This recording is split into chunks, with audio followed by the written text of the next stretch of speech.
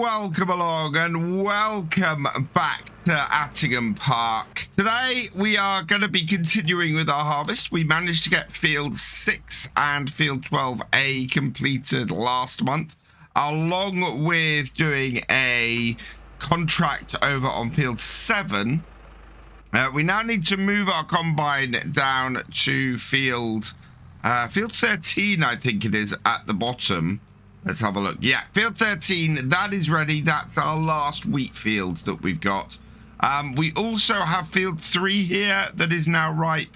And field 2A is also ripe. Those are both canola fields, so I want to do them next. And that is then just going to leave us 4 fields next month to get done, which is just a huge amount of work, especially considering one of them is 12B, which is a massive field of canola, and the other is field 14, which is a massive field of sorghum. Hopefully, though, this new larger header that we got on the combine will sort this issue. Now, I'm going to take the header off the combine because we've not got an easy route down to field 13 without taking the header off. And also, we need to make some alterations to the combine. It needs to have a refuel. It's very low on fuel at the moment and doesn't have enough for us to continue on. And B, it is in need of adding the manual unload to again. I did have it on here, and we've since updated the manual unload mod, and that now needs to be applied per vehicle. So I want to get this up to our workshop and get that attached as well. So let's get this up to the main farmyard here and outside of the workshop, ready to get that done. I do like the ease of access to the workshop. The workshop does work very nicely on here. Right. And yep, customize this and manual discharge. Yes, there we go. Shouldn't cost anything. No, so customize that. Yes. Okay. And then we just want to back this out and get it refueled as well. So bring it around here like so. And then just spin it around to our fuel tank and fill it up. One thing, oh no, we do actually have some AdBlue. Let's refill that as well. Let's see if we can put some diesel in there at the same time. Right, that's definitely filling with the diesel. I would never have got the combine with its header on down here. And this is the thing. I think I planned my fields badly, because I wasn't thinking about, oh, I need to complete X field before I can do Y. I was thinking, oh, I need to get the crops into the field. Where am I going to get this header, though, where I can get it onto the combine? That is a little bit difficult as well at the moment. You're going to have to go right down the side here and find somewhere that's a little bit wider. Oh, up here. Here we go. And this is now filled up with the DEF, and not a huge amount, so we might have to go and buy more. Yeah, plenty of space to get this on the front of here. Bring it around, bring ourselves in, and line up like that. Connect. We will connect all that up. Back it off. Right, is my straw swath enabled? Let's see. It is. Oh yes, because we've just done field 12A, so that should be all good. And yeah, this works. Right. Our header on. Our thresher. Oh. Nope. Header off. We don't have our thresher or the back of our combine unfolded, so get that unfolded, turn it back, turn the thresher on, turn the header on, There we go. And into the field. And if I can spin it round fast enough, we won't have any straw coming out before we're onto the straight. And actually, I've gone into this field the wrong way around. I wanted to keep my auger away from the field. Thankfully, the header is wide enough that that shouldn't be an issue. The yield on here is absolutely fantastic. I haven't even completed one side and we're already up to 66% full. So I'm going to need to go and get my carting tractor and trailer very, very soon. But look at that. Yeah, 71% already. That's just brilliant. I'm absolutely loving this. If we can keep this kind of rate up, we're going to be swimming in it by the end of the year. Which is exactly where we want to be, because I want to finish this having paid off as much of the loan as we can. We've got a £500,000 loan on here that I'd like to pay off. So we'll see if we can actually do that. We are up to 90% full though. And this is actually a pretty good place for us to empty. We're away from the tree line and should work out fairly well for us. So 97, 98, 99. Let's lift up and back off so that we can just spread out the straw a little bit. We'll put the auger out, turn off our header, and go and get the tractor and trailer. That's a pretty good start, I think, to this field. Actually, no, it's a really good start to this field. To be full this quickly, I'm really quite happy about. Now, is the manual discharge going to work? Oh, let's get on the right part of the combine. Yeah, there we go. And then we'll start up our header again. Ready to get moving in a moment. Yeah, so I have to select the main body of the combine for the manual discharge to function. I can't have this, the header selected, which makes sense, to be honest. And this will give me about 45% full on the trailer. Empty that out.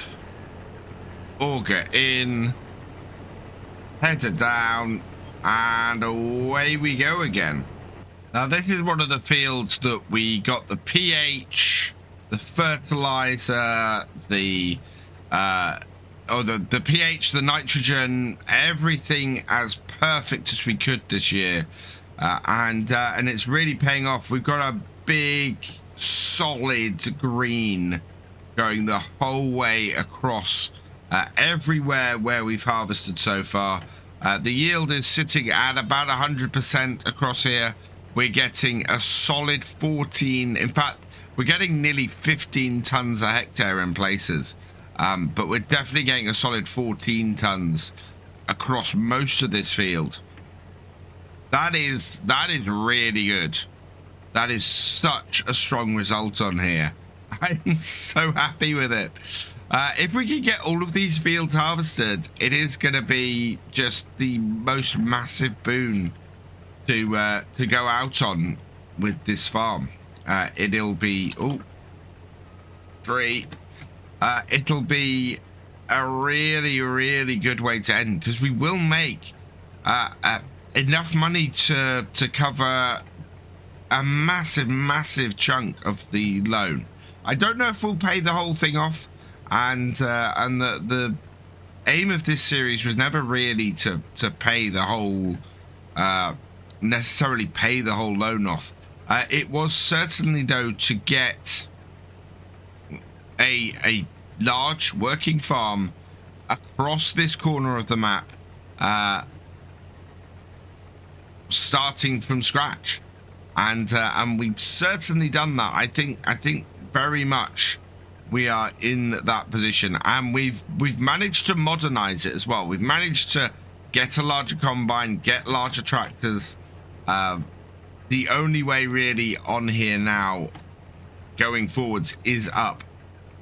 is to keep modernizing, probably add a bigger tractor, maybe a Massey 7 or 8S would probably be my next target on here, but certainly something of that sort of size. So heading into the 200 horsepower area. We are full.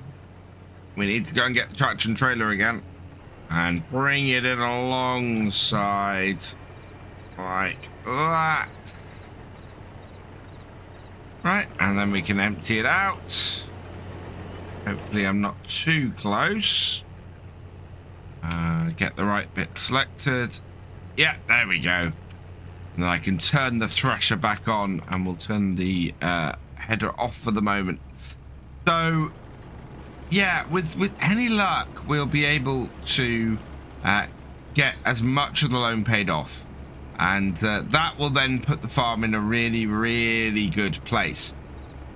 What I am a little bit concerned about is how long it's going to take us to do these fields. So this field here, I'm actually going to take this up to the end of the headland here. So we've got the headland finished.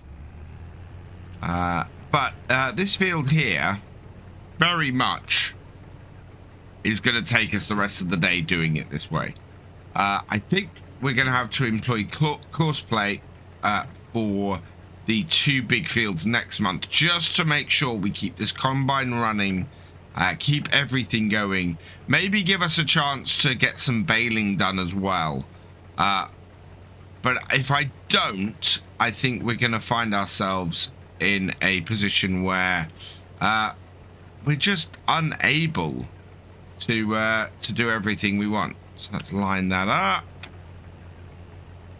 and then I'm gonna bring 16% full already. Bring this down into here and bring us across and get into the next row. And at 20% full, I want to get the auger out and just top off our tractor and trailer here so that we can go and take a full trailer up to the farm. It's not a great sign that it's taken us until 3 minutes past 11 to get our first trailer full down to the farm and tipped. And that is just the first headland as well. So I wouldn't say that we are running on time today. I think we're running behind schedule. I think field 13 is going to be the only field we get done today, and if that's the case, that really doesn't bode well for field 12B and field 14. I'm really, really worried about getting those 2 fields done in time.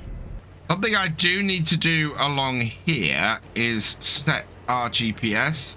So I'm going to bring it up to here. And I think this is probably roughly the angle I want to do it at. So let's set first waypoint. Like that. And then after a little while, set second waypoint.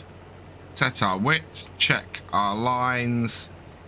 Yeah, it's not perfect, but it will do. We might end up with a little bit of cleanup to do at the end. But in general, I think that should do us fairly well. And we can keep going on here and knock the rest of this field out as quickly as possible. I really, really need to have this field out today because we've got to get field 3 and field 2A done next time in order to stay on track for this year's harvest. It actually has more of this field done than I realized. As I mentioned, the header is really, really wide. So as a result, it ends up taking out a lot more field than I expect. As I said last time, we're doing 2 headlands, which is twice the amount of headland we did with the smaller combines when we had 2 of them running with the same width. So I am actually further across this field than I thought I was. Need to get this emptied, so like that. And then I can start the thresher up again. And this is, yeah, this is working pretty well. I think we're actually further through this than I expected and than I thought I was. And the thing that really suggested that to me was that bottom corner there. We've got very little left down there to actually harvest when we start harvesting into the main body of the field. Something I worked out is that if we get 2 full trailers off these 2 headlands, that amounts to about 45,000 litres, which is about £30,000 off just the headlands here. That bodes well for paying off a big chunk of our loan. Would really go a very long way to doing that. And would mean that the wheat, just the wheat on this field would go a long way to it. If we can get another 2 trailers off the body of this field as well, that would be a total of just this field giving us 60,000 for paying off the loan at the end of the year, which is just humongous. So I'm hoping that that's going to be the case. We then got the sorghum, which pays even better, and the canola that pays even better. So if their yields hold up as well, then yeah, we will be well on the way to paying off a massive chunk of the loan before we finish. It would definitely be a case of a second year running this setup on here. We would be clear of any loan on here. Now we are 90% full. That means we're not going to make it through a cut-in, and that means that I want to empty out again. So we'll pull this alongside, empty this out, and we should be able to get 1 cut-in done and then empty our combine again to give us a full trailer. So it's not quite 2 full trailers off the first 2 headlands. We only made it to 90% around this second one, but that is still a good amount. pH value here though is not great. In fact, yeah, pH value is okay and good. It's perfect in here, so the pH has dropped a little bit. That's interesting. I've not seen that before. It's not dropped massively and it's still okay, but yeah, that's a little bit concerning. Right, we're now empty though, so I'm gonna go and set myself on this on this course here. Yeah, and we can see that we're fairly well sorted, but we're going to need to maybe get a little bit off this end.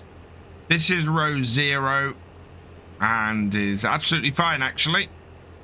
So yeah, but you can see here it's coming in a little bit, so we'll have to clear that up later.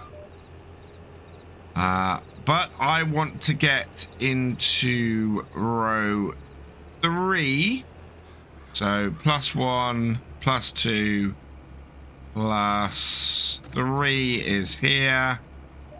And yeah, we're gonna lose a whole load of straw to this, because we're coming in at an angle where it's just gonna need to have the header down at about this point, and that is going to pick up a whole load of straw from our second headland. Not a huge problem, it will still bring a load of it out the back, but yeah, it is going to disrupt all of that in order to make it work. Just 1 cut through that has taken me up to over 60% full. That's really good. A little bit worrying overall, but really good nonetheless. I am concerned though that we have more width here than 2 goes at this. So what row are we in? We are in 0 by the looks of things. So yeah, I need to come down here and cut a bit, and we're gonna be fairly full on the combine before we can empty again. So it's not the greatest way of doing this, and I think I've got my angle for my GPS slightly wrong. So we're gonna have some cleanup to do. Auger out.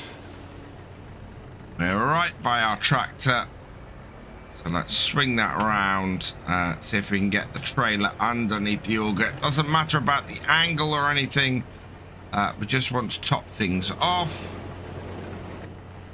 So empty out like that, and just top off our trailer, and then we can go and tip this, and then we'll clean up the bit of a mess that we've made of this field.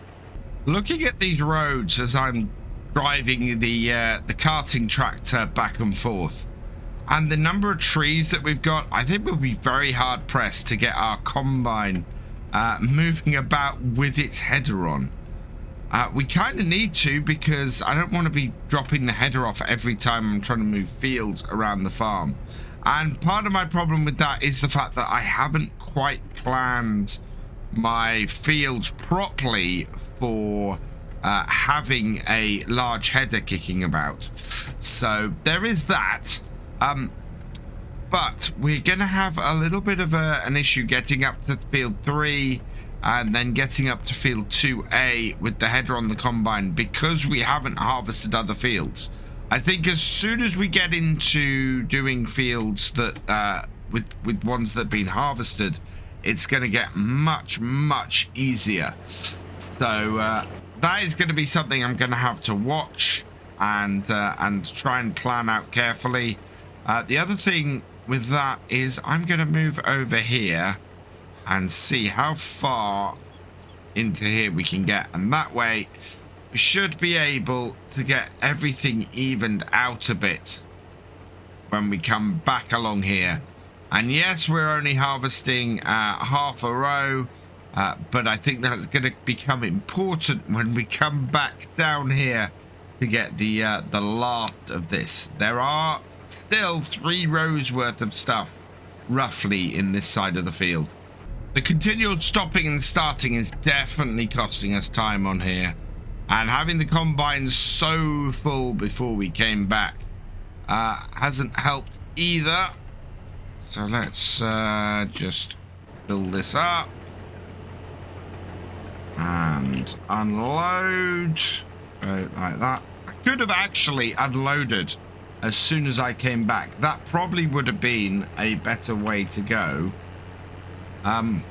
but we didn't, and so we're like this. Yeah, I think just continually filling the combine up, that's actually the better way to do it. Continually filling the combine up, emptying as much as we can into the trailer, and then when we come back, emptying the trailer again, and just keep the combine filling all the time is the best way to go. And we'll minimize the amount of time we actually have to be stopped for. Let's get our auger back in, our header down, and try and fix the mess we've got here. I'm a little bit off my GPS line at the moment, but that's because I'm trying to get as much in this header at the moment as I can, and then I want to bring myself across here, minimize how much we lose, and then onto the GPS line. And yeah, hopefully we'll be able to get the rest of this in the header without too much issue and without getting too much straw. That is just about perfect. We have good clearance of the straw on the left hand side, good clearance on the right hand side, and even where it narrows a little bit further up here, it looks like we're gonna have a good amount of space still. Yeah, I'm pretty happy. We are at 83% at the moment, so we'll see how far we get down here before we have to empty. I will get the auger out though, because obviously as soon as we get full, we'll want to empty. And look at that. We have enough space to squeeze through the middle of here without having to take out any straw. And that is exactly what I wanted. Just sort of an even distribution of everything. Means that we're actually maximizing the profit we're going to get off this field. And we made it almost to the other end, but not quite. So empty this out here, like so. And that won't give us a full trailer, so I'm going to empty this. We'll cut in, we'll go for another full tank on the combine, top off the trailer, go and tip, and then we'll refill the trailer again when we come back. And that way, yeah, we're just filling the combine as much as we can and taking full loads back to the farm. That should be the most efficient way to do it. So this is a little bit of a conundrum. We don't have a full width headland or header here at the start of this row. So what I'm going to do is start it off with it in the middle, get into position, and then as we start to get that, that's where we activate the GPS, and then slowly it should start to, yeah, bring a thin section in there, and we end up with an area where we should be able to come in on the way back. We've got a fairly decent amount off here. We're coming up to 70% full, so we'll have to empty out before we hit the end of this row, I think. That will give us our third full trailer plus a bit left in the combine. I don't think at this point we're going to get 4 full trailers off this field. Combine is full again though, and we're only going to take, well, about 20% out of the combine to top this up. So the combine should have most of a full tank left when we get back. Let's empty out the rest of this. We will turn the header off. Let that empty. And yeah, now that it's full, we'll go and get it tipped and then back here to finish this field off. So as I said, now that we've emptied the trailer, we'll come back, we'll empty what remains in the combine. That should give the combine a good long run for the rest of this field. It may even be one more tank on this field, which would be 2 tanks. I mean, that would not be a bad thing. So will that empty into the trailer? Oh, let's try it. No, we're not quite in the right position. Let's lift up our header and try that again. Yeah, there we go. So empty this out. We've got 80% left in the combine. That should be a good amount to work with here. Forwards. Oh, wow. Yeah. Only at the edge of the trailer. There we are, into the middle. Can be a little bit finicky, I found, the auger on this combine. And yeah, this header still has quite a bit of clearance between the side of the combine and the trailer for emptying. It is the perfect size header for this combine. Really. Right, and down. Back onto course. Bring that in and away we go. Let's get this field finished off because it's 5:30 and the day is drawing in. Very possible that there might be another tank in here. We're up to 60% with a smidgen of the field left to go. And I'm keeping a very close eye on where it is. Yep, coming up to 70%. I think we might hit 80% on here. And actually, where we had loaded before has meant that we've had no loss of straw on that road because there was already a section out. We're at 72%. Yeah, I think we're going to be up to 80. Looking at this, it's still a good yield, still a very good yield. And that is most of a trailer. I mean, that's still sort of 3/4 of a trailer. We're going to get off here. So very, very pleased with how much we've got off here. I've not got the width on this quite right. We are taking a little bit of straw at the edge. But that's not the end of the world. The grain is worth far more to us in the long run. But there we are. That is this field done. So what I want to do now is empty this out. And I've been thinking long and hard about which fields I want to get done next in order to keep going. Now, the next crop we're going to do is canola. That is field 2A, sorry. Field 3 and field 12B. So if I do 2A first, we'll then have to scoot our way around to 3 because I can't go through the yard with this header without taking it off. And then when we hit the next month, we'll be able to come down and do 12B. We can then go 14, 2B, 1 back. So that is going to be such a big amount of work getting those 4 fields done. Those are 4 of our biggest fields on the farm, and we've got to do all of them in 2 days. So I don't quite know how we're going to get that done. I think we may be going well into the evenings. For now, though, I'm going to try and get this combine up to field 2A without having to take the header off. I think the tree line at the end here might scupper us before we even start, though. Now, if this header fits between these 2 trees, I think that's a good start. And yes, it will. Right, then we want to hug the field edge here. And, oh, that is going to be close. Right up. Yes. Oh, look at that. We might be knocking some of the growing canola with our head up, but we seem to be okay. It gets really thin up here, though. And, oh, I'm destroying the very edge of the canola at the moment. Oh, sorry, the sorghum. The sorghum I'm knocking.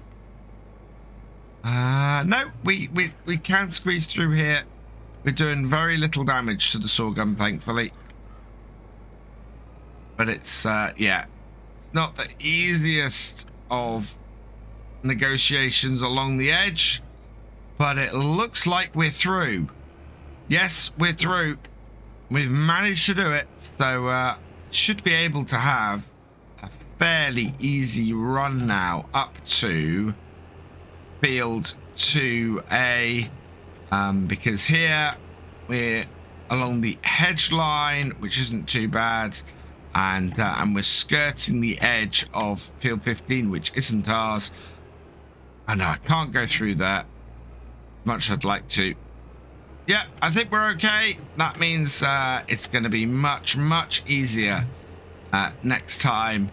We just got to get down to field 3 to get that all harvested. But for now, we've got the combine up to field 2A, and we'll be able to get that started. I'll go and tip our grain back at the farm, but for today, I think that's fairly good progress.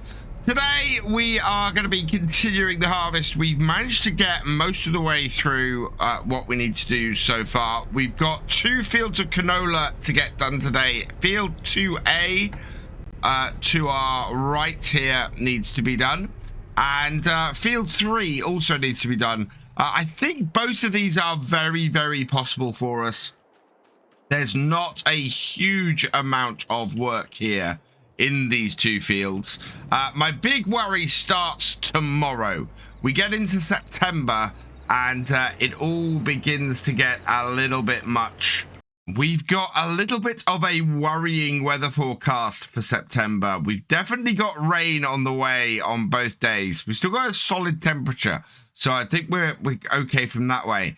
But with our 3 largest fields needing to be done, and start your threshing, there we go, with our 3 largest fields to be done plus field 1 behind us, that is a very, very big ask in 2 days. So yeah, we're gonna have to get, I think, this running with courseplay, make everything sort of just run as smoothly as possible, and while we can get stuff harvested, we will get stuff harvested. Where that rain hits is going to be the real kicker, though. However that lands, I'm hoping it's maybe a short shower or two that keeps us off the field for maybe an hour. If it's anything more than that, I think we're going to be in very big trouble. Getting back to today, though, yeah, we got a nice clear day ahead of us, and 2 very nicely ripe fields of canola. We might even get to do a bit of baling up on field 12A and on field 13 today, if we're lucky. This field, of course, is one of our 2 fields that are solid loam. So field 2 in its entirety, that's completely loam, and field 1 is completely loam as well. So this is where we're going to get our best crops today. We are already 50% full, having gone around this headland, and so the yield on here is absolutely fantastic. You can see that we are not having a huge change between last year's harvest and this year's harvest on the yield. The difference is that we've actually got this field at a point where it can do pretty much solid 125% yield on here. I am very, very happy with that. That couldn't be going better for us today. And I think by the looks of things, we're going to be pretty much full by the time we get to the end of the end of this side of the field. I want to set myself to 90 degrees though, and get my GPS set. So there's 90 degrees. Let's set that. So we should have our first point set at the back, as you can see there, and then set the front point, and there we are, nicely on track. And it's doing it at 90 point. Actually, it's doing it at a reasonable amount, so that should do well. I wonder if we can turn in here, and whether it's worth emptying out now. Is there enough space to turn at the end here? Yeah, just about. So I'm going to empty out the combine, and then we can start cutting in. I think we did learn last time that really a single headland should be enough for this combine. And there we go. Not bad. 84% off a single headland. I think this field is going to do well. We're going to go in on the 3rd row, so let's bring up the lines and see exactly where it is. Now, I don't ever really think that this is unrealistic, bringing up the lines like this. We need to be able to tell where we are on the ground. Now, normally, these lines would be something that would appear on the screen in the cab. So that's basically how I'm seeing it. This is like screen view. When we've got the lines up like this. Now that they're done and we know where to cut in, I think we can get rid of them, and away we go. Looking over at field 2B. Field 2B actually isn't that much different to field 2A here. It's a little bit longer, but it is not really any wider. That means that we should be able to get that done in a similar amount of time to how long it's taking us to do this field at the moment. And we're going to be finished this field by about 9:30 this morning. So that's really good news. It's then a case of, can we get through the rest of, or can we get through one of the big fields, either field 12C or field 14 in the remaining time of the day, including any time that we have to stop for rain. This is why you don't leave all of your seeding to the very last minute. If you do that, you end up in a position where you just can't get everything done in time in harvest, and you are left far more at the mercy of the elements and the weather in order to get the crops in at the end of the year. Getting back to what we're doing today, though, this field actually is all going to go for pig feed. We need about 22,000 litres of canola to go into the pig feed mixer. That is pretty much what we're getting off this field. We've got, if a full trailer is basically what I need to put in for the pig feed.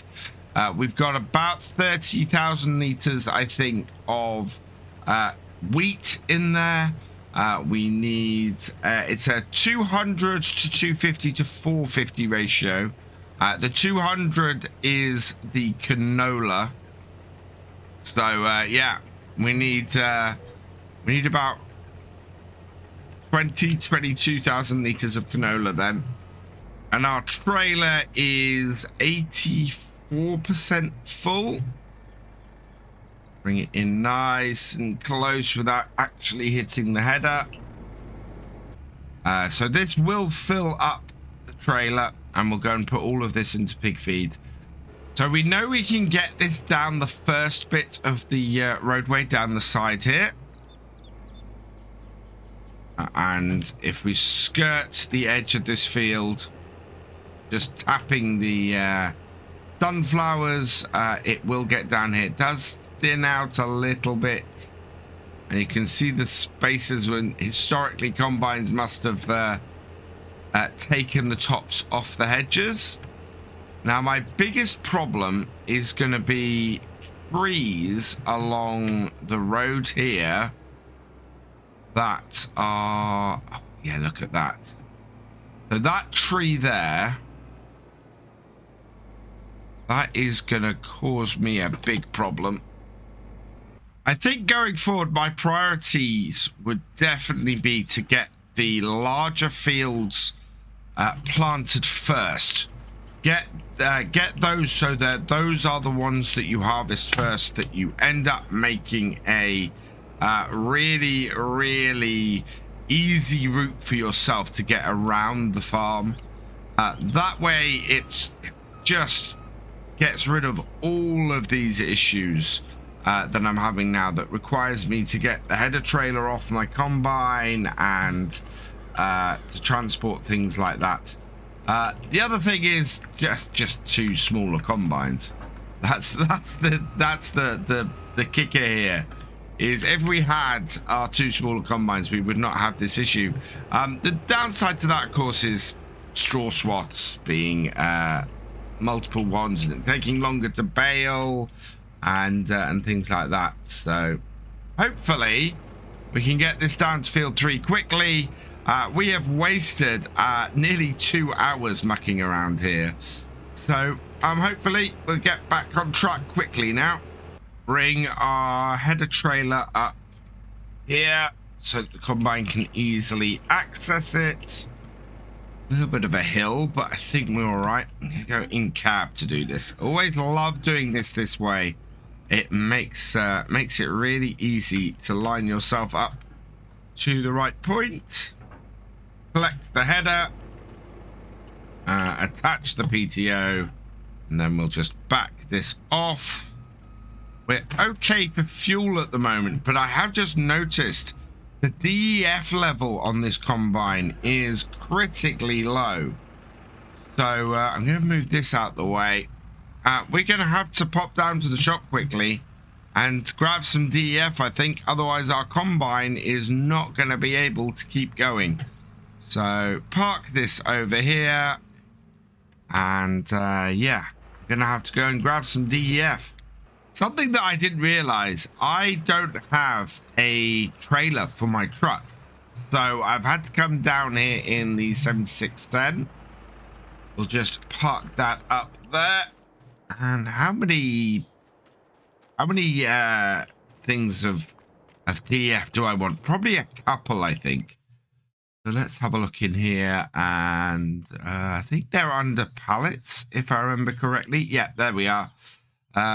We want the 50-litre capacity, and yeah, I think we probably want a couple of these, seeing as we have a fair amount of well, we've got 2 tractors and our combine all require this now, and we don't have a fuel tank for it at all. So that one there, and then grab the second one, and we want to put that on here too. This is a little bit overkill for this trailer. Get that there, right, and get that down and that down. Right, let's get this back up to the farm and refill our combine. This normally takes a little while for the combine, or any vehicle actually, to refill with one of these AdBlue canisters. Patch that, take it out. Right, let's take it over here and get it refilled. So turn off the combine and refill it. Think that's refilling. Yep, 48 litres. This is going to take a little while. And it looks like the combine is going to take the full 50 litres of the canister. Yep, there we go. All in, and wow. Wow, that hasn't even half filled the amount of DEF this combine needs. What we'll have to do is set this so that it's taking the second one overnight, I think. But wow, did I underestimate how much of this we need? I'm going to have to pop back to the shop and grab a whole load more.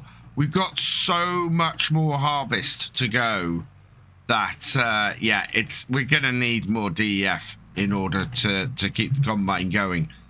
There is no way that's not going to need refilling again. And I've got to get all of that out of the way before we start on the back half of this harvest. Because if I'm doing any of this mucking around while we are in this final phase, and everything is going to be so tight, and every second is going to count, then we are going to fail to get it done. So let's get into this crop and get the canola cut, because we have not long to go. The canola is faring a lot less well on this silty clay than last year's wheat was. You can see we now have a solid yellow line through this rather than the lime green of the wheat. So yeah, much hardier crop is the wheat, and the canola is faring a lot less well on it. Interesting to see that variation. We know that we've got as much fertilizer and as much and that all of these fields are properly set up on here. We're still already up to 52% full on just the headland of this, which I'm amazed that we've got that much canola off this field already. That is just incredible. We are going to have a full tank, I think, by the time we get back to our to the farm side of this field, and I need to go and get the tractor and trailer. So that at least is hopeful. I mean, that's pretty good. And the bottom half of this field, of course, this has is loam. Interestingly, though, it is not doing 125% yield at the top end of here. I am surprised by that. We should have a perfect setup for this field along this bottom edge. So what has gone wrong with that? I don't quite know. I'm going to jump out in a minute and have a look and see what's going on. Hopefully it's nothing too serious, but yeah, I don't quite understand the lack of yield on this bottom section. Oh, it's the pH value.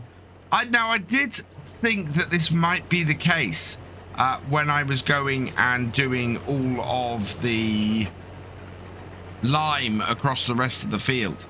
Our pH value on here and on majority of our fields on the farm actually is pretty bad.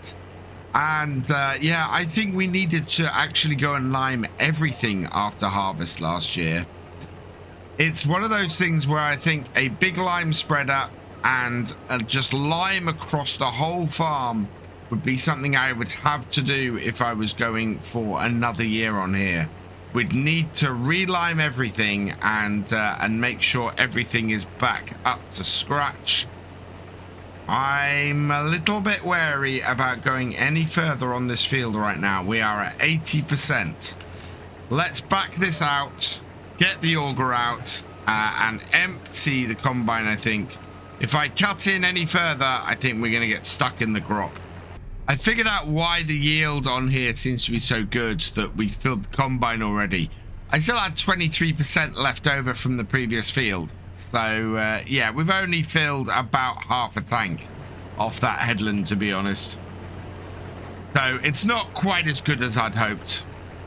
Yeah, that is ready to dip. Into our trailer that goes. I think we might have made it for that cut-in. I think it's very possible that we would have made it through the field without an issue, but I didn't want to risk it. You get that full and it's not worth taking that risk, really. Let's get back in our combine, though, and get this cut-in on because, yeah, I'm actually surprised it's taken us as long as it has today.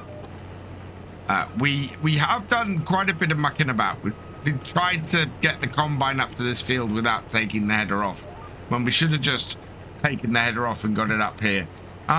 For the rest of the harvest, this is not going to be an issue. We will be able to cut fields and gain access to the whole farm just by using fields that we've already cut.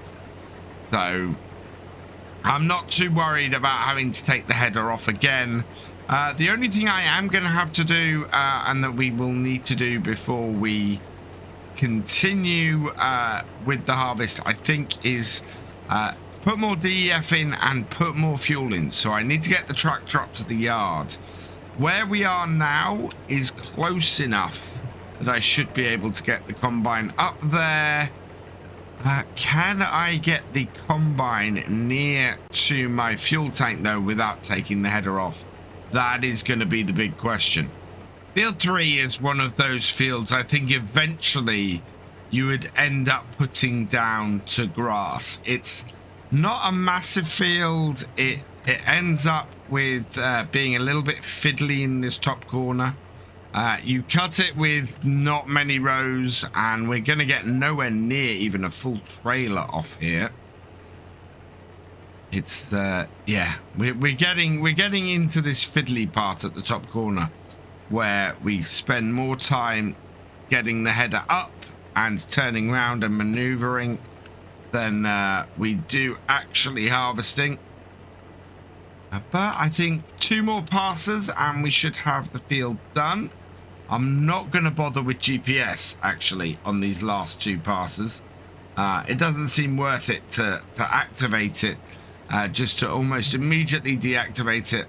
We have, oh, do we have enough width to get the rest of this? Yes, we do. Oh, no, we might not. Is that enough? Not quite. But that's fine, because all we do is lift back up and then just get this last little section here, and that is done. And it's done by 20 past 3 in the afternoon, which is great. This is where we want the time to be going on to another field and just can't today. And that's the most frustrating thing. I know I have all this work to do that is going to be disrupted by the weather, and we can't move on to do it. we can't get ahead. We are going to leave the combine here on this field. I want to go and tip this canola into my store, and then what we'll do is head over and grab the baler. If we can do something useful today, we'll grab the baler with our other tractor and get baling field 12A and maybe 13 and see if we can get ahead that way. I have realized that first I need to do something that I said I was going to try and do, and that is get the combine up here and to the fuel tank. Oh yeah, which we can do if we get our header trailer out the way. So let's just I'll go and get the Landy to do this. Right, easiest way to deal with this header trailer. Let's grab the Land Rover, get this hooked up. We don't use this Land Rover enough. I don't have a trailer, as I was saying earlier, that I can hook up to the Land Rover to go and get stuff from the shop, like DEF and things like that. I really wish this mod had the ability to open the back door and put stuff in, because that would be so useful. But so many mods like this just sort of never have that functionality, which is a pity. Right, we get that as straight as we can there. We then try and push the back of it in and try and get it straightened up like that. Then we'll straighten ourselves up and get this header trailer in and out the way at the back of this shed here. That way it can just stay here, and eventually we might just drive the combine up here and get it picked up. But this is done and dusted. Right, now I should be able to get the combine near to the fuel tank. So let's try it. Forwards and in. Yeah, if I bring it forward like this and then we back it up a little bit, with any luck we'll get it close enough. Come around here and yes, there we go. How much we got in the fuel tank? Oh wow, 500 odd liters. That's not going to be enough to fill this combine, I don't think. Yeah, there is the last. Oh, the last of what's in our fuel tank. 13 liters. We have filled the combine. Absolutely brilliant.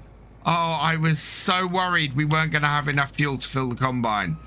With all the work we've got ahead of us, that is about as good as it gets.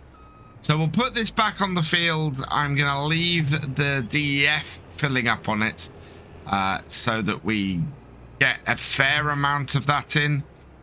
We don't have enough. I think it might be heavier on the DEF usage because it could do with repairs soon, but I think we're all right. So let's grab this, and we're gonna need to refill with fuel. I think I've got an idea. We have a contract outstanding. How much do we need to deliver for that? Is that a better use of our time today? Right, let that refill. And the contract we have in progress needs 78,400 liters. So that is just over 2 trips in our truck. That is probably the best use of our time today. Let's bring this up here and refill with some wheat. Yeah, 236,000 liters of wheat. But we do have to take 78,000 liters of that to complete the contract. That's still 150,000 liters of wheat off our fields this year. That's really good. We got 30,000 in this truck, and this needs to be taken to the old water mill, so that's fine. Yeah, so this will be 18,400 liters that we'll need in the third and final lot here. And I think we can probably get this done in the next hour. The old grain mill is not too far away. In fact, it is just down the bottom here. So we should be able to get this tipped here fairly quickly. Right, just do want to just check that this is the old grain mill. That's the old water mill. So double check. Oh no, it is the old water mill. Oh, I read that as the old grain mill. It's the old water mill. We are in the right place. Good. Let's back this up then and get this done and get this contract up to 90%. Probably just under 90%. Tip it up. And away it goes. And that is all of it tipped. 37% transported. So yeah, just over a third. But we've got about yeah, in fact that's about right. That's just under a fifth, under 2/5. So we will go grab another 30,000 liters, and then we just need 18,400. I'm back from my second run down to the old water mill, and we just need 18,400 liters. Let's just double check that number. Yeah, 18,400 liters we need. Let's pull that in then. Wheat, start, and 2, 3, 4, 5, 6, 7, 8, 9, 10, 11, 12, 13, 14, 15, 17, 18,514 liters. That is about perfect. I'm quite happy with that. I'm amazed I managed to get that within 114 liters of our target. Should be plenty. Also, this has now started beeping at me because it is running low on fuel. I'm not going to refill this until we start doing our big sell-off in a few episodes time, because, well, we're not getting a huge amount of money in, and I want to make sure that I have enough money kicking around to get the harvest finished this year. So down to the old water mill again with our truck.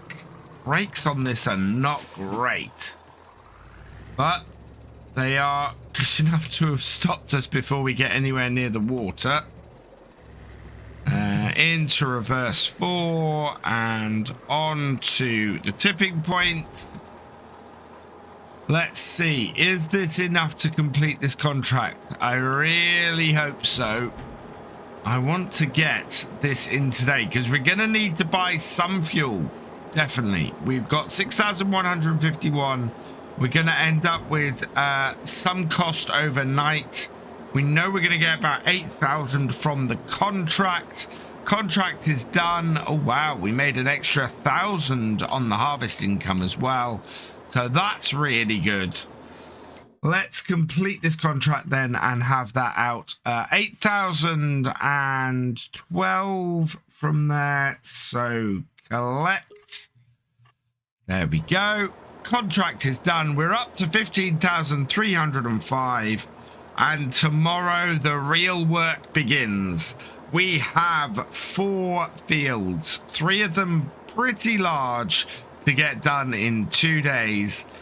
Can we do it? Today is a very important day. The further we can get with the remaining harvest today, the better.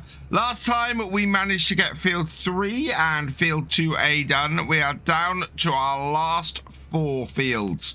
Unfortunately, those last 4 fields include both field 12B and field 14, which are 2 of our biggest fields we have on the farm. And they are both have to be done, well, all 4 remaining fields have to be done in the next 2 days. The further we can get through these then today, the better. We're going to be starting off with the canola here in field 12B. So I'm just going to pull into it a little way. And then we're going to get a new play course set up. So we want a single 2-2 headlands. We will do headlands first. We want to get lands done. We want to do longest edge, I think. No, I didn't want to do longest edge. No, I do want to do longest edge, because we discovered that that should do us 90 degrees. If it doesn't, we'll reset this, and that should do it. So generate me a fieldwork course, and yeah, there we go. Wow, that's quite an interesting fieldwork course that's creating there. But that should do us. So let's bring this here, and first waypoint, we come back out and turn this on. Yeah, we can see exactly where we are. Let's send it off. And with any luck now, we should be able to keep this harvester going as well as possible. If we keep the harvester going, we have a good chance of getting things done today. As you can see, it's pretty grey and overcast today. We got actually, so it's grey and overcast on the horizon. We've still got some sunshine up in the sky.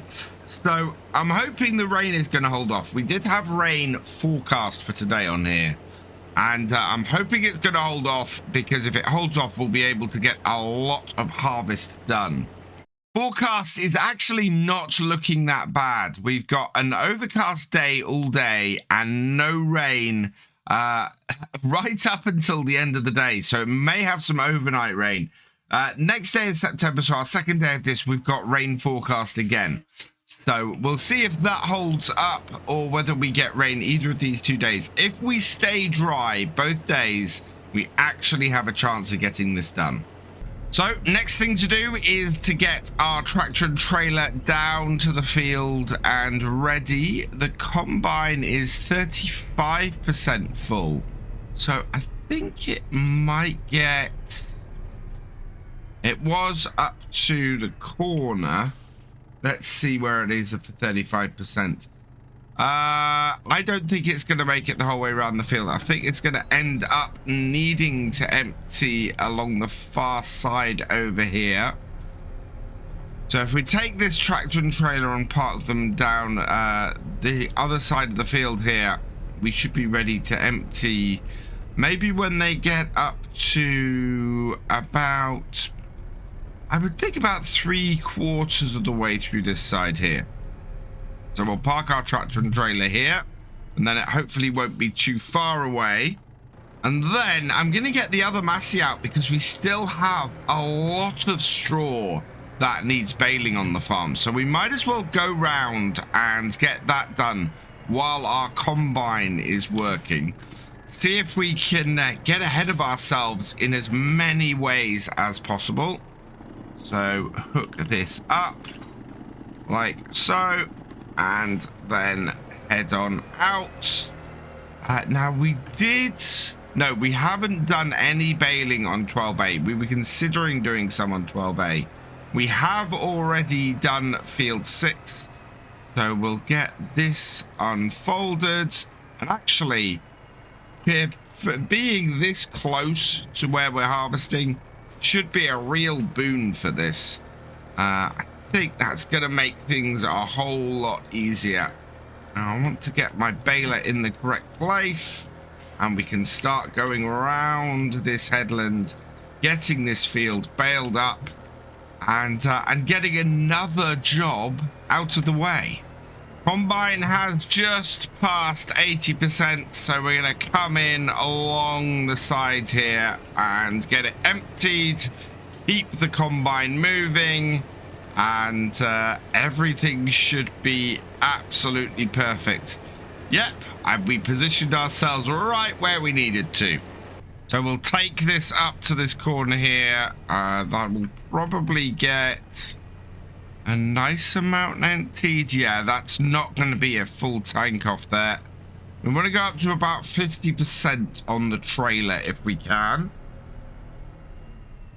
So we'll spin this around here. I think we've got enough space to get past the baler there.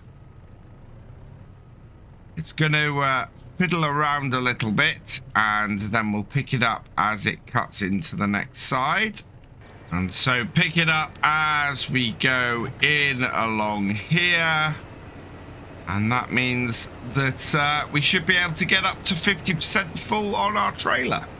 I think we could have just emptied along this side here rather than doing it on the starting at the far corner. We're at 49%. We'll stop there because yeah, we haven't even hit 50% at this point.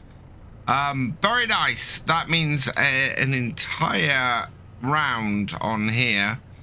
I'm going to go and park this then at the far end of this, and we will empty out going along this back edge, ready for the combine to cut in and start working through its lands on a nice empty tank, and we can go and empty whatever we've got in the trailer once it finishes the headlands.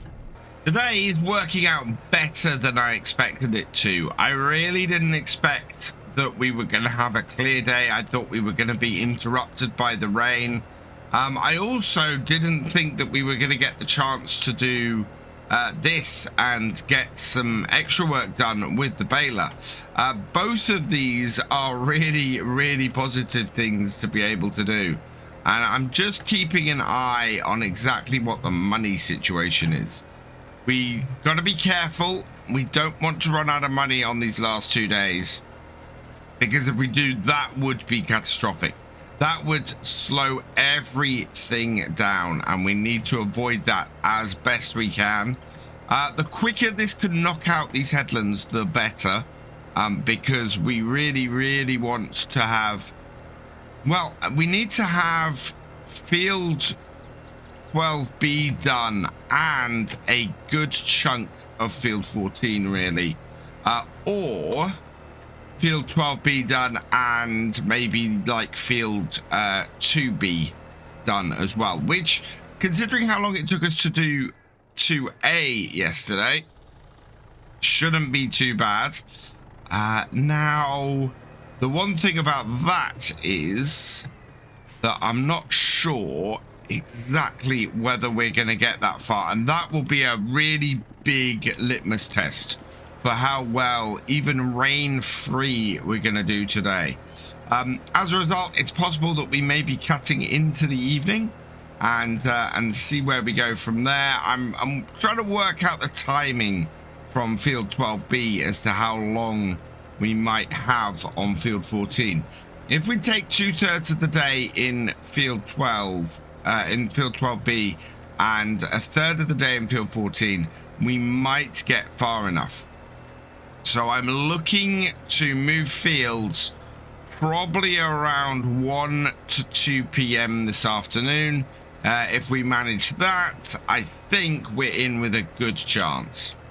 Our combine is coming up to the corner, so I'm just going to move forward a little bit. It's only 74% full at the moment, so it's nowhere near a full tank. And I don't think we're going to end up with a full trailer off here. We might get up to maybe 80% if we're lucky, which is, yeah, which is almost 2 full tanks off this field. So we'll see how it runs and see whether we have that level. I don't know what our yield looks like compared to last year. If it's anything like field 3 was on this silty clay, we're looking at a slightly lower yield on here this year than we had the previous year. So combine is there, coming up alongside. Now, someone did mention in the comments that it's a little bit less realistic to have such a large header on sort of a medium-sized combine. And I can understand that. It's a little bit of a necessity on here at the moment that we have something that we can get a large swath of crop out. I do find it interesting, though, that this combine has an auger that will accommodate such a large header. It's very, very interesting that's the case. I'd have expected the auger to not quite reach so far if the header wasn't able to actually be accommodated by the combine. We are 90% full. That is a result. I did not expect us to get quite as full as that off there, but it's held up, and we are doing well. So we'll go tip this into our silos, and then once we got the tractor and trailer back down to the field, we're continuing the baling. And because we are so close to the field, we are back actually down here before the combine has even got much in its tank. That is a result, because we're just going to be able to get a lot of bales created while the combine's refilling. So earlier I was talking about money and how it's going to be very, very important we keep a close eye on exactly where our money is. And part of that is actually saw this tractor had a breakdown. And we need to be careful because obviously this isn't running on course play, thankfully, and we're running it ourselves. So if it does conk out, we can easily get it restarted. But it is because the tractor has dipped below 50% on its maintenance. So once we get past everything, we should be able to get this tractor repaired. But I'm not going to go and do the repairs on it until we've got ourselves through the harvest. Until then, I'm going to have to just stick with the fact that it's going to conk out every so often. And we just want to keep an eye on that. If it does it a lot, then we will we'll get worried. However, I'm actually concerned that the combine is showing signs of needs to be repaired. I don't know if that's the header or the combine itself. Yeah, the combine itself has dipped below 50%. And so we now have that problem kicking around with that. What I want to do is set this to nearest waypoint and set it going again. So it's very possible that our combine might cause us issues like that while it's going around now. But like I was saying a moment ago, we can't repair it. We don't have the money. We've only got 12,500. We do need that to make sure we can get the whole way through the harvest.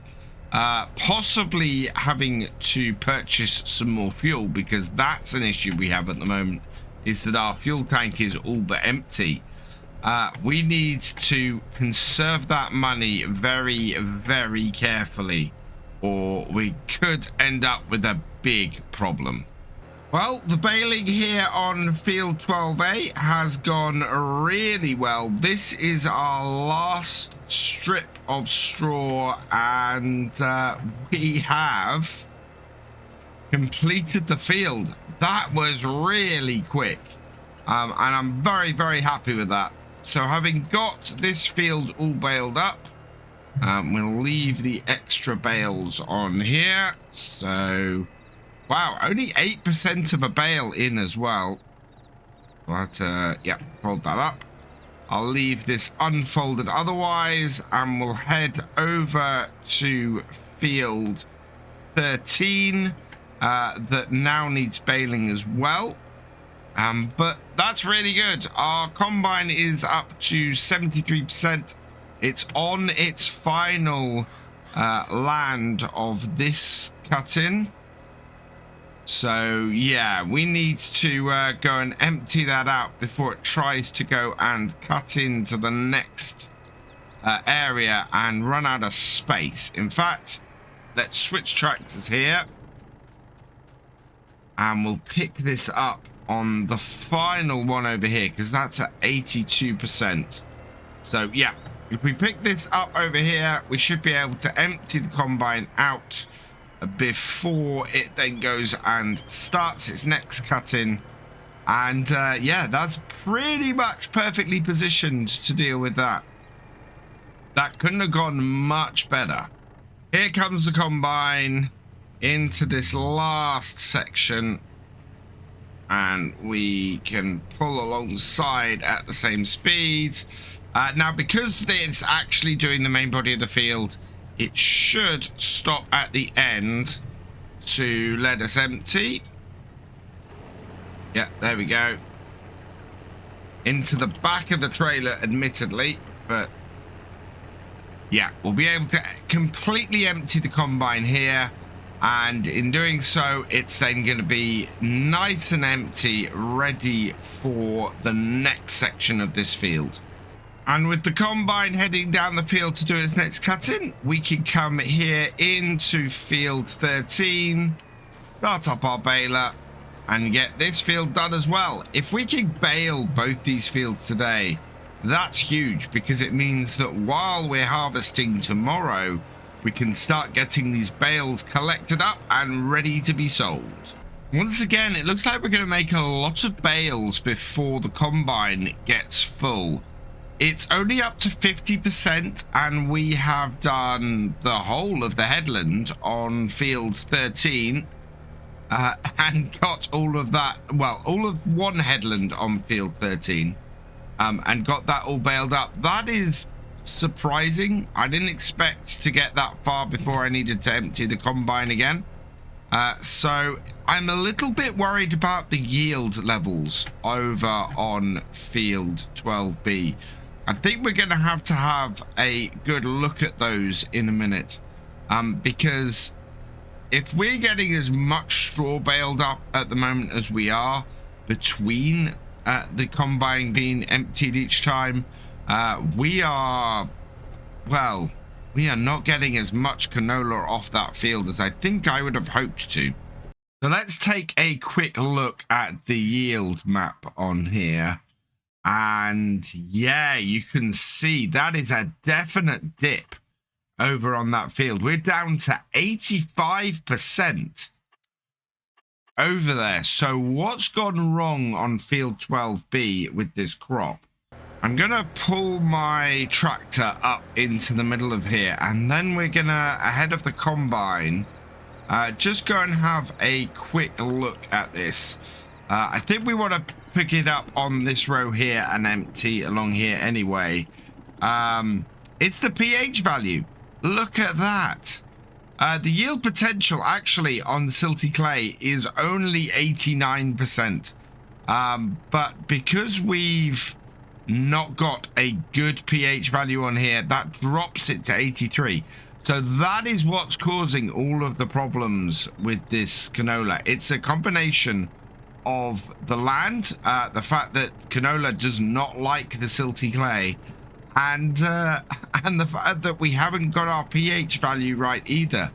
We are a good 2 points below where it should be.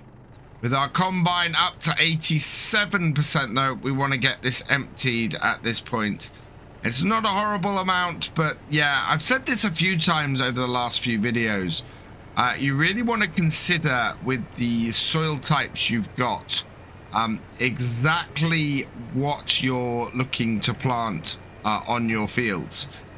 You can see from this that silty clay and canola really are not a good combination. And probably if you can avoid planting that in silty clay soil, is exactly where you want to go. Canola in that is not happy. Wheat and barley seem to fare a lot better in this soil type. And I think that yeah, sorghum doesn't seem so badly affected by it. We could definitely had a better yield off here last year with the sorghum than we are getting with the canola off here this year. I'm just going to top off my trailer along this side here, see if we can get a full trailer load. This is only our second, only our second trailer off here, and we only had a 90% full trailer the first time. However, a full trailer off 2 cuttings, although it wasn't 2 full cuttings, Should be, it's not horrible. I think based on that, we're probably going to get 3 full trailers off this field. So that would be 70 odd thousand liters of canola off here. That's not bad at all. In fact, yeah, this is not quite a full trailer either. 22,848 liters off. Not quite 2 full cut-ins. So yeah, we should get at least another trailer full off here. And I think in total, we're likely to have 3 full trailers off this field. Time is coming up to 2 o'clock, and we are therefore about 8 hours into our day here on the farm, with about 4 hours left to go. We are not quite as far through our work as I would hope. At this point, this is where I would very much like to have had finished field 12B finished. We are not there. It is partway through its 3rd and penultimate land on the field, and so it's got to complete that. And we're then looking to have 1 more land after that to get done. It may take another hour. If that's the case, we might be able to get the headlands knocked out at the very least on field 14. We definitely need to have that done today.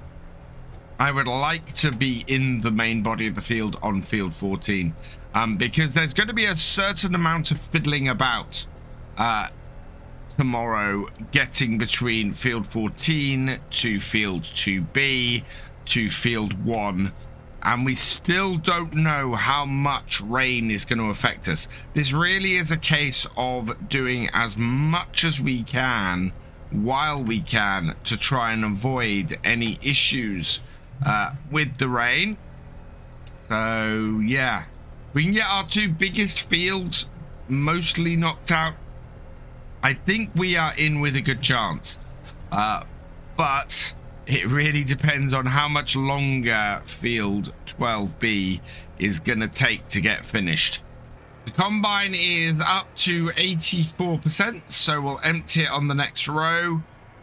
Interestingly, I don't think that's a full cut-in that's left. That might put pay to the idea that we're going to get 3 full trailers off here, to be honest. I don't think there's a full trailer's worth sitting on what remains on this field. The good news for that is that we should get this field finished by maybe around 3 p.m, which will keep things running rather smoothly, and will give us a good attack on field 14 today. But yeah, it looks like we're not going to get as much canola off this field as I had initially expected. So I'm going to leave the combine now to go until it finishes the field. I don't think there is a full tank left with the last area that needs to cut in. We will get a chance though to have a good crack at the rest of the straw here on field 13, and it's going really well. If there's one thing that absolutely is going well today, that is the baling up of this straw. I think we can have field 13 finished today, and that will be both of these fields that we had to get baled will actually be baled. Oh, I do have a little bit of headland straw here that I need to just clear up before I head back down the field. But yeah, this has gone well. We've created a lot of bales. We'll be able to get these picked up at our leisure. We did miss out on that bale stacker a few days ago. Obviously, I didn't go and buy it, and it would probably have been quite useful for this. But I don't think it would have been overly cost effective to have had it just for this year. Had it turned up last year, I think it might have been a better buy at the time. But for what we're doing, I think it's going to be easier just to get a tractor and a trailer out to these fields and get stacking with our Zebra and go straight from here to getting them sold. The downside is we no longer really have the setup where I can do that while harvest is going on. We're going to have to use one of the Massies to pull the trailer because the 7610 is not up to the job. And as a result of the 7610 not carting, we've always got a tractor tied up doing that. If that means using this tractor, whereas I'd rather have this out doing some mulching. On the subject of mulching, though, that does bring up a good question. We are ending here in the next few episodes. We're going to go to episode 100, and this is episode 94, I believe. No, this is episode 93. Next one will be episode 94. So that means we've only got 6 episodes left. However, I think my plan is to probably continue farming as if we were going into another full year. So I'm looking to mulch and spread manure and spread slurry and get at least the winter wheat, if not some winter canola in as well. And basically run the farm as we normally would going into winter. I pretty much think that that's the way to go. I don't want to sort of stop farming and prematurely on here because we're not going to go through and see the harvest there. I still want the challenge of trying to get these fields planted and done. So yeah, I will be continuing to do that, and we will be doing some seeding alongside selling everything off.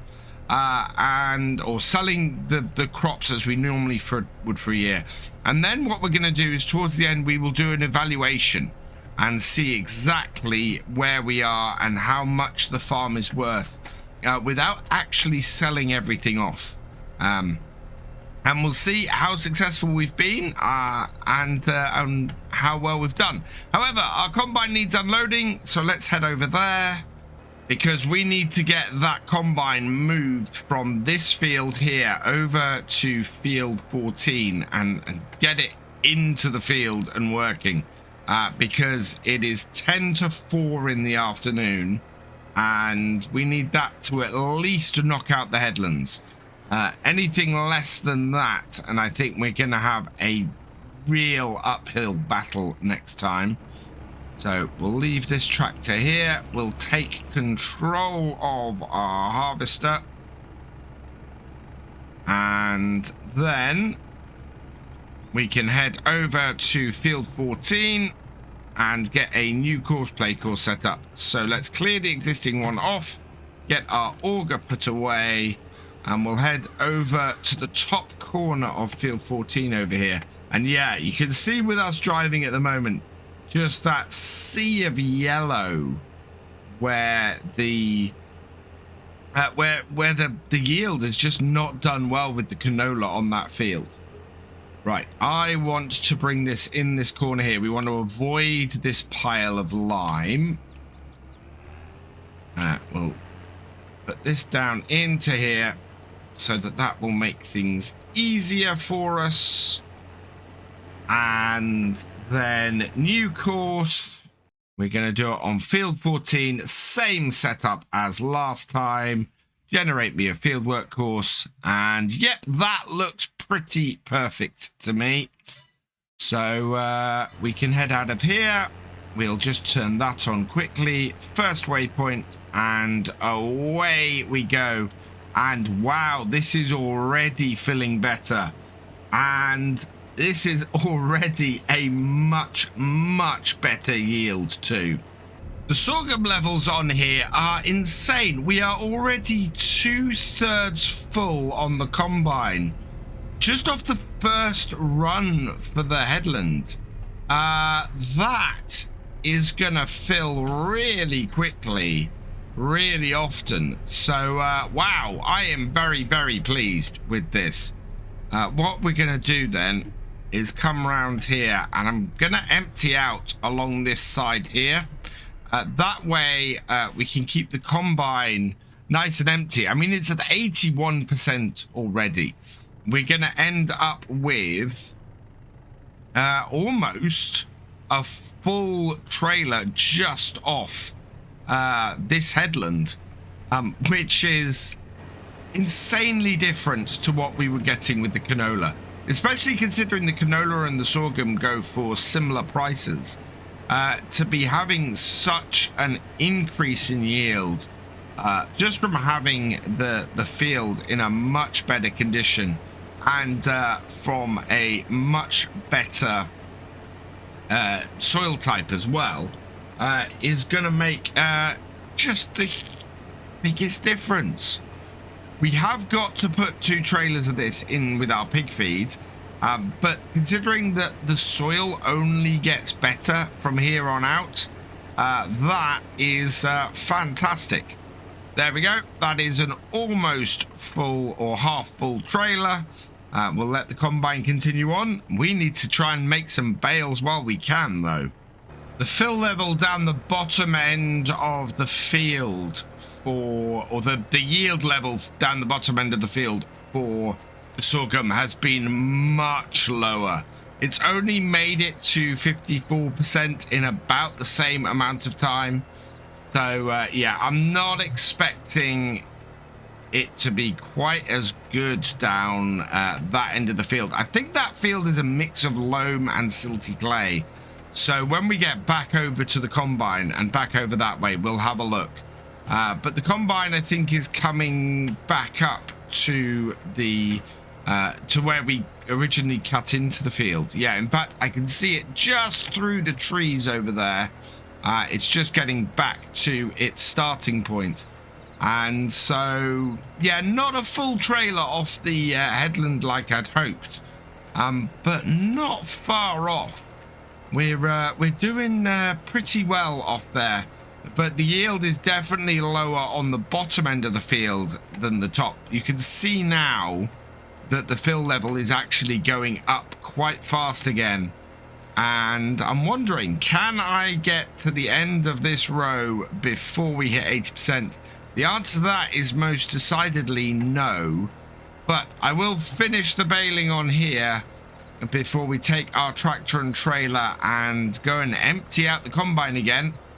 And this should give us our full trailer that we want. So this field is done. So combine is waiting with the full grain tank. That's the first time today that I've not managed to keep the combine moving. We'll bring this in alongside and start moving along slowly because we want to keep the combine emptying until we have a full trailer or we run out of field here. I think that we should end up with a full trailer before we run out of field. That is actually closer than I expected to be to the end of this field. But we have a full trailer. Let's go get it tipped and leave the combine to it. Our last section of the headland and the combine is up to 81% full. We're getting to lose a little bit of the light now at 6:15. But we are doing okay. I'm hoping we have done enough today. As long as tomorrow is not full of rain, we should be able to get all of this harvested. It's such a gamble going forwards whether we're going to have enough time in order to get all of the remaining sorghum harvested. And the thing is, the last 2 fields we have are both loam, so their yield is going to be good. If we can't get them up, it is going to be a massive problem on the farm. We're going to lose so much of this year's profits if that happens. Harvester, though, is just about empty. We're going to leave that to cut in. And I'm going to go and get my baler back to the farm. Combine is heading down this end of the field. We'll get 1 more tank off the combine tonight. He's saying that the combine needs to be refueled as well. So we are going to have to spend some money to get some fuel into our diesel tank in order to get that done and to get that refueled before we can get the harvest going. Yesterday we started by making a good progress into the final 4 fields that we have of our harvest here. We are into the sorghum on field 14. In fact, we've started the cutting at the end of yesterday's episode. And today we're going to get that finished. And then we're hopefully going to get into field 2B and field 1 as well. However, we're starting off today up here at the shop because we do not have enough DEF in the combine to continue. So I am going to come into here and buy 4 of the large DEF canisters. So we'll take it up to the 50. So this is going to cost us £200. So it's not too bad. So 1, and that is 4 purchased. So head back out. And if we have a look over here, yeah, 4 canisters purchased. So we'll get these loaded up onto the back of our trailer fairly quickly. Let's put first one there and get these loaded up. Once we got these, whoa, let's not fling them across the yard. Once we got these loaded up, we need to get them back up to the farm. I've got the combine back at the yard so that we can get it loaded up. We also need to buy some more fuel. I've been trying to avoid buying fuel in our for our fuel tank and repairing things and bits like that because we only have 8,000 left in the bank, and we need to make sure that we have enough to run the hired worker for the harvest today. However, that shouldn't be a huge problem because we only have that to do, and we're going to concentrate very much on getting that harvest done and getting that harvest in.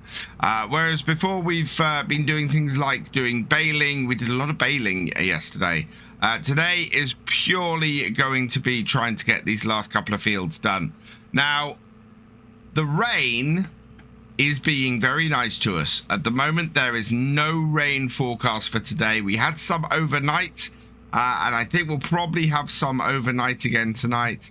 But as it stands at the moment, the rain is hanging off, and it should mean that we get a good run at this today. So let's start off with grabbing one of these canisters of AdBlue. We'll put that down here. I think this will take at least 3 to fill this up. So we'll let that load up. And the reason for running down there at 6 AM is because, yeah, it is going to take a while for those canisters to fill up. Then I want to get this refilled. So it's going to cost, if we put 1,000 litres in, that's £2,400. I think we'll put 1,000 litres into the fuel tank. It's quite a cost, but should give us, enough to actually refuel the combine and keep that running for the rest of the day. 3 full tanks of DEF, and we're down to 3 more litres. This goes in so slowly, but the combine is just about full. Right, 1 more litre. Is all of this going in? I think all of this is going in. Yeah, there we go. And yeah, we are topped up. I have put, you can see actually around the back here, the 4th one that I've got that I really got so that we can top up any tractors we need to. That is in the sheds there. But we got about 900 litres of diesel in here, 950 litres of diesel. And yeah, that's 150 litres of DEF in this combine. We're going to get this back down to the field. The sun has risen, and it's turning out already to be a nice bright day despite the forecast for cloud. And if we nip around the side of this field here, we can easily get over to the field of sorghum, where we're going to pick up where we were yesterday. We're going to unfold the combine as we go so we can hit the ground running. And yeah, we do not have a huge amount of field 14 to go. We broke the back of field 14 yesterday, which hopefully means we can knock the rest of this field out and get cracking on field 2B. Can we get all of this harvest out? Can we actually manage to get this all completed? There is only one way to find out, and that is to get this combine started. Off it goes. And we're going to see how long it takes to get this finished. So I'm going to get my carting tractor into the field and ready. It probably won't be too long before we need to actually empty the combine for the first time. And while we're waiting, let's have a quick look at what the weather forecast is. So we did have originally a wet day forecast. We don't have that. We've got a cloudy day forecast at the moment. And yeah, it looks like it's going to be cloudy up to about midday, and then it's going to be bright sunshine for the rest of the day. That is absolutely fantastic. So I'm going to have a look at what other stuff we can get working on the farm. We obviously are harvesting field 14 at the moment. I think we can probably get the mulcher out with the other Massey Ferguson and just get that doing the canola fields. That way, there's a distinct possibility that we could get... Yeah, we could get winter wheat or even winter canola in if we can. Well, we're looking at getting the winter canola in on sorghum fields. So yeah, if we go and do mulch the canola fields, we should be in a position to be able to get the winter wheat in. So let's go and get the other Massey Ferguson while the field level of this combine is not that high, and get that started on that job. So let's back this up to the mulcher here like that and connect it up. Bring it out and away we go. I'm going to start with the closest field. We'll start with field 3. This tractor is actually just under halfway as far as repairs go, so we might have to get that done as well. Before I do that, our combine is up to 80% full. It's actually up to 85% full at this point. So I really want to keep that running today. So let's pull up beside it here and get this emptied. That way, combine keeps running. Oh yeah, 92%. This needs to be emptied. There we go. If it gets to 95%, the combine will stop to empty. So that's what I've got to keep an eye out for. That is basically 2 rows that it's done in order to get full. So I'm slightly worried that... oh no, I think it started down the far end. So I think it's got 1 more row to run this way in this land. That's good, because then it'll be empty just before it does its next cut-in, as opposed to getting full halfway through it, which is exactly what we want to avoid. That is 50% full, so we'll leave that there. And in fact, I'll turn around because we'll want to pick up just before the end of this row next time. And that way we'll get a nice full trailer and the combine will be clear for its cutting. Meanwhile, that takes us back to here and creating a new course. So field 3, I don't think we can get field 3 out from under. Oh yeah, we can, just. So yeah, that all looks pretty good. So let's generate a fieldwork course. That's going to start up the top corner, finish down here. We'll take tractor over there and get that started then. Get on the yellow ones. That shows me the start and end. Unfold this first waypoint. And we should be able to leave this to get this job done. So away it goes. And yeah, we can get this field mulched and start getting it ready for some winter wheat to go in. Combine has hit 80% as it's coming back along here, just as I suspected it would. So we're going to top this trailer off and hopefully get this back down to the farm. Something I've completely forgotten to do in my rush to get this field started. I've tipped none of this into our pig feeder, our pig feed mixer. So we're going to have to do that with this trailer. And I may even have to go to our store, our grain store, and just top this up. Because I don't think the combine is going to top this trailer up. Nope, we are at 93%. So yeah, we're going to need a little bit more off here. So we'll take some out of the grain store and go and fill the pig feed mixer because we are actually out of pig food in the pig pen. So I need to get a trailer full of that done today as well. So we'll just pull up under the spout here and get some extra sorghum. Yep. Yeah, top that up. So that's all good. We do need to put 2 of these trailers of sorghum into the feeder. So the next trailer we get off the field as well, that will go into the pig feeder as well. It's quite a lot that we end up putting through the pig feeder, or that we get putting into the pig feeder. But for us, it is the most efficient way of doing it. So just tip this into here and then that is sorted.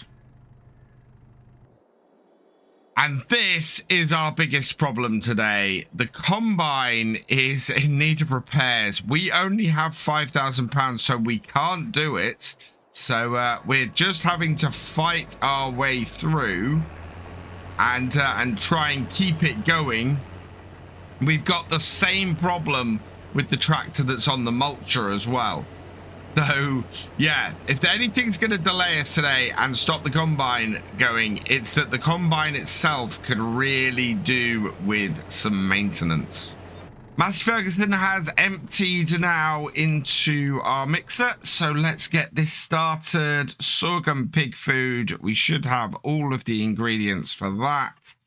Let's activate that and yeah, start getting some pig food created from that. 1 more trailer full should do it. And our mulcher has broken down. Right, so start her up again. And away it goes. In fact, no, stop that. Let's reverse that up slightly. Get it going from a slightly further back position. That way it's not going to leave any holes. And away it goes again. And just in time for our combine to be full again. So, wow, this is one of those all go days. But look at this. This field is not far off completion. 94 empty. Oh, so close. The combine stopped for a moment. But that's perfect. We've managed to empty the combine and keep it going. I could not have got that more spot on, really. So, 3 more rows to go in this cut-in. And then the field will almost be done. I think we're going to get another trailer full off here, which is fantastic. The combine has once again conked out. Oh, it is very annoying not having this at full working order and continually stopping. Let's start her up. like that, and then in, and nearest waypoint, and away it goes again. It's at 63%. I think it's probably gonna fill to the remains of this field. The last little bit of this field, and our combine is 84% full. So we'll empty it out up to the end of here, get it transferred over to 2B, which will be fantastic. That means we can immediately get into that field, get that emptying, or get that cutting, while we go and give some more sorghum into the pig feeder. Again, I think we're going to have to take some out of our silos in order to finish that off. But it is not yet midday. We've got our first field done, just 2 more to go, and that is very promising. So next up is field 2B, and we actually have quite wide gateways on our farm here. So let's unfold the harvester like that, and start up the thresher, start up the header, down and into the corner we go. That way the combine has somewhere to start. And then we want to set up a new course, field 2B, same setup as before. Generate me a fieldwork course, and that is looking pretty good. I think that's going to be fairly fast through that, looking at that. So back out of here, and first waypoint, and away you go, combine. Now we just need to go and sort out the pigs. Topped off the trailer with a bit more sorghum, so now we can get in here and get this tipped. I'm gonna have to get the 7610 out though, and get the other trailer on that in order to get pig feed in. What is our pig food level like at this point? We have 8,000 liters of pig food, so we should have enough to get them fed. We need 16,000 to fill the trailer, so, oh no, 14,500 to fill the trailer. So we are well on the way to that. The rest of our sorghum now, though, off our remaining 2 fields, that can all go into the silo for sale later in the year. Mulcher has just about finished field 3. So we're going to get this onto the next field. I think, actually, I'm going to go and get this to mulch. Start mulching the sorghum field we've just harvested. If we're looking to get any winter canola in at all, this is going to be the field we want to get it in. It makes it nice and early for a harvest with it. So clear that course off. Create a new course, field 14, and generate it. Excellent. Oh, and the start point is not far from us either. That is really good. Nice and easy start point. And by the time we get this started, it looks like our combine will be wanting to empty, which is absolutely fantastic. Things are flowing nicely. So away that goes, and away we go up to the top end of the field to see if we can get this combine emptied. This is a really good yield on this field already. I mean, we are absolutely in a fantastic position here. I don't know how much of this is going to empty before we hit the corner, because the combine will not continue to empty as we go into the corner. Yeah, so leave this here. Hopefully it'll empty in some of it in here, because until it's moved around and done that corner, I can't really empty again, otherwise I'm going to be in the hedge. So let's back this off and out the way. Yeah, this is when you're doing the dance of the harvest. You're basically trying to keep out of the way of the combine so it can get around the corners and do its thing. We should end up with about half a trailer full going along the back part of this. But yeah, until it cuts in there, there's not really any space for me to get round there and empty it again. It'll go round here like so, and that means we can come alongside as soon as it gets out of that corner. Yeah, that's a very fiddly corner to get round and to empty, but we're good. We have got the combine emptying again. Our combine is almost full again, and again it's wanting to empty down this far end of the field. So let's spin round and see if we can get to it before the corner. Get nice and close in to the header, and that should do things. Yeah, there we go. And yeah, I'm pretty pleased. I think the yield on here is fairly good. We might try and jump in the combine in a moment and see what it's like, but I think this field here, like field 1, field 2, is almost entirely loam, and so this should be just doing absolute gangbuster business with the amount of yield on here.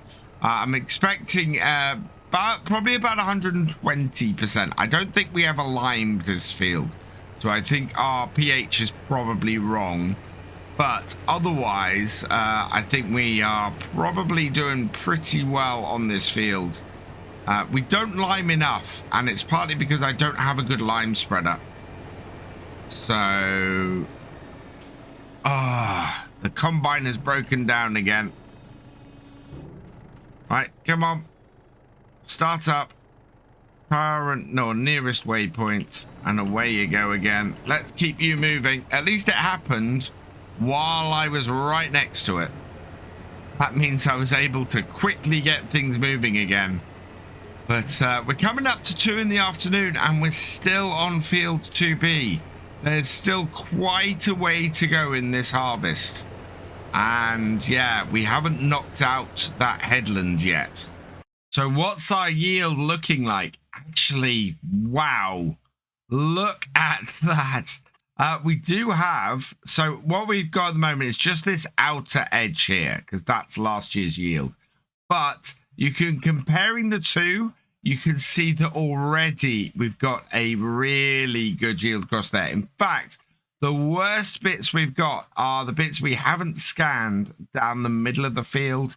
And even then, they're doing 100 to 105% yield on there. We've got a little bit of a yellow bit down this bottom corner. That is because that is where we've got some silty clay that encroaches onto field 2. So yeah, it's a little bit weird down that bottom corner, but look at that. Even where it is now, where the combine is now, that's a darker green. And yeah, as I said, 120% because we don't have it properly limed. The combine made it so close to getting through this cut-in, and the extra bit it cuts to make the make space to empty actually would have made it to the end of the field, slightly annoyingly. Come on, let's get a bit closer, see if we can actually get this to empty. There we go. Yeah, so it's annoyingly close to the end of the field there, and means that we are going to lose some time just sitting here getting it to empty. We still have that field up there to go today. I'm glad the pressure is off from the rain. We don't have to worry about that. Looking at the forecast, yeah, not till 1 a.m. So there is plenty of time still to get everything harvested on this farm. So that is really, really good news. The other good news is that the first of the pig food is ready. So this is why I've kept my Marston trailer around here. A year ago, this was our carting setup with the 7610 and the Marston trailer.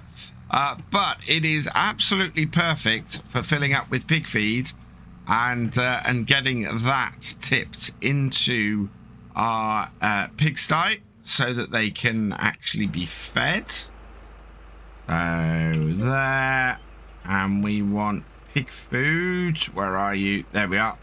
We're up to 16,000 litres. This is going to be fantastic, though. Getting food back into the pigs, fattening them up, and hopefully making some more money off them by the end of the year if we're lucky. They really needed this, though. They are completely out of food. So let's tip this up and get them fed. Do we have any that are approaching time for selling? We've got a few. 480, those are at 24 months. So yes, we do have a load of pigs that are ready to be sold. 24 months, 23 months, 23 months. Oh yeah, wow. We are going into autumn with a whole load of pigs to sell. Fantastic. Our combine is approaching full again, so we'll pull up beside that and get that emptied. That will give us pretty much another full trailer, so we can go and tip this as well. Out comes the auger, up to 92%. So yeah, we're going to be maybe just shy of 90% full in our trailer, which is fine. Actually, I could pick it up. What we'll do is we will pick it up on the next row and just top this up to fill a trailer. I think we definitely won't get another full trailer off here, but we might get another full tank off here, given how quickly this combine has been filling. Combine is coming up to the end of field 2B as we approach 5 o'clock. And there we go. Empty that out. We'll go and put that in the storage bins. But first, we are going to have to stop this hired worker, clear this course out because this field is done. And one more field to go. It's going to be into the evening. But with a nice clear evening to go, we are very much looking like we're going to get this harvest out this year, and just in the nick of time. So many lessons learned for future series and future setups with this. I am so looking forward to putting those into practice. Early planting definitely seems to be the importance. Get the crop in early, and you will be able to get everything harvested, and you're not then pushing through until as late as possible on the final day. Let's turn all this on, get our header down into the crop and our combine into the field, and then we can set field 1 up with the same settings as we've had before. Generate me a field work course. Again, looks like it's going to be fairly quick along the lines of field 2B. First waypoint, and away it goes. And while we've been harvesting, I've been quietly working away in the background, just creating this stack of bales. We'll be able to load up a trailer fairly quickly from this, which will be good, and get some money in come probably winter time. I think as jobs continue over the next couple of days, I will continue to stack bales like this around our wheat fields. Maybe even if we have a spare tractor, start stacking them onto a trailer. The reason why I don't want to stack them onto a trailer right now is I honestly, hopefully, don't need to sell any until December. So we just want to keep stacking, making stacks that are easy for us to handle, and then we'll be able to sell the straw at the best price at the end of this series. It seems our problem is not going to be the weather, but the light. It is 25 past 6 and the sun is setting. I think we're going to be going well into the evening to get field 1 knocked out. Combine is going around the corner. Oh, I think that's going to do a sharp turn around there. Yep. That's okay.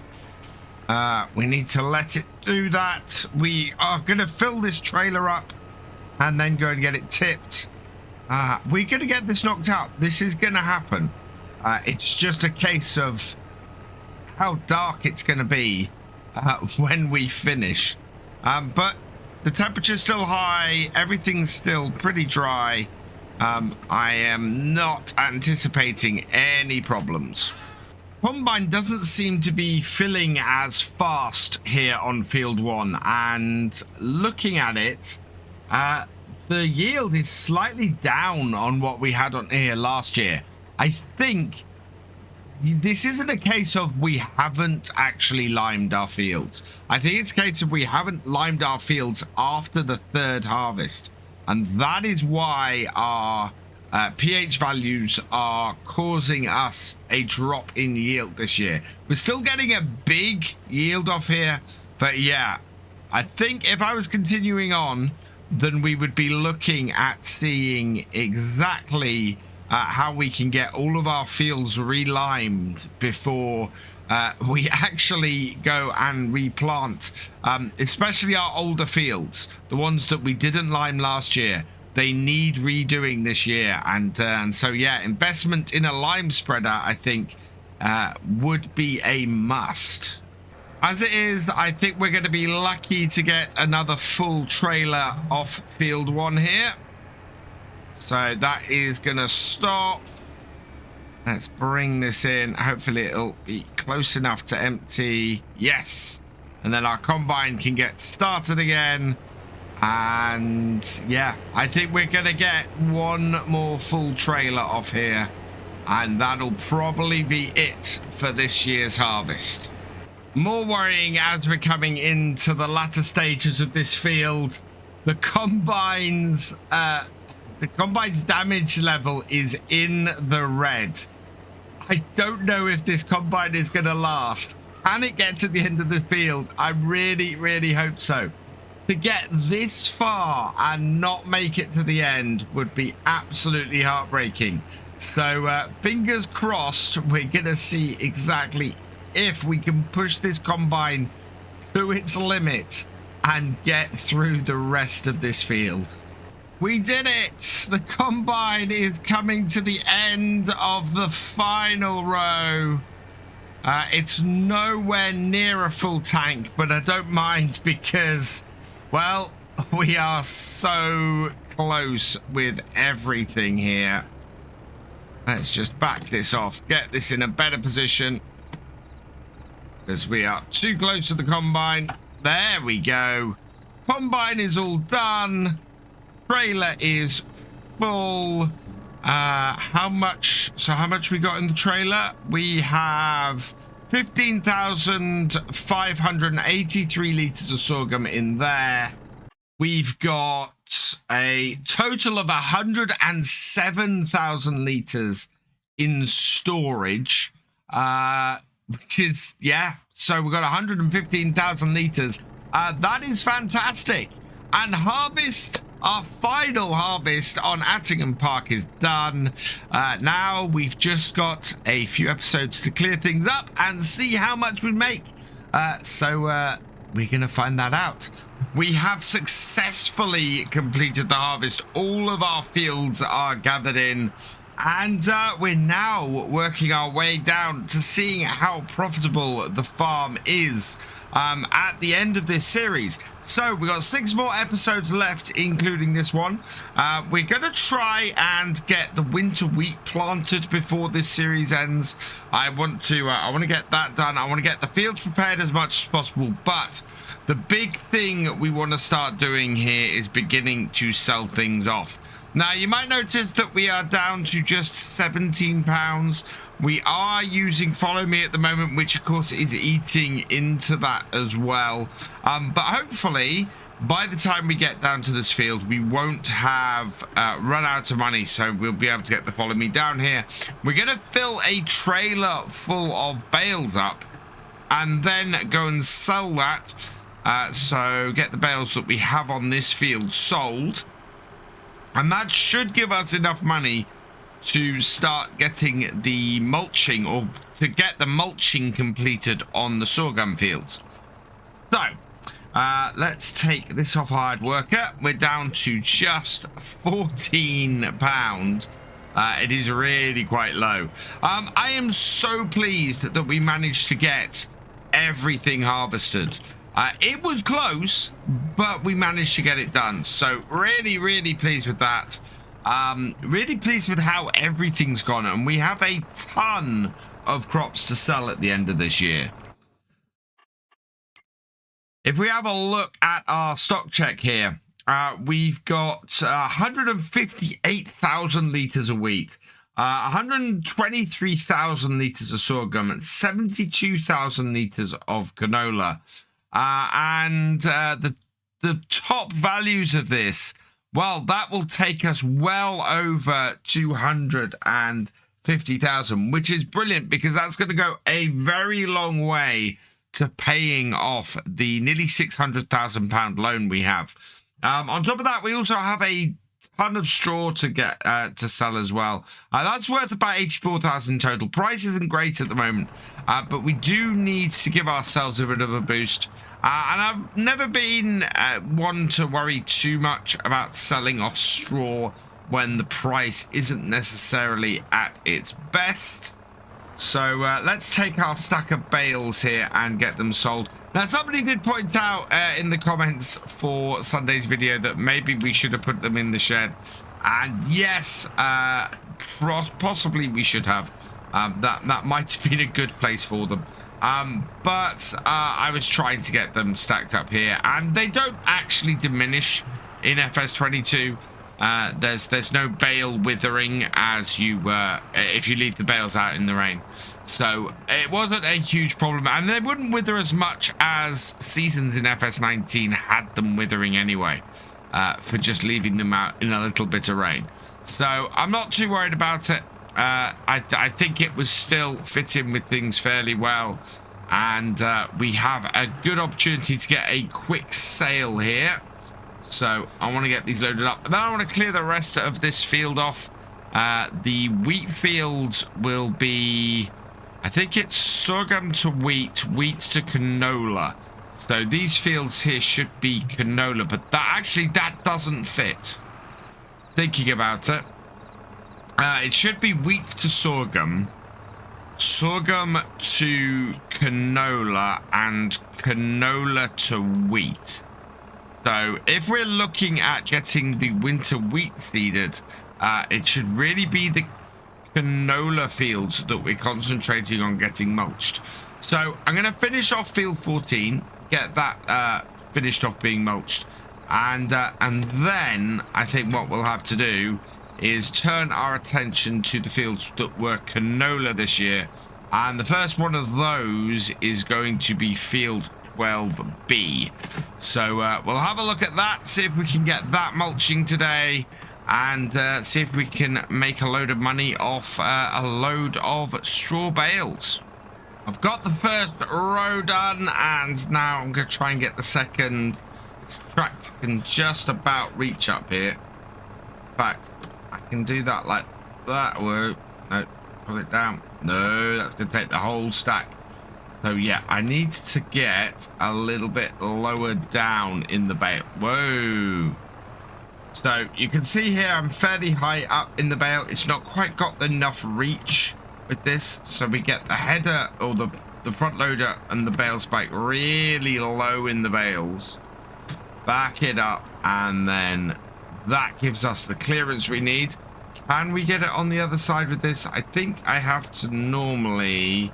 Yeah, you can see our front loader will catch the side there, so we'll put that down there like so. And then the next one will pop around the other side of the trailer and get on there. 4 high is pushing it a little bit, but we've done it before and been okay. So let's get this really low into this. And then that will go on top. This will be a good sale. We'll get probably about 20,000 off this. We might get 40,000 off the whole field, which would be really good. I mean, that would get us nicely started here and allow us to move on the farm for these last few weeks. That is not the straightest piece of loading, though. So we'll back that. Whoa, we'll back that off. Now, I'm trying this without actually strapping any of these bales down, which is risky as anything. What I will do is, as soon as we got this stack on and finish stacking those, then we'll strap these down. And those are strapped on. And that means I'm not undoing straps and redoing them. This is sort of the next stage in me trying to get my stacking skills up. If I can stack onto the trailer without the particular row or the particular column that I'm building and stacking being strapped down, that's sort of next level control for me. So we're having a go at that. This may not be successful, and it may end up with a bale explosion. So I want to see if it's possible to do it. Also, doing this gets me better at the bale stacking challenge, which if you well, at FarmCon last weekend, there were some members of the FSL teams who were doing in fact, the fastest time was sub 1 minute, and that is just crazy.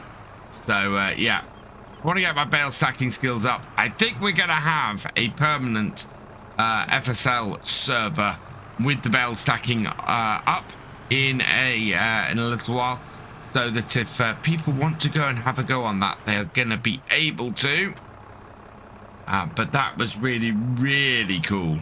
That I saw at the weekend. Lots of really cool stuff I saw at the weekend. Lots of stuff that is going to be coming in the next few months. That is going to be really cool. So keep an eye out here. Of course, this week I'm hoping that our new roleplay will start on Saturday. So we keep an eye out for that, and I will keep you posted. But yes, we're going to start our new roleplay while we continue the final few episodes on this series, and then hopefully in the next few weeks we're going to be bringing Court Farms on with a new Start From Scratch series that I'm really, really looking forward to. This up and around. I'm also going to be, if you want to discuss all the things that were announced at FarmCon this weekend, I will be streaming tonight over on Twitch. So that's Tuesday evening from 8:30 p.m. So come and join me there, and we'll discuss everything, because there is some really cool stuff coming, and I think it's going to be really cool what we're going to have going on. And also, I met some really cool people there. A few of them you may know, and yeah, they were awesome. So FarmCon was cracking this year. We have almost got our trailer full of straw here. Bring this round and in. Yeah, like that. And oh, come on up, come on up. There we are. That is moving about a bit, but that is all on there. So now we can leave this tractor down here. We'll also turn the lights off, as well as the engine. So lights off. Right. Let's take our Massey Ferguson 6S. Head down to our bale sell point and see if we can't make some money to get the farm fully working today. This isn't the prettiest stack of bales that I've ever brought down here, but it is at least going to get things moving today. We have actually had a little bit of an injection of cash. That is from our fishing rights that we have down the bottom. So let's bring this into here and back it up into the sale shed. Normally we make about 20,000 from dropping these off and doing this.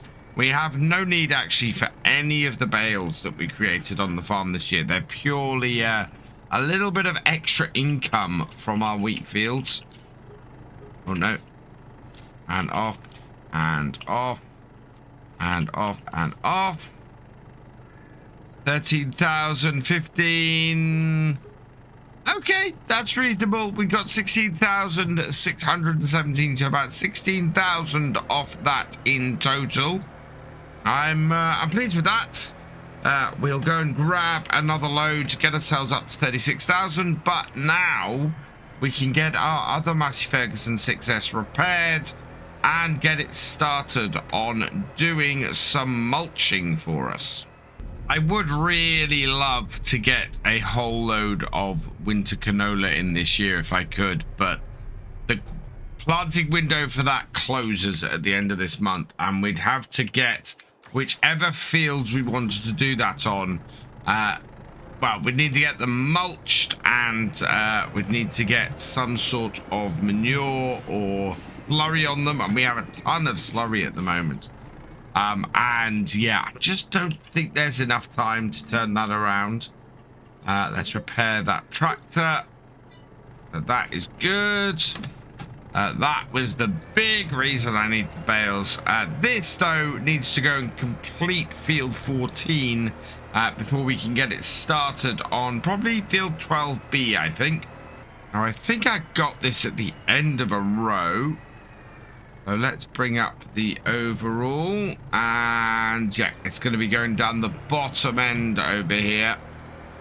So let's unfold, and that will then bring it into place. We can then bring it around the end here, and yeah, we must have finished the end of this row and then brought it back to the farm last night, I think. So bring this into here. And we could possibly get this field full of canola. That might work. But that is working, and away. Let's turn it back onto the blue so we can see where it's going. And yeah, we'll leave that going. In the meantime, we'll take this tractor back down to field 13 here. And there's still quite a few bales on this field. I actually have 2 that I left over there. In fact, 4 that I left over there looking at that. So we'll pick them up on the way past. But we'll start from this side of the field and start gathering up the bales over here. There's one up the top of the field, so we'll go and grab that. Into there. And grab this one up the top. Just sort of dropping down gears to get up that hill. We're having a lot of blocked by an object. You can see the Massey actually just through the tree line there. These trees seem to be causing it to have issues with turning. We have this on field 6 sometimes. It just can't seem to get round the corners without hitting or running into a tree. And I can't seem to navigate around them. There it goes. So that's sorted that out. And I can get back to stacking these bales and getting them on the trailer. Straw bales are both a blessing and a curse. They're great at allowing you to eke out a little bit of extra cash from your grain crops, which tend to be not quite as well paying as like the canola and the sunflowers and the sorghum and soybeans, and at the same time they cause you all this extra work. Now you can go and get a bale stacker, and that does speed things up, admittedly, but they tend to be a lot more expensive than a tractor and trailer and bale fork. You end up shelling out a lot more, and it makes them a little bit less profitable. But Of course, it's the old argument of time versus money, and if you want to invest less money and do it manually like I am here, you're gonna end up spending more time, as is always the case.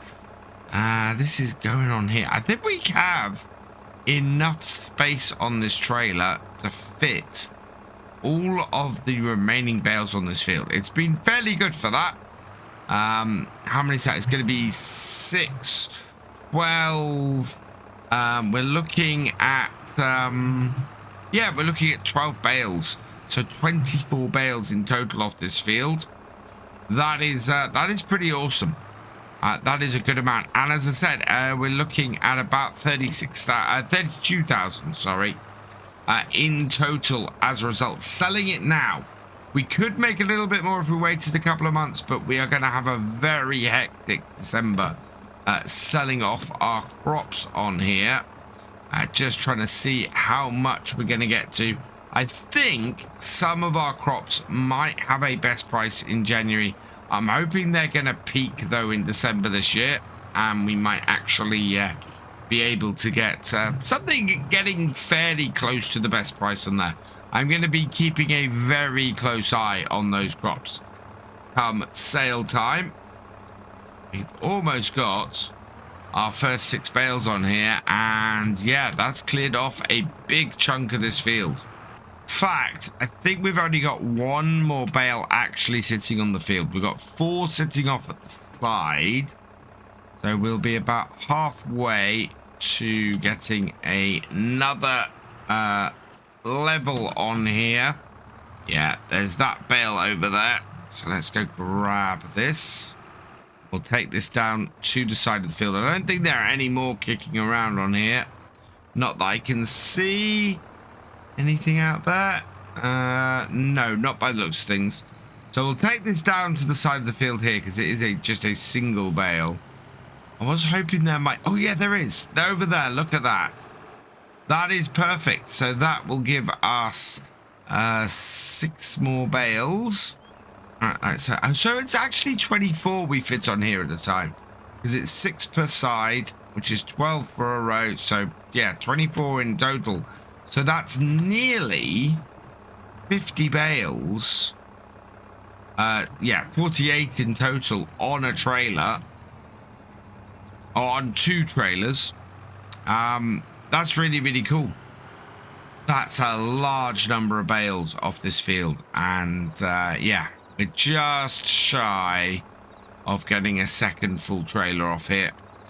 We will go and pick them up from our other wheat field, field 12A, top off with 3 more stacks from that, and make a little bit of extra money. But in total, I'm really pleased with this field.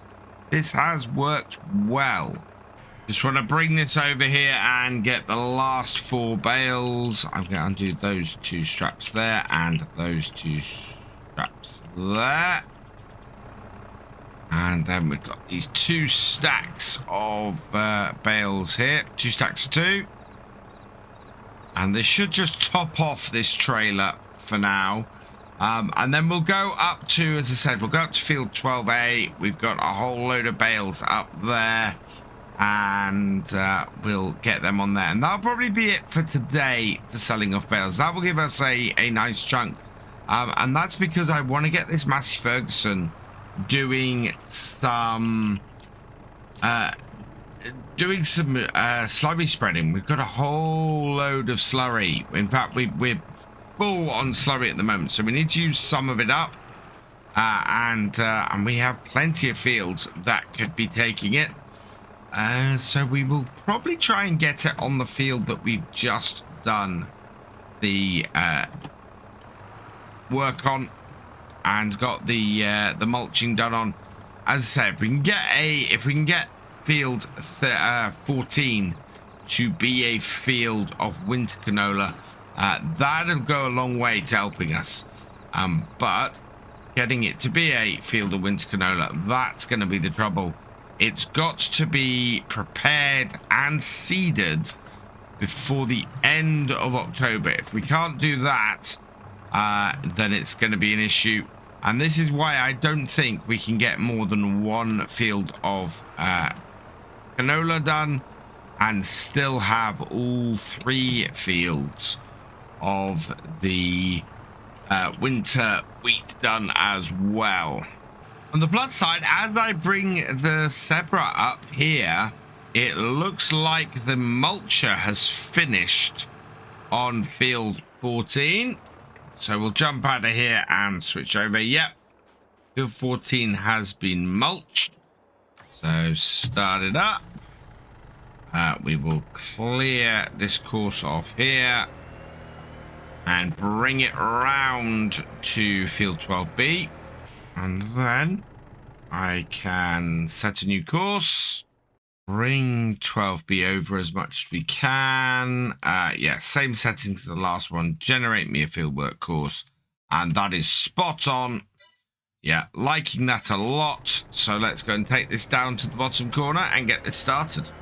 And the first point is down here somewhere. In fact, there it is. So switch our course plate over to first waypoint and away it goes. And then this field will be ready to get some winter wheat in next month. So we need 6 more bales off this field. Let's go for an area that's fairly dense in them. Right, and unstrap all of those. And then we can go and grab our front loader tractor here. Yeah, which is still running. And pop out. We'll start grabbing some bales to stack on our trailer. The last 2 bales to get on this trailer here. I'm going to stack them carefully on it. In fact, no, I'm not low enough in the bales. So we talked about this earlier. This will not reach high enough. So go down low, pick it up, and try and slot it on this rear section here.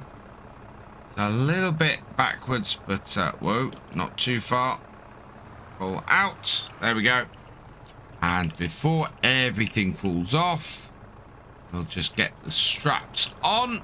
Yeah, that's a little bit wonky, but that is on there.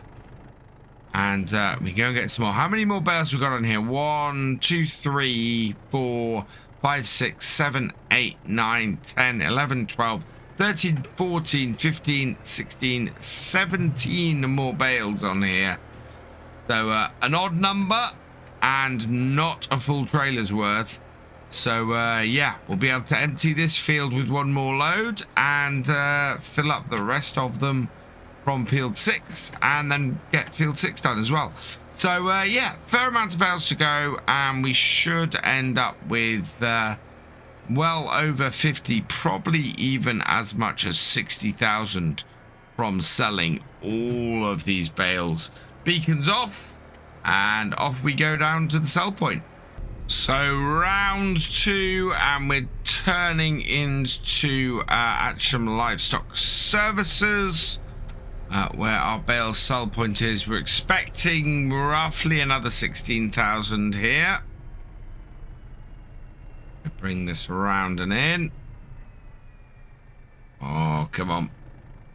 We can make a ton of money today. It's just going to make things so much easier for us going to the last stages of this.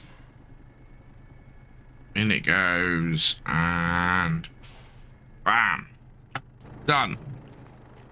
Right, off and off and off and off and off and whoa. I missed it. Got a load held up there by that. And yeah, it's that back one. That's what's happened there. Yeah, that's looking pretty good. I think we're up to 28,000. So yeah, that seems about right. Another 16,000 on top. Awesome. We're going to head up to the farm. I'm going to drop this trailer off now. Because I want to start getting some slurry on the field. And maybe, just maybe, we might be able to get field 14 planted with some canola next time. Back down to the farm, and as I'm not going to be as I am going to be in fact using this trailer again, I'm just gonna park it here and not put it into the barn. So disconnect those. Let's bring this round.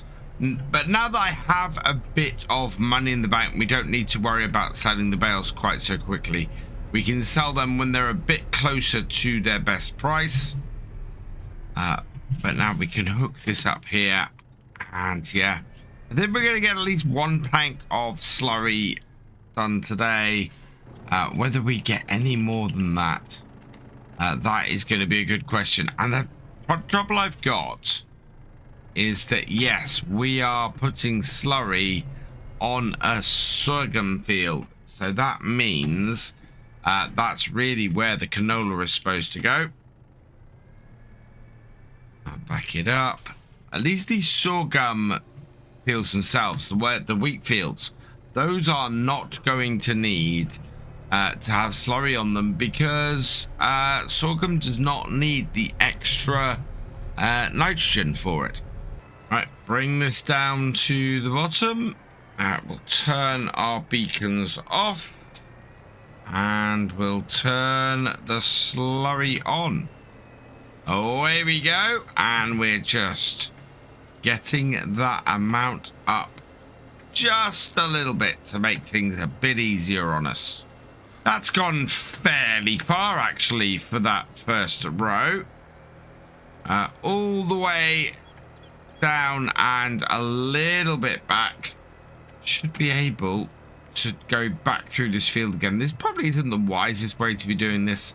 Would be compacting the ground a bit, but it does give us the quickest route that we can to refill our slurry tanker. We have a lot of slurry available to us at the moment, so that's really useful. Let's refill this, and then we can have another go. Our post-harvest nitrogen levels on all of our fields actually aren't too bad. I think we're looking at a fairly strong setup here as far as that goes. You know, veering a little bit off to the left, but that's kind of the way the field goes at the moment. But yeah, this is taking us up into a really decent level that is not going to take much for our fields to or much fertilizer when we're planting to actually pop up. So I'm very happy with that. That's a good way to be going on here. The more our slurry reduces the cost, the better. And as I've said many times before, this does not have to be perfect. We can leave little gaps. You can see it. In fact, on the map is actually really good coverage even when we do leave a little gap. It just needs to be enough to reduce our overall cost of doing this, of fertilizing these fields. If it takes it down by sort of 50%, that makes a big difference. That saves us a huge amount of money, and it's all byproduct from our pigs, which in themselves bring us in great money. So yeah, it's not an issue whatsoever, missing bits, because we never have enough slurry on here anyway to cover all our fields. In fact, I will be surprised if this year we are able to cover all of the fields we want to, but we'll cover what we can, and that will help reduce our overall costs. This will be our last load of slurry for today. We should make it most of the way down the field and back a little bit. You can see leaving the gap there is not having much effect on our overall coverage, which is great. But yeah, I'm happy with our progress. We're about a third of the way through this field. We might not be able to get any winter canola into next time. We will have a look where we are. Today, we're going to continue getting the fields ready for planting the winter wheat. We are concentrating on field 14 here with the slurry. I'm not quite sure where we got up to last time. We still have field 12B that is still being mulched. So we're continuing on with that. In fact, field 14, I think we had we had sorghum in here. So after sorghum is actually the canola, I think, if I remember correctly. Yes, because we went wheat on the bottom field, so we go sorghum onto that. So yeah, that's my order. So we're going to get this done. I don't think we're going to do much else with this field other than this. But we're just trying to get basically this done now that we've got it started.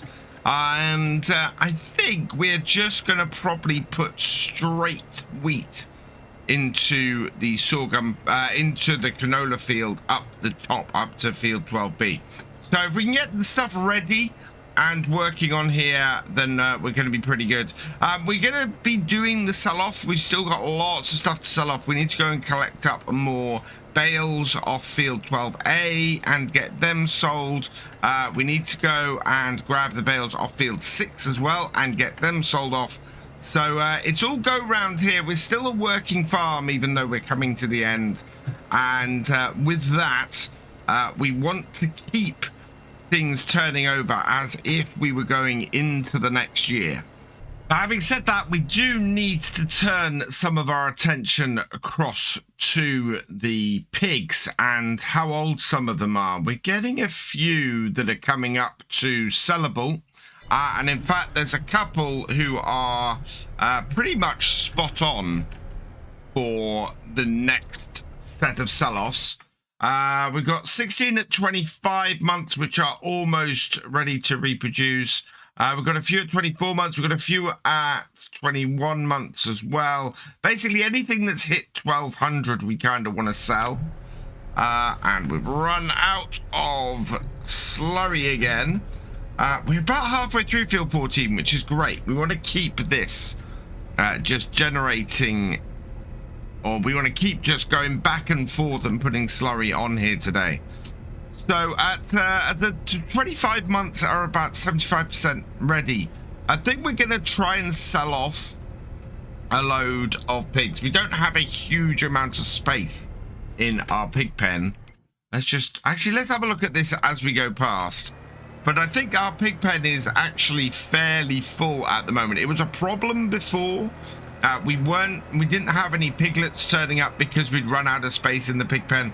So I want to make sure that if we're going to go and sell a load, we want to make sure that we have, well, if we've got puberty, if we've got reproduction coming up, we want to make sure that we've got space in here. Otherwise, we can just sell them off earlier.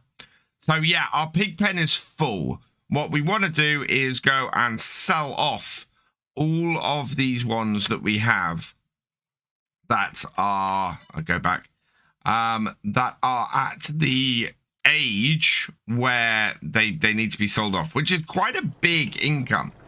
So we'll get this field done today, and I think we'll start that part of our sell-off today. Sell those and get the money in and make some space for some piglets to be born maybe before we finish.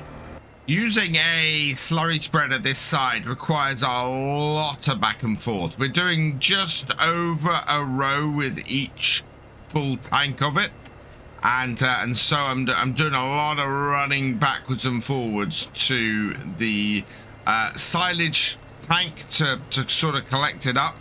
However, we are over halfway through the field, and we do have over half the slurry tank left. So I'm thinking very much that we're going to be okay as far as getting this field completed today, which is absolutely great news. Especially it's only 10 past 10 as well. We're making decent sized progress. As always, we're not worried about too exact and too perfect a coverage on here. It's always going to end up to be a little bit of a rough covering that we get on here. See, we've run out again already, but it is going to be enough to reduce the amount that we have to pay for fertilizer on this field overall. So that is the reason for doing the slurry, and very much I think I want to try and find going forwards if I can do something that will produce a lot of digestate. The bigger a farm is, the more of this kind of thing you need on it, and I think having maybe a BGA and creating some digestate to reduce my costs would go down really, really well. Let's back this up and get it refilled. And yep, we are currently rinsing and repeating this until this field is done. With this field mulched and limed flurry spreaded, I'm kind of wondering if we have enough time today to get the canola onto this field. We've got about half a day, and if I could get it done, that would be great. I don't know what the power requirement for this slurry spreader is, though. I think we might be able to do this with the 7610, and if so, I think we want to have a look at that. Because ideally, I could then get this field finishing off with this and the 7610 and start at about midday with the getting this seeded with the canola with this tractor with our wider seeder, and that would probably allow us to get through this field today and get canola into here. So let's take this back up to the farm and we'll see if we can't switch this over onto the 7610. The biggest issue is with all this back and forth, the 7610 is a slower tractor, so it is gonna end up taking us longer for these round trips with that. But as we're a good 2/3 of the way through the field, I don't think that's a big problem. Let's have a quick look. So there's our 7610. Let's pop into here. Nothing useful in the shop for us today.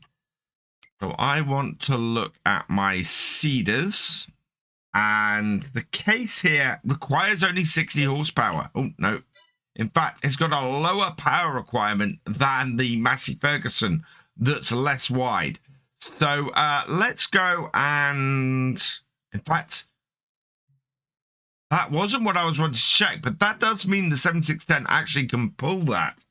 Whereas the slurry spreader is least. Whereas that requires 75, so that would still work. I think I'd rather have it the other way around because I want the GPS abilities of this tractor for the seeding. So let's move this out the way. Like so. We'll get our 7610 out for this job. Yeah, so this is limited to 19 miles an hour as opposed to the 35, 36 miles an hour of the other tractor. Oh, we're nowhere near hooking up to that.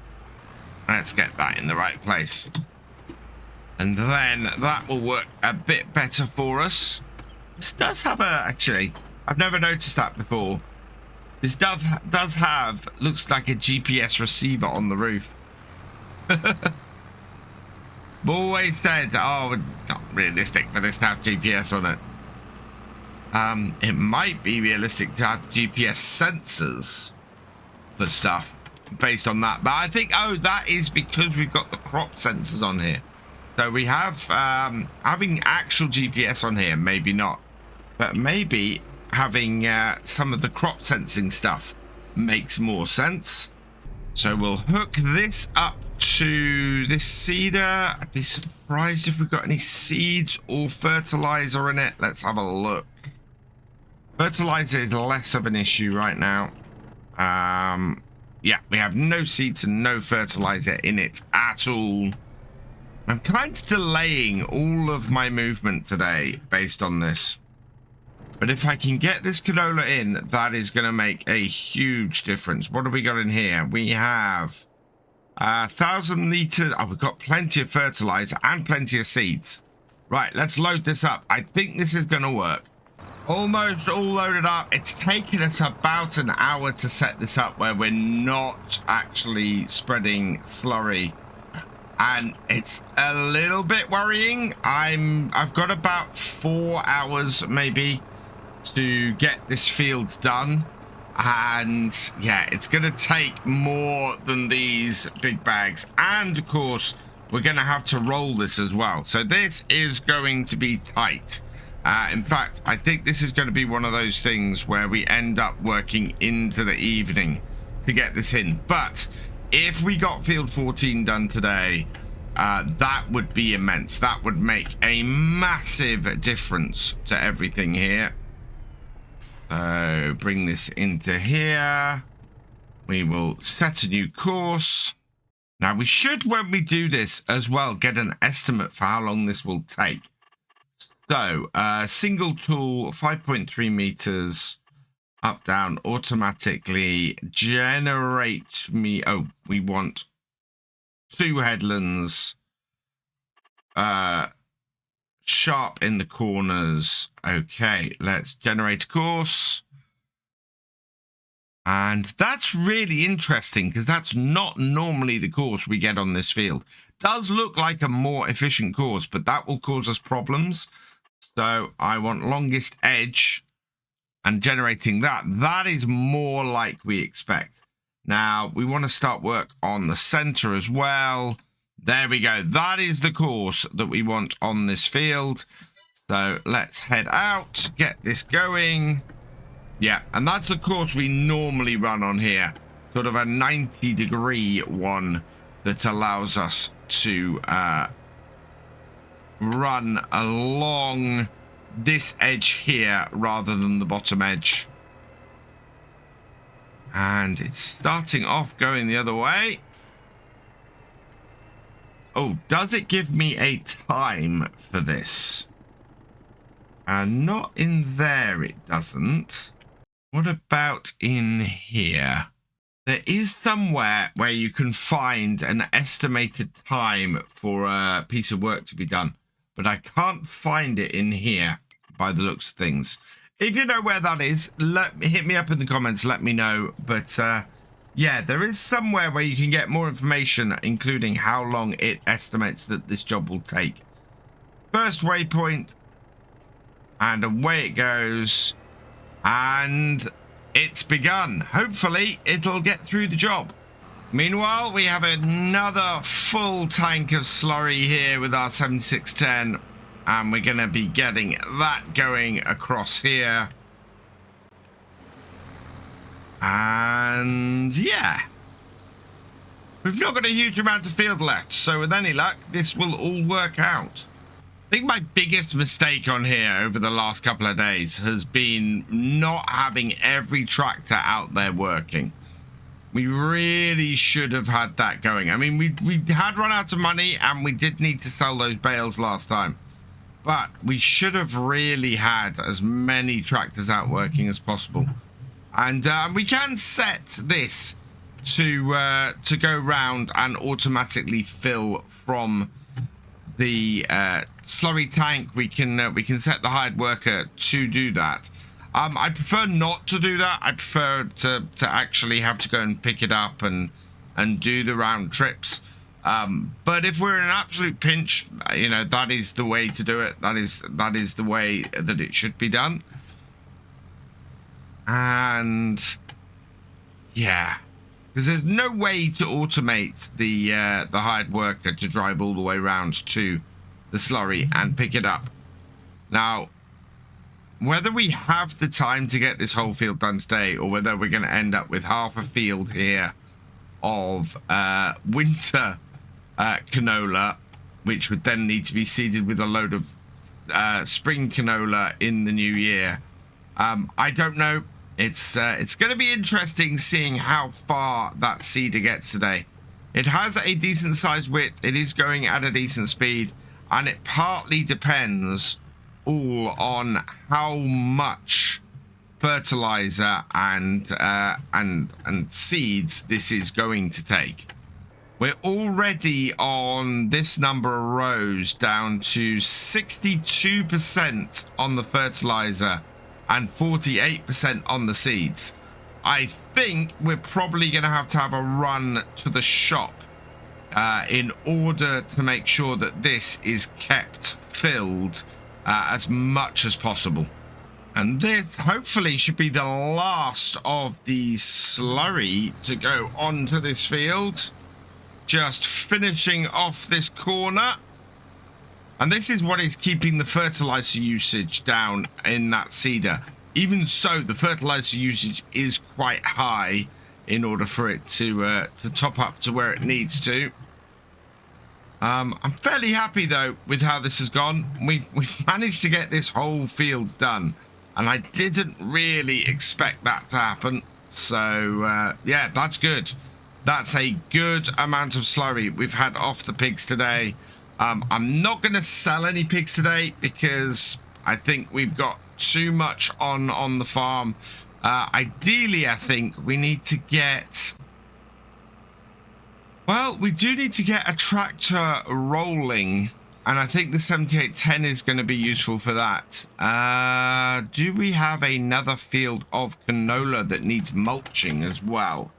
Let's see, what have we got where? So, canola.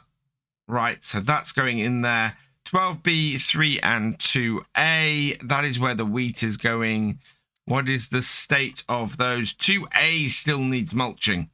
So that needs to be getting ready ahead of the winter wheat. So we'll move our mulcher over there. And, I think we might have to get our fourth tractor on the roller in between doing the loading up our seeder.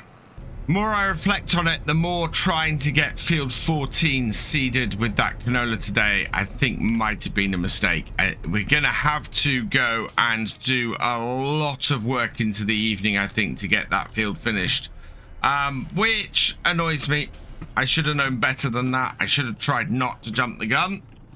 However, here we need to refill this tractor with diesel. And while that's doing that, we're going to have to grab some DEF as well.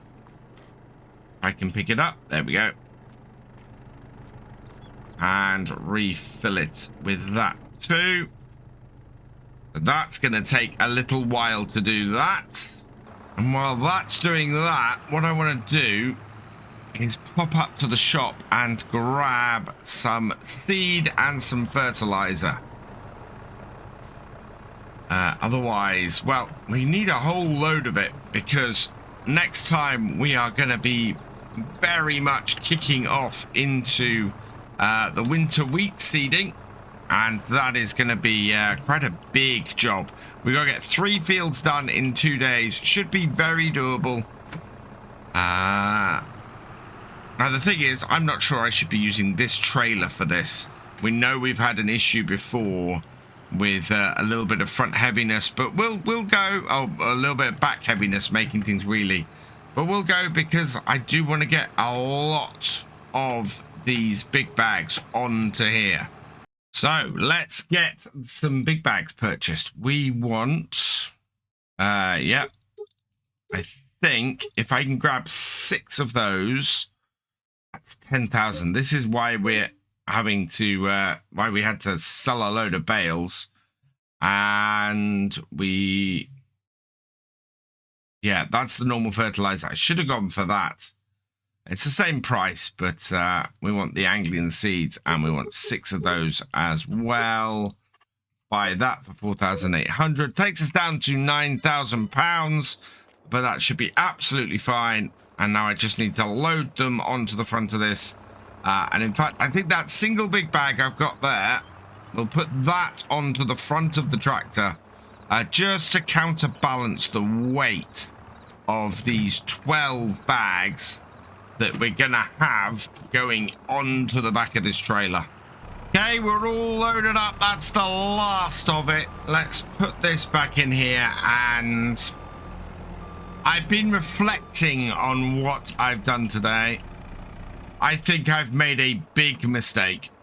We're coming up to the end of the day, and we halfway through this field. We might not be actually so bad. Yeah, we're about halfway through this field, and we've just run out of fertilizer. So, yeah, we'll get this refilled. I do not have enough weight on the front of this tractor at all. I've had to extend the big bag that I put on the front right out in order to even things up. And even then, I'm still a little bit light. So, it's not ideal. All in all, though, we are going to have to work into the evening. The sun is setting. I need to refill the seeder, and we're going to have to roll this tonight as well. So I'm going to get the roller out and get that going as well. For now, though, I don't think there's much more we can do. We are losing the light. We will continue on into the night. We will get this seeded. I do think, though, this canola was a little bit of a mistake. I don't think we need to do this, and I think I've given myself a bit of a headache because I suddenly decided that I needed to do it. So we'll get it done. We'll get it done overnight, and next time we will have this field finished.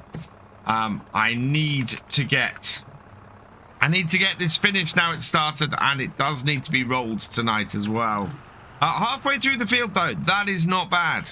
As I said, had we started it at the beginning of the day, made the switch over, then I think we'd have been a lot better off, and absolutely would have had this field done in plenty of time. But that's the way it goes sometimes. Make snap decisions that make well, cause big issues. Let's open up the fertilizer section, get this reloaded, and then yeah, we can get this going again. Today we are going to be getting started on planting the winter wheat. What I want to do is get field 12A planted. I've got a little bit of fertilizer left in that bag, and then I'm going to grab another whole bag from here. So there we go. Grab that and put that in. I did get field 14 finished. Managed to get that all planted in before the end of yesterday and get it all rolled, which is good news. We had more than enough stuff to get that done. Come on, where is my sweet spot with this? There it is. So yeah, more than enough to get that done. So this is going to need weeding today. You can see we've got a fair number of weeds in here that need sorting. We still need to mulch field 12, 2A. Getting my fields all mixed up here at the moment. So yeah, we need to go and mulch field 2A. It is currently not done. So we want to get that seeded over the next couple of days. Big thing I want to get done, though, is 12B. We need to get this done as much as we possibly can today, because if we can get the winter wheat in here, that will all be good. pH level is awful on it, but there's nothing I can do about that at the moment.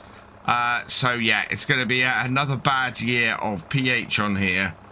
Otherwise, I think we're fairly good. How are we for seeds in this as well? Yeah, we can get the seeds done too at the same time. And then finally, the other job we need to do today is we've got to get some feed into our pigs. Our pigs have run out of food, so they need sorting and doing, and we need to start looking at the ones we're going to sell off and get that all sorted as well. So it's a busy day here on the farm. We need to really get ourselves into the last few sections and few bits to get things finished off here. Ready for really finding out how well our farm is doing for the end of this series in 4 episodes time. So let's get this tractor set up. We're going to get it to finish off in this top corner here. I'm just going to back this up to about here-ish. I think that should do it. We will clear the current course, set a new course. We are doing field 12B with the longest edge again. So generate a field work course for that. And yep, as always, longest edge just gives us such a nice setup on here. So bring this up. We want to switch over to the winter wheat. And we'll take this down the bottom corner and get it started. I can already see we are going to burn through the fertilizer on here. It's going to be absolutely crazy. Let's pop back out and first waypoint. We've got the wheat selected. Yeah. So fertilizer is something that we're going to have to spend a whole load of money on this field. Maybe we've got enough of the slurry to get maybe field 3 or field 2A done. We should be able to find out that fairly quickly. Already used 3% though on that first little bit, and that's 3% of both the seed and the fertilizer. So next up, I need to take a look at our tractors up here. We were filling this up with DEF last time. We finished doing that job, so we can move that out of the way. I think our mulcher here, though, we can now get this working over on field 2A. So we'll take that out from here. Yeah, full fuel, full DEF. Condition of the tractor's good. Condition of the mulcher, not so much, but that's okay.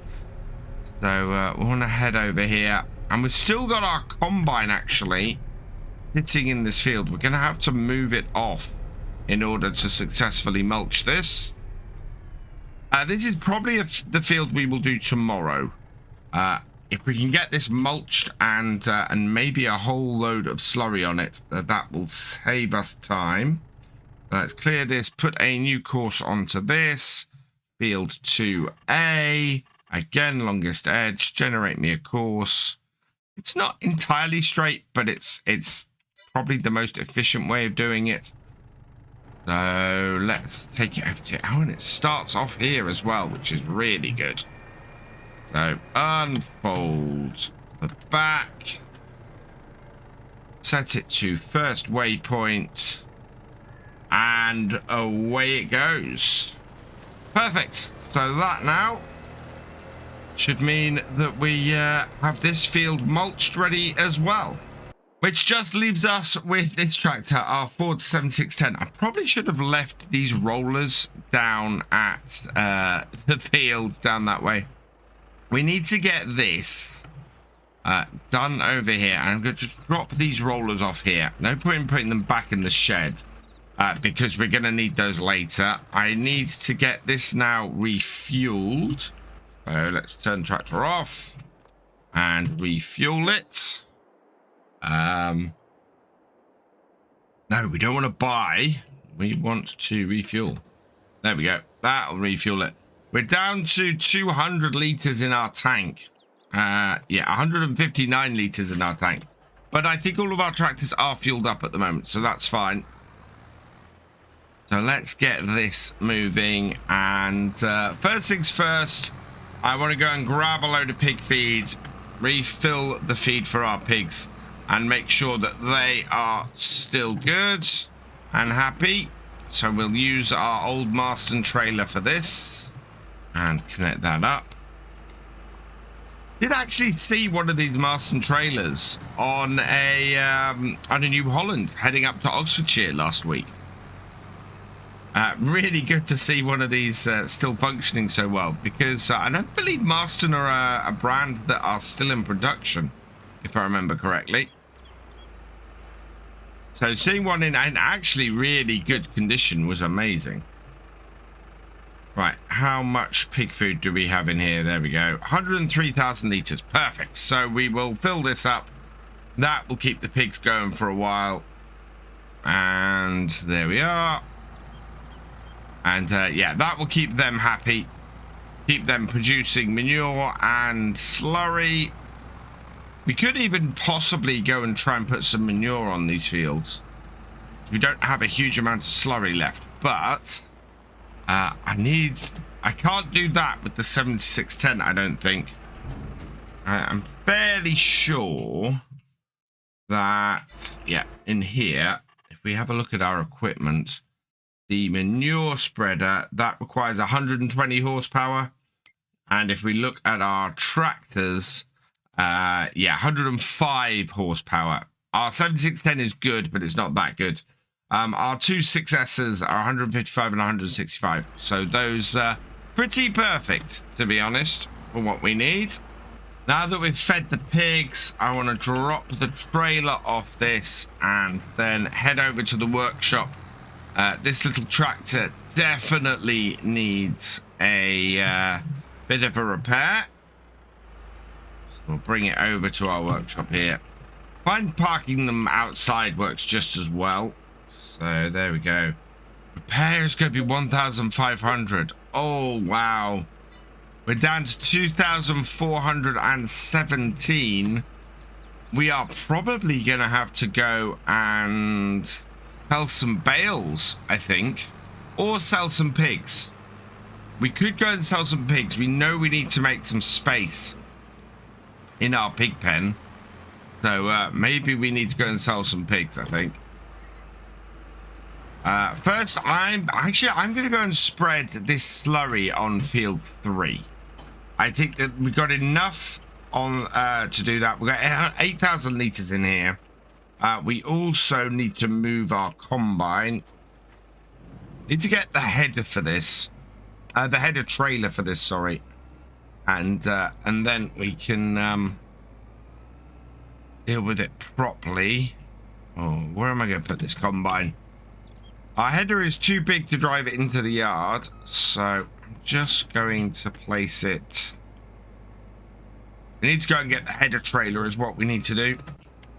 For now, though, I'm going to park it down the side of this shed here with our header sticking into the roadway a little bit. We should be able to squeeze past. It's not a great solution, but it's a solution that for now should work.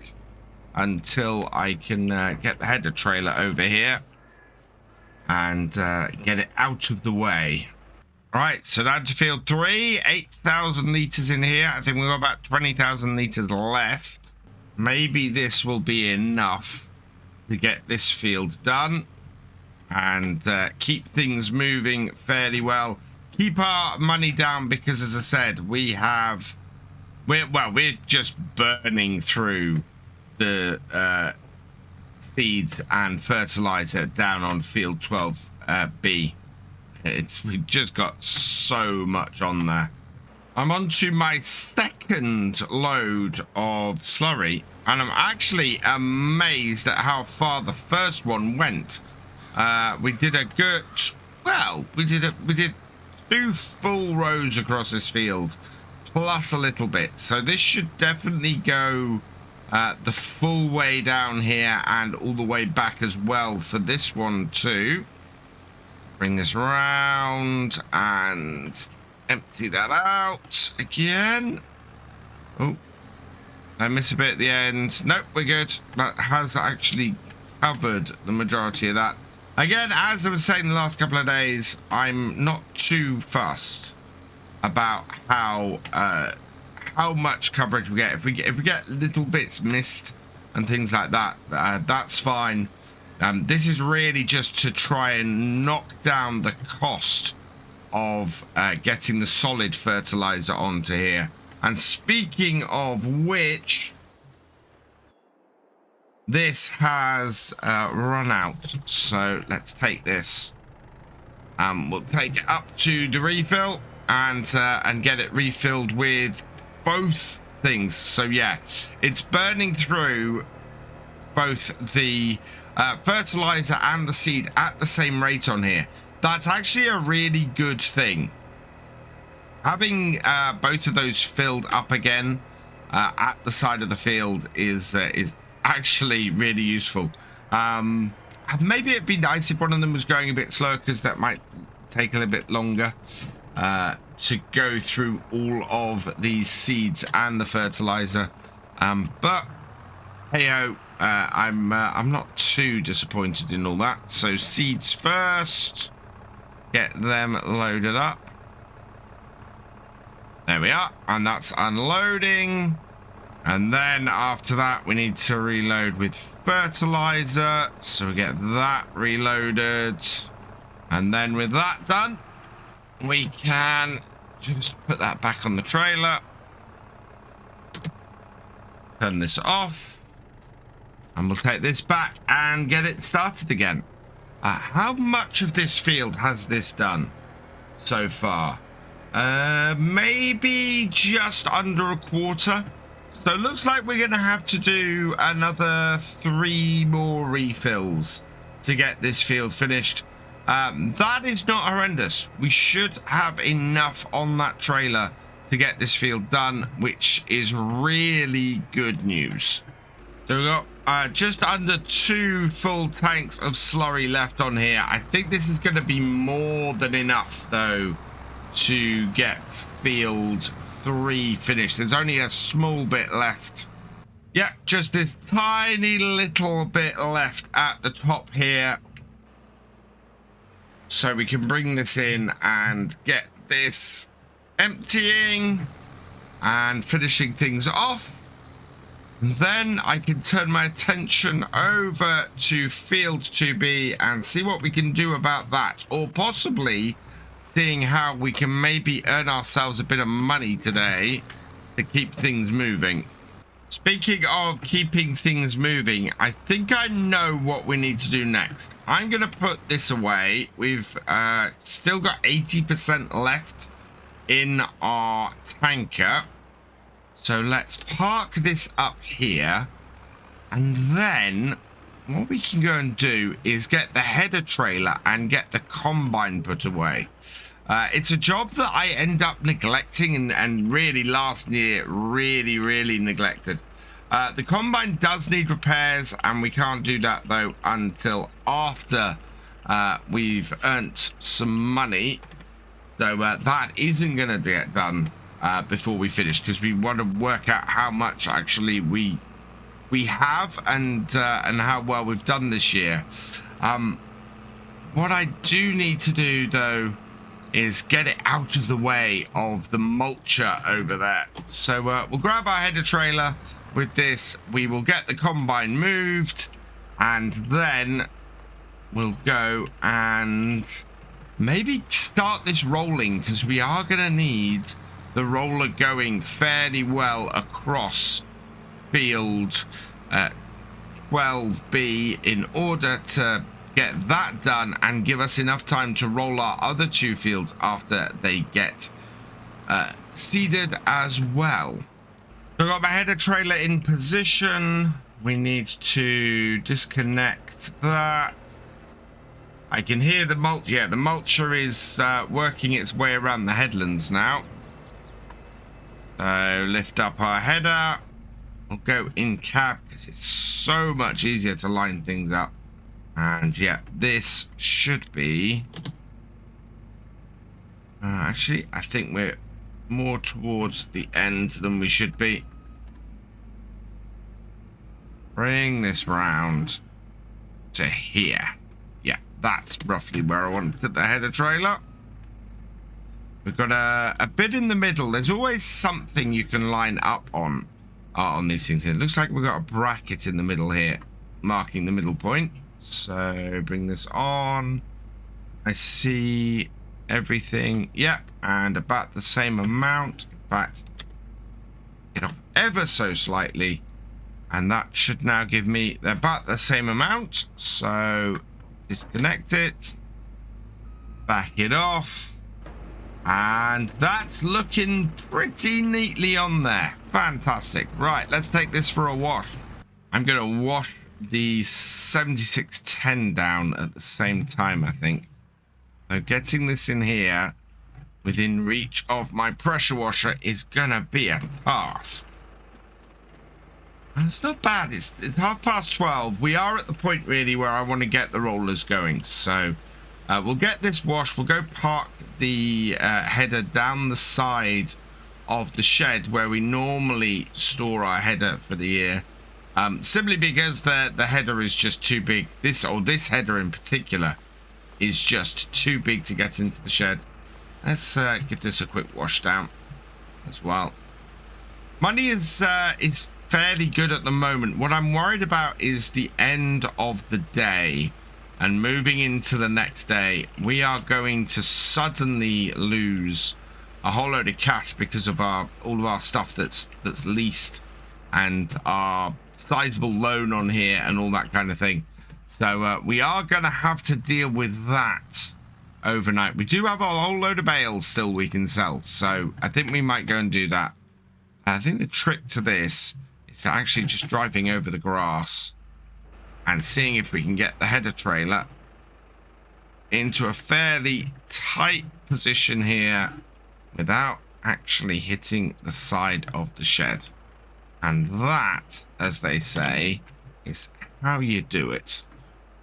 Let's back this up a little bit, just so the actual connector isn't sticking out too much into the yard. There we go. And then detach it all, and we're good. Right, just need to get the combine back and get that going. First, though, I'm going to hook up our rollers, and we'll take this down to the field. Get this starting to roll that field, because otherwise it's going to get behind and we're going to end up with a problem. We'll bring this in here and do that like that. We will set a new course for 12B. Same setup as before. Generate course. Does the same thing. Starts down the bottom end. And we now know that we can set these two working together. And just in time, our tractor doing the mulching has finished work. And we can actually probably get on with the weeding. Or we can go and load up a load of bales and start making some money that way. However, first, that Massey has run out of seeds and fertilizer again. So let's get this refilled. Seeds first, because that is the front section of our seeder, and that opens up first. So bring it over and unload it. They do swing, and there's such a small target area on this. It's actually easier to do these third person than it is in first person. Right, let's switch that over to the fertilizer, and then we'll grab one of the partially done fertilizer bags here first.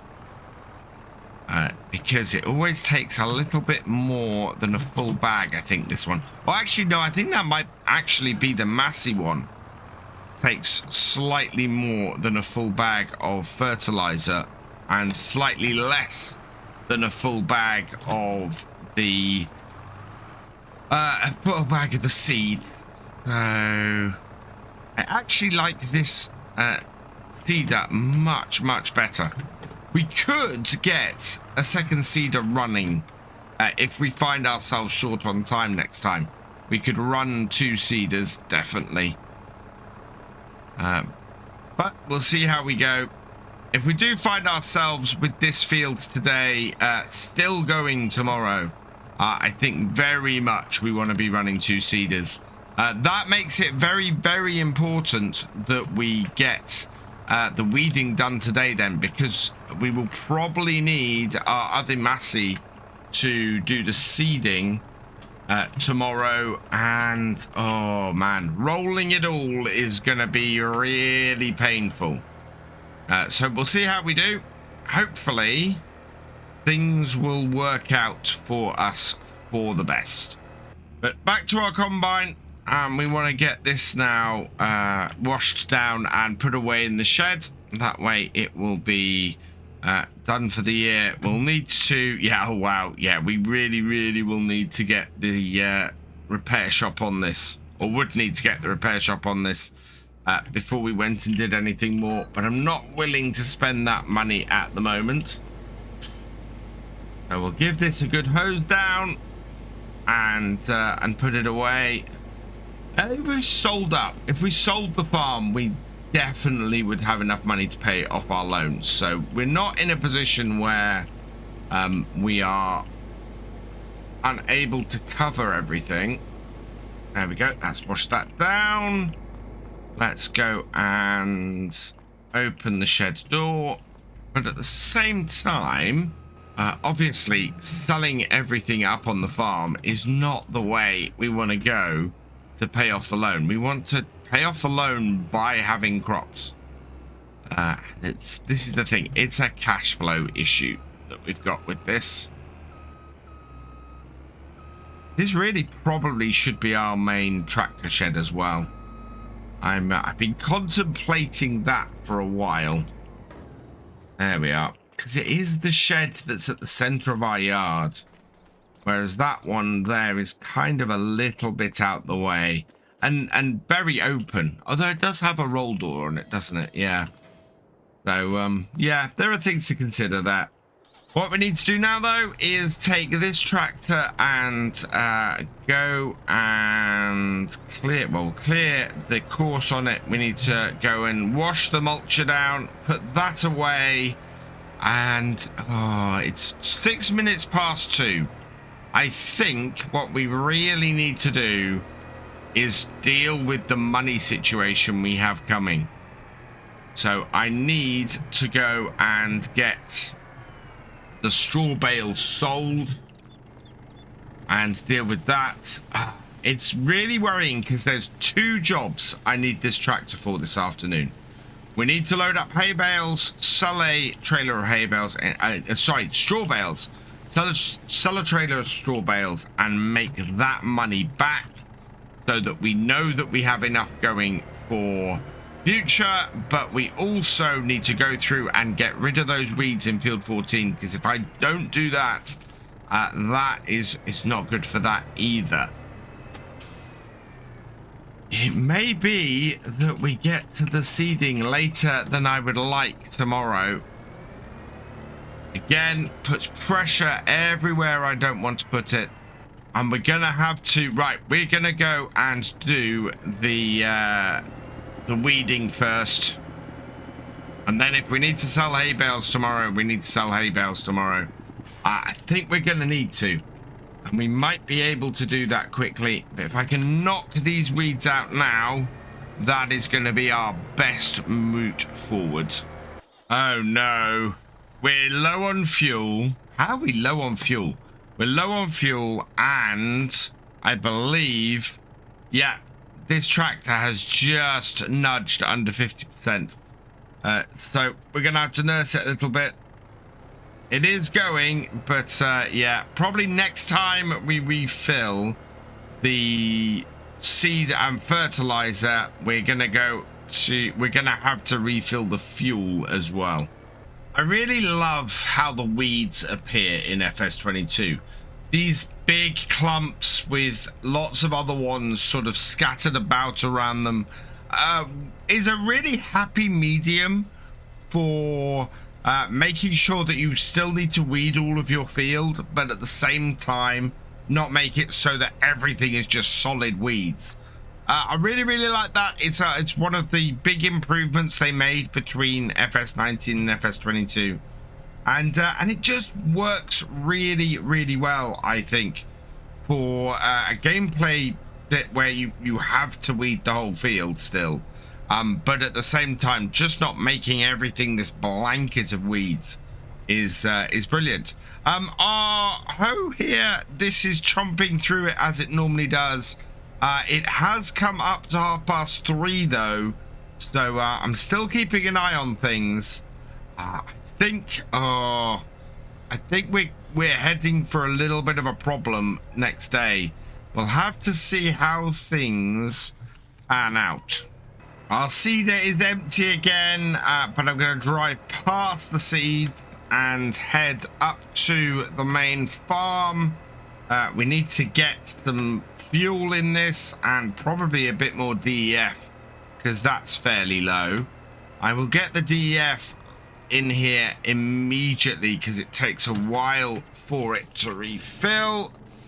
So let's grab this. I think we're going to be 2/3 of the way through seeding this field by the time we finish today, which is very, very good news. And that's exactly what we want. Well, it would be really, really nice to be completely full by the end of today, but that's not going to happen. We are now out of fuel on the farm, and that's only 3/4 of a tank. So yeah, we're going to have to get more fuel. I think the quickest way for us to do that is probably get some pigs into our animal trailer and get them sold. We know we need to do that, so we might as well fill up a trailer full of pigs and get those sold. How's the DEF doing? Not too bad. I think I'm going to do a few more weeds while this DEF continues to fill.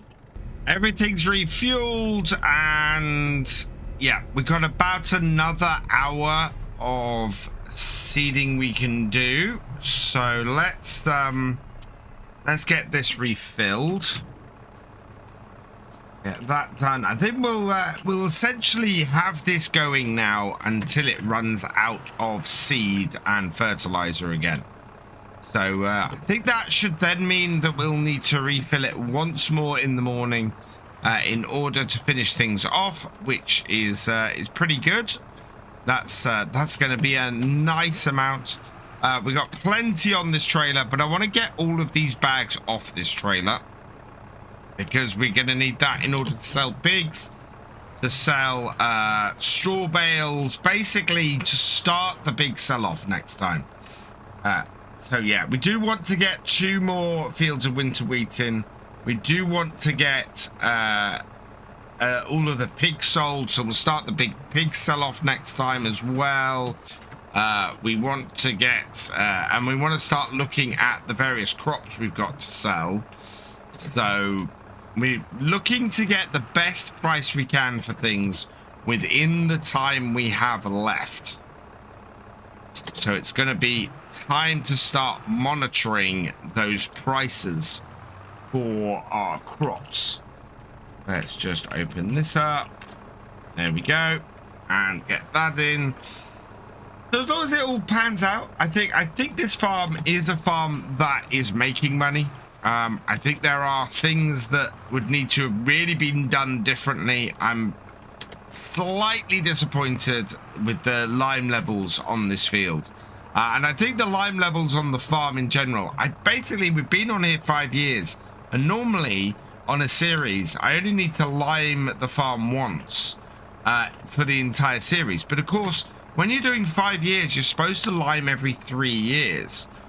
So I completely forgot about that. And as a result, our field is, or our farm, the pH levels across most of it are fairly awful at this stage. It's not impacting us too much on our yield, but it is just knocking that little bit off the top, which is not great. Right, let's put that in there like so. And go and get this going again. And it can run for the rest of the time. Are we over halfway through this field? Yes, we are. That is fantastic news. It's 5:30 and the sun is now setting here near Attingham Park. And yeah, we're doing well. And we're going to be going into the night, I think, with this weeding. We can go for a bit longer with that. We still have seeds and fertilizer in our seeder, so we'll go until those run out as well. And the roller can keep going a little bit into the evening as well. And then we'll pick up tomorrow. We'll sell off some pigs. We'll hopefully sell off some straw bales as well. And yeah, we'll get the last of the winter wheat in. Today, we are going to start off by selling a load of pigs. Our pig feed is getting low again. We only put about 1 day's worth of pig feed in here last time. So we're going to have to sort that out. Let's see. Can we go to here? Yep, and we can load up. So we've got lots of pigs that are worth 1,200. Oh, yeah. And we are very full in our pig pen. So we've got a few runs today to do. So let's select those and go up to a full 16. Now, I don't think we can fit any more in the trailer. We can't. So that means we've got 1, 2, 3, 4, 5, 6 runs to do down to the animal market. And that is going to be worth a lot of money to us today, which should be enough to get us started again. So let's close up our trailer. And we'll head off and go and get that sorted. We still need to finish off the weeding. We still need to finish off the seeding of the winter wheat in field 12B. And we've got to roll that as well. Plus, we have 2 more fields to get done today. So it's going to be a busy day here near Attingham Park. And hopefully, we're going to be in a really good position by the end of it. We're not starting off in a great position, though. Minus £1,239. Thankfully, we can sort that fairly quickly. I'm only going to sell 1 trailer full of pigs today, basically just to get us rolling again on the seeding. It makes a big difference if we can get that done today. It means the farm is still functioning, still running as it should, if it was going on forwards. And that's the important thing on here. We're not going to be basically selling everything off and seeing how much we make. What we're going to do is we're going to do an evaluation of the farm and see how much the farm is worth and how much we can look to basically how much our farm, or how well our farm has done from a start from scratch setup. So we have the Berkshires in here. We want to get these sold. So sell those 19,200. That's really good. That's got us up to a cracking start today. So now I need to get this trailer back down to the farm and this tractor back on to the seeding. We do need to repair it first, though, because this tractor is currently under 50%. So it's going to cause problems with the seeding. Before I do that, though, I want to get the roller started again. It's fairly far behind the seeder, so there'll be plenty of time. Oh, we don't want it to start on the first waypoint, though. We want nearest waypoint. That will get it going, and that will continue on this field here. And then I'm going to park up this trailer just alongside of this barn here so that we can quickly pick it up later and start selling off some other pigs if we have time. We're gonna want to get a second seeder running today if we can, I think. I don't want to leave it too long before that happens, but we also need to get rid of the weeds in field 14. So let's bring this into here and repair this 2,537. Right, jump back in and we'll get this down to the field, get it hooked back up to the seeder and get that running again. So just filling this up. We got about 2/3 of the way through this field yesterday before it ran out of seed and fertilizer again, which is good. I think we've got maybe 1 more fill up after this, looking at the amount this has got. We should be all right. We've still got how much in this bag? We've got 541 liters fertilizer here, plus, oh no, these are all seed.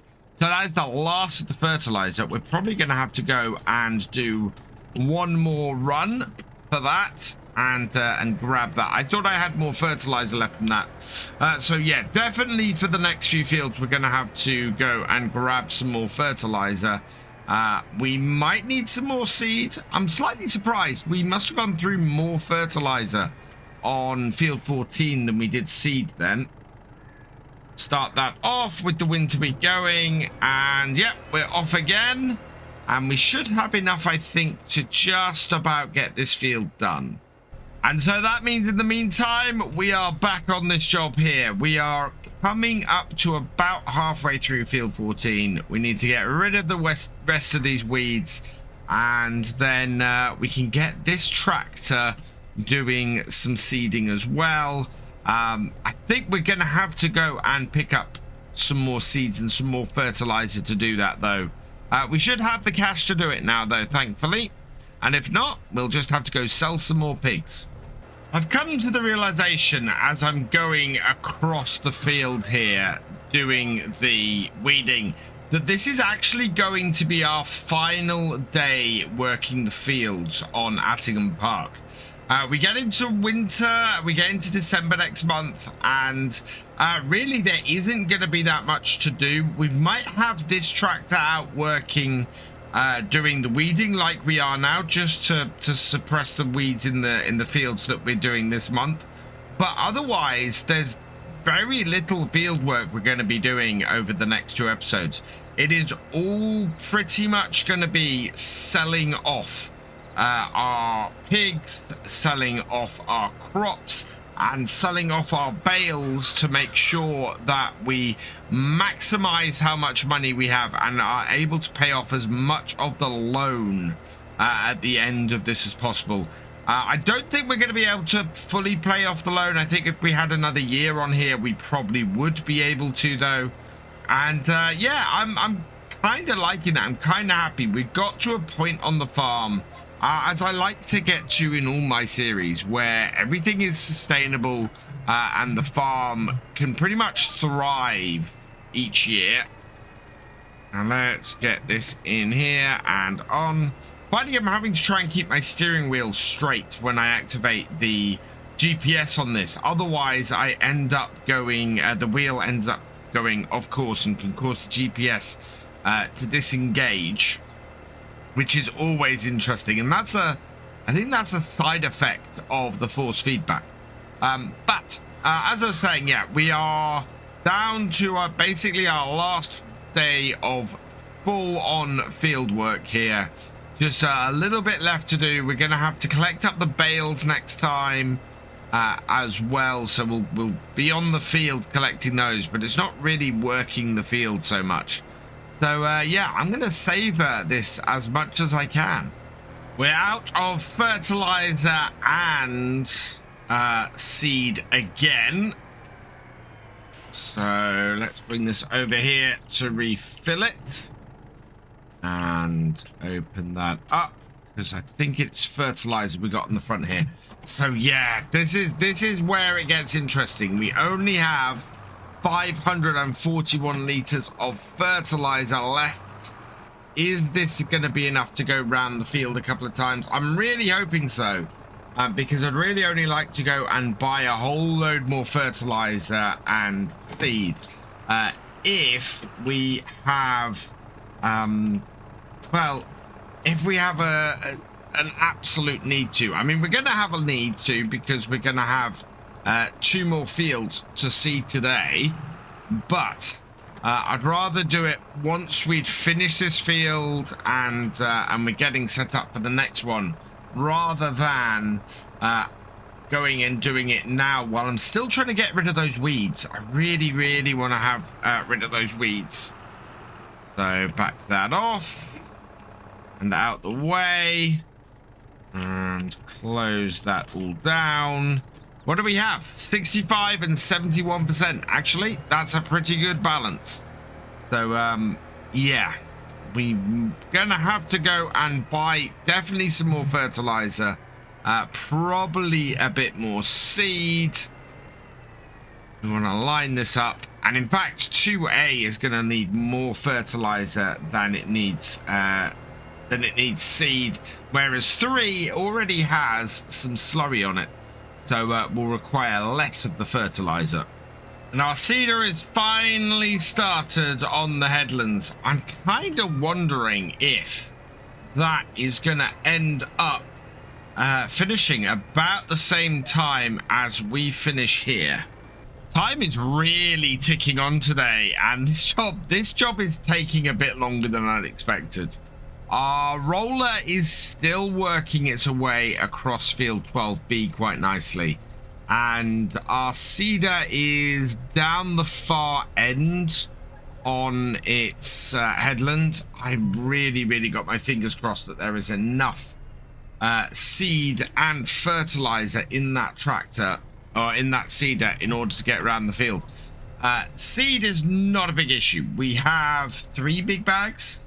2.5 big bags of it left roughly, so that'll be fine. It's really the fertilizer. If it can make it around that field and have a decent amount of fertilizer left, we may be able to get it started on field 3 just by refilling the seed, and then at the same time we can pop off and go and grab some more seed and fertilizer from the shop.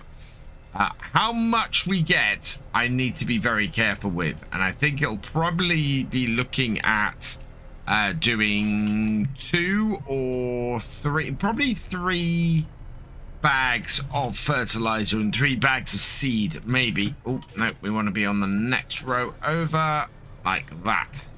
Yeah, and really not spending more money than we need to.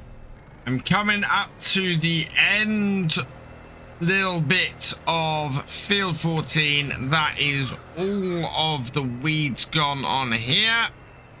Oh, and just as we get to that, we have a needs to be refilled on our seeder.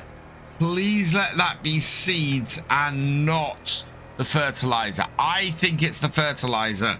So we're going to have to go up to the shop and grab some more. Yep, that's exactly what it is. So let's get this back to our load up point. And I'm going to have to go and take my little trailer, probably on front of the tractor that we were using a moment ago, and go and get some more seed and some more fertilizer.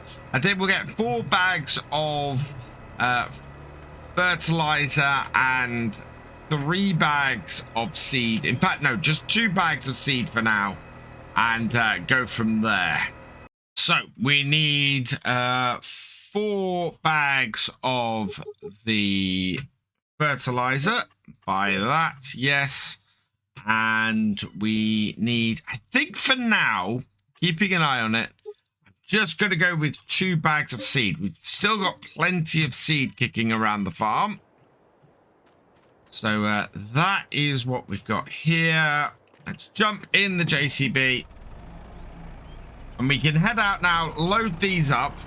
And once these are all loaded up, we will take them down to the field. And we can distribute this a little, or fairly evenly, I think. We'll only need 1 bag of this double top off the trailer to finish off the headlands on field 12B. I want to get this tractor though. I want to get this seeding over on field 2A probably. It won't be as quick as the other seeder, but the other seeder is still held up doing stuff on field 12B. So yeah, the other one will clear through the rest of 12B fairly quickly. Alternatively, we can just get the smaller seeder doing field 3 and know that that can get that done. Either way, it's going to take about the same time between the two, I think. So not going to be much of a saving either way. Right, and then these two, I'm going to have to do one at a time, I think, because we only really have space on this trailer for 6 big bags. It's a great little trailer, but it does not hold as much as our other one. Although tractors are more able to tow this trailer, especially our loading tractor. So one more, bring this round. Depth perception, again, not a thing that's very easy in Farm Sim. Let's back this off and get there from a better angle. There we go. Grab this last bag. Put this on the back. And yep, that should do the trick. we can get all of this now back up to the field, and it's 3 in the afternoon already. So there's still so much left to do before the sun sets in a couple of hours time. So bring this down here like so. We will unclip that. Grab this. I'm going to fill this seeder up with with seeds as well at this point, because that makes sense to me. Kind of need to do that in order to get things done. Our roller is still going, and our roller at this point is definitely going to be going into the night. It's got the rest of field 12B to do, and it's got all of field, oh, it should have been the back area, and it's got all of field 3 and all of field 2A to do, presuming we get those done today. So yeah, it's got a lot of work still to go. That one doesn't take all of that, interestingly. So that needs to go back on this trailer over here. Like so. I'm going to have to take all the big bags we've got down here on here as well, I think. It's only 2 more that are down here. Everything is always such a rush at this time of year. And we started really well last time. We managed to get seeding first thing in the morning. But it still wasn't enough. We're still rushing to get these last couple of fields done on this final day. Gonna pile the last 2 remaining seed bags on top here. If I pile them in the middle, they should be all right. Come on, onto, there you go. Yeah, so into the middle like that, they should hold. I can then re-strap everything down, and that is all good. Right, let's go and get the seeder finished on here and go and set up the other Massey success, doing the seeding on field 3 so that we can get that done. It's right at the end of the day, 20 to 5 in the afternoon, and we finally have both seeders set up and ready to go.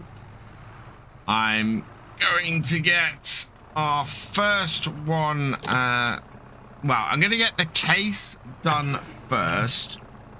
We'll get that just loaded up. So I've got some seeds up on the top here. Let's see if we can't. No, there we go. The angular seed. Lift you off. It's only got 498 liters in it, so that's fine. We can load that into here and just top this off. We can get this then started on field 2A. The rest of this I'm going to put into the Massey Ferguson seeder we got over here. So that into there. This will require more to fill it up as well. So that's fine. Kind of raises up a little bit as these empty, and it causes a little bit of a problem. You can see what's happening, but the light is fading fast. Now, normally on a farmer course, you would go into the evening and you can seed into the evening, especially if you're, you know, getting to the end of your planting window. You really, really want to get these seeds in the ground. So that's why I'm quite happy to continue on and do a little bit off camera to get our fields finished. So now we need to put some fertilizer in here. Just top this up. We've got a great demand at British Grain at the end of the day. We will have to go and see what that is. Is that going to be for our wheat, for our sorghum? Because we've already sold our canola this year. Let's see. Wheat price has not quite reached its peak yet. Oh, canola, we still have 72,000 litres. We are at 96. We need to sell that. And I'm hoping the price for canola is going to not drop much. We do have the old watermill coming up. Our height is 1,296.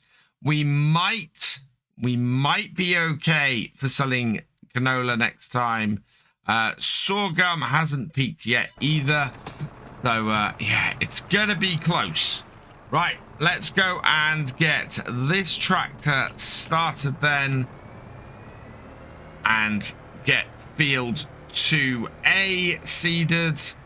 And then we're going to want to get field 3 seeded as well.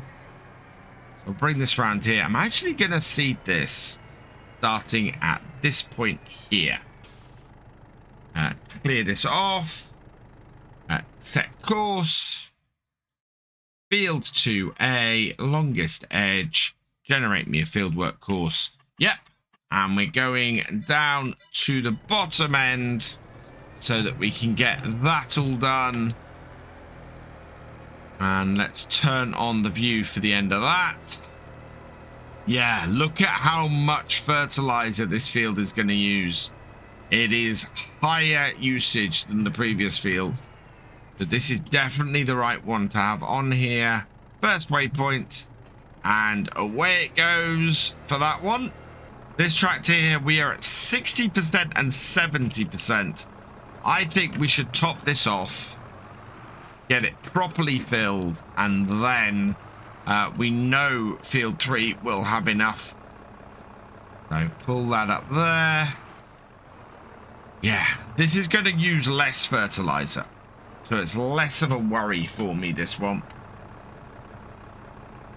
That in there like so. This isn't going to start field 3 until after 5:30. And our roller hasn't even finished 12B yet. This is the thing. The farm has got to the size now where we are struggling to get everything done, and it would be a case of going to a 3-day month to go forward or getting bigger equipment, neither of which we can really do. And of course, we have been on this map for a very long time.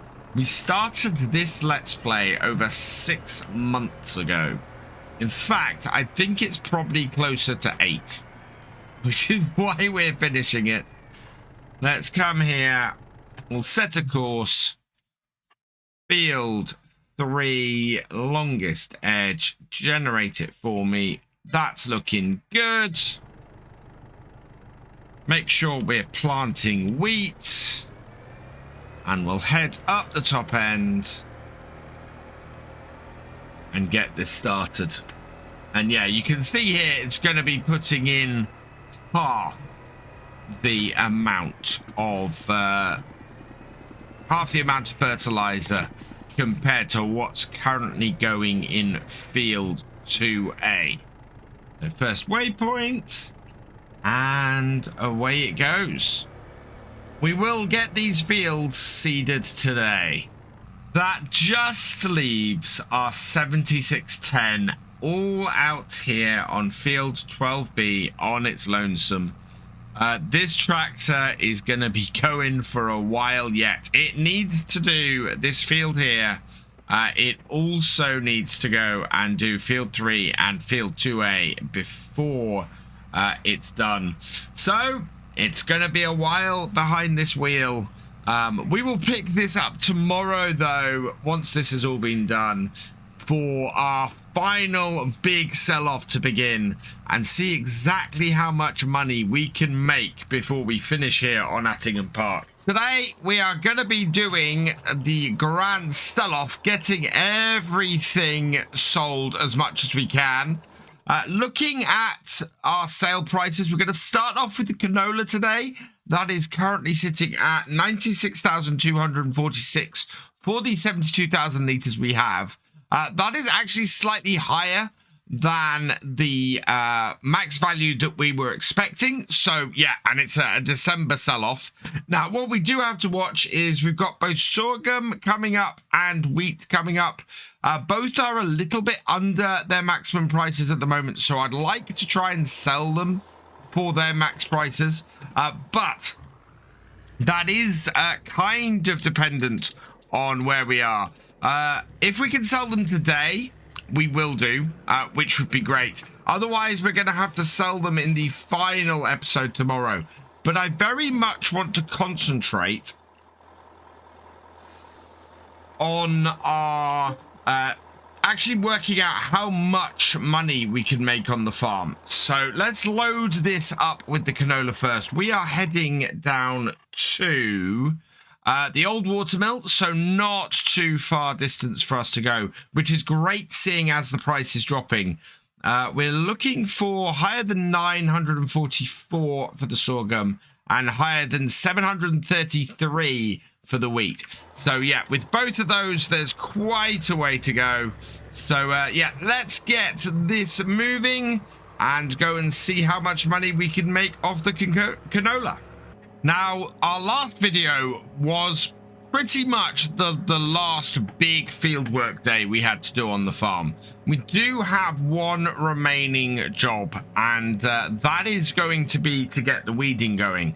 Seeing as we're at minus £2,000 at the moment, we can't actually get that started, and so I haven't started off this video with doing that, but we are going to be going in and getting that done when we get back to the farm, having sold this first load, and hopefully that won't be too much of a delay in getting that started.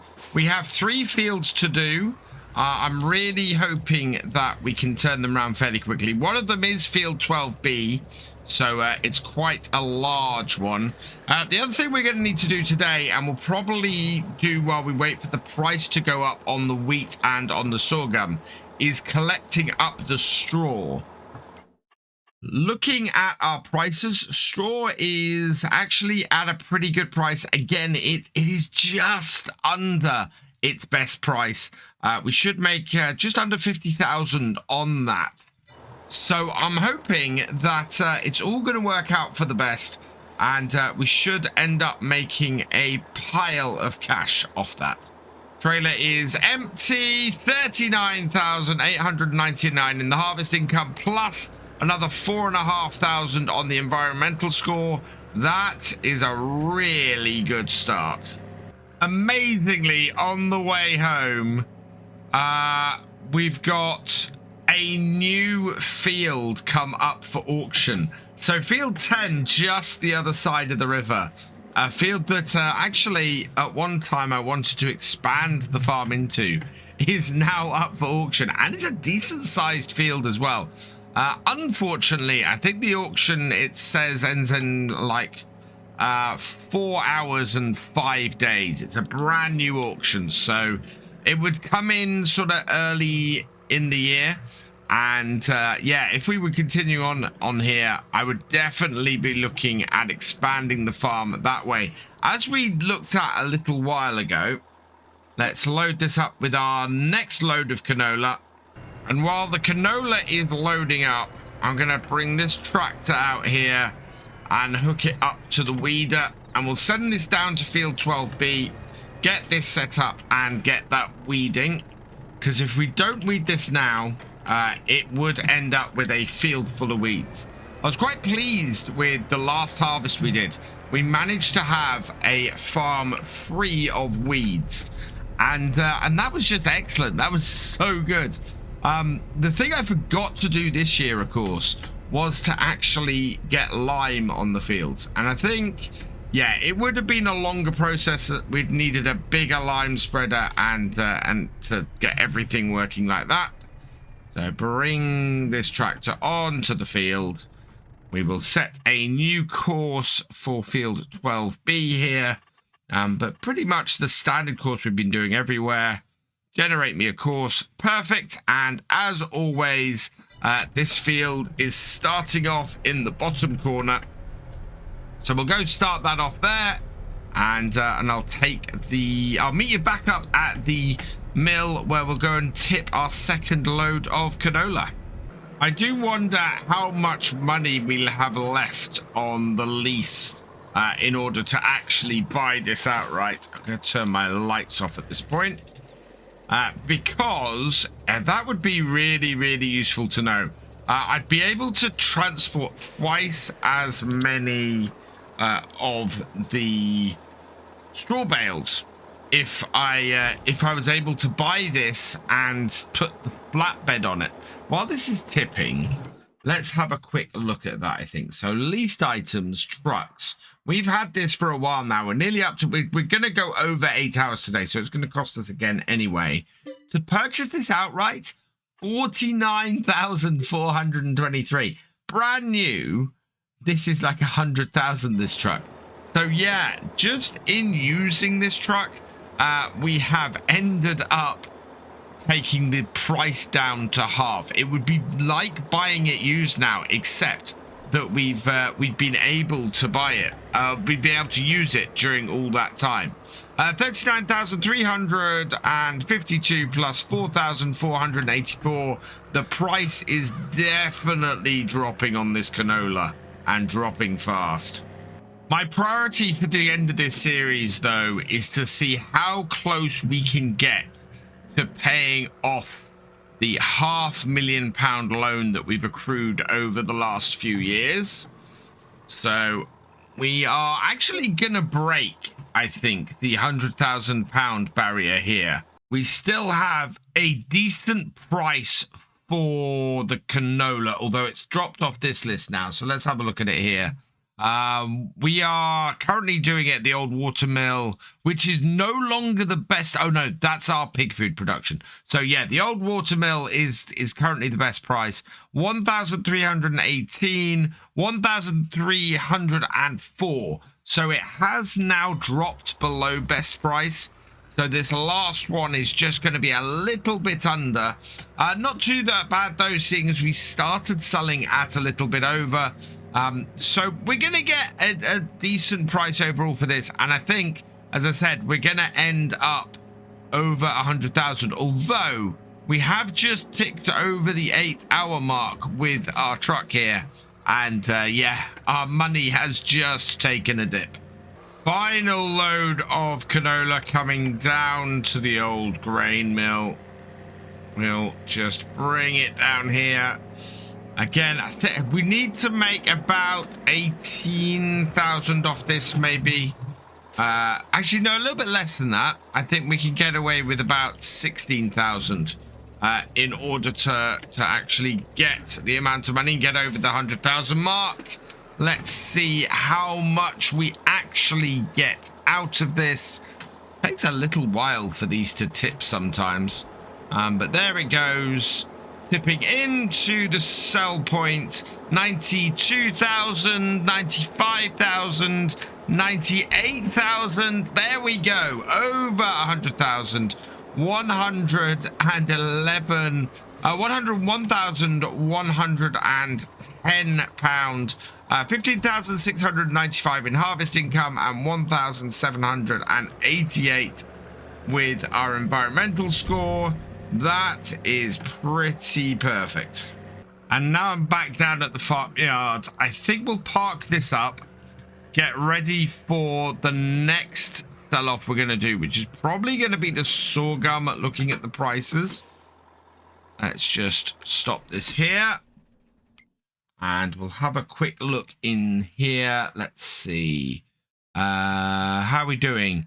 So both of the prices are still going up, and that's very cool. We're looking at trying to get 116,000 each. So we'll keep an eye on that. In the meantime, the straw is also still going up. So I think what we want to do is go and grab our other 6 Series Massey, hook on our Johnston trailer here, and go and sell off the thing that we know doesn't change in price much, or in fact doesn't change in price at all based on the seasons, and go and get our pigs that have reached best price sold off as well.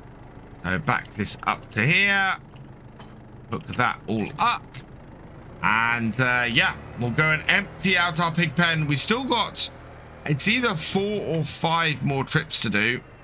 Now, I've left my 7610 here. The 7610 went on for quite a while after the last video. I think it really worked. You can see why I've got it parked here. Our rollers are absolutely trashed, and our tractor as well is not looking great. So both of these need to go into our workshop for repairs. So we'll park them in this shed for now. But yeah, look at the black smoke that is billowing. That's not in a good way. But that is not our priority today. We don't need to be rolling any of these crops in. They have all got rolled in, which was great, even though it took forever for them to get done. It went well into the night. And then we'll have a look here. So we're back to 270. So we have had piglets spawn as well, which is amazing. In fact, you can see them down here. Both the German landrace and the Berkshires gave birth to piglets overnight, which is brilliant. So we'll take these. We will put all 16 in the trailer. And this is the great thing about pigs. If you can get pigs to the point where they're just refilling the pen all the time, you're just making money off them all the time at that point. So we've got this load to go, a second, a third, a fourth, a fifth. So yeah, we've got 5 loads of pigs to transport while we wait for our other crops to get ready. That is fantastic. And it's yeah, at the price that we get about 20,000 odd per set of pigs. That is brilliant. We're looking at least another 100,000 in pigs today. And if we can hit the 116,000 on the other 2, that's going to be 400,000. We are going to be within a stone's throw of clearing the loan off on this map. And that is something I never expected to get anywhere near. Up to the animal market. And we'll pull this round and into here. Oh, I don't know how much we're going to make on the bales. The bales are going to be the thing, I think, that clinches it for us, or means that we fall short. The fact that we've got 5 loads of pigs, and you can see here, if I go like this, we're going to make 19,200 off every trailer of these pigs. That is 100,000. That is just shy of 100,000, but then we were just over 100,000 with the selling of the canola. It's gonna be close. It's gonna be so close. We're making fairly good time on this. It is 20 to 1 in the afternoon. We're gonna fill up with the next batch of pigs. Looks like we also actually need to feed the pigs. They are currently out of food. Yeah, they're currently out of food. So the pigs we've got need feeding as well. Let's add in the Germans. We got some more that are getting very close as well. Move to trailer. Yes. Okay. Yeah, these ones here, they are at 23 months. So 1 more month in January and those would be ready to sell as well, which is amazing. I mean, that is absolutely brilliant. And again, that would probably put us over. Let's just double check. We did actually have pigs in there. Yes, we do. Good. So yeah, that would probably put us over. We will have to see where we are at the end of the next video. It may be the case that if we are just a little bit short, it'll be worth selling the last, the pigs that haven't quite reached their peak selling point, to get them sold as well and just tip us over the top. Field 10 here is currently going for 22,659. That would absolutely be a target for me if we didn't have just one video left. We would get that in a heartbeat. Okay, round 2 with the pigs. Let's bring them around and in. Get them into the unloading position. Drop the back down. And unload the pigs. There we go. Another 19,200. Right. And back up to our farm again. I found doing pigs on this map has been really enjoyable. It was an aspect of FS22 I hadn't done previously.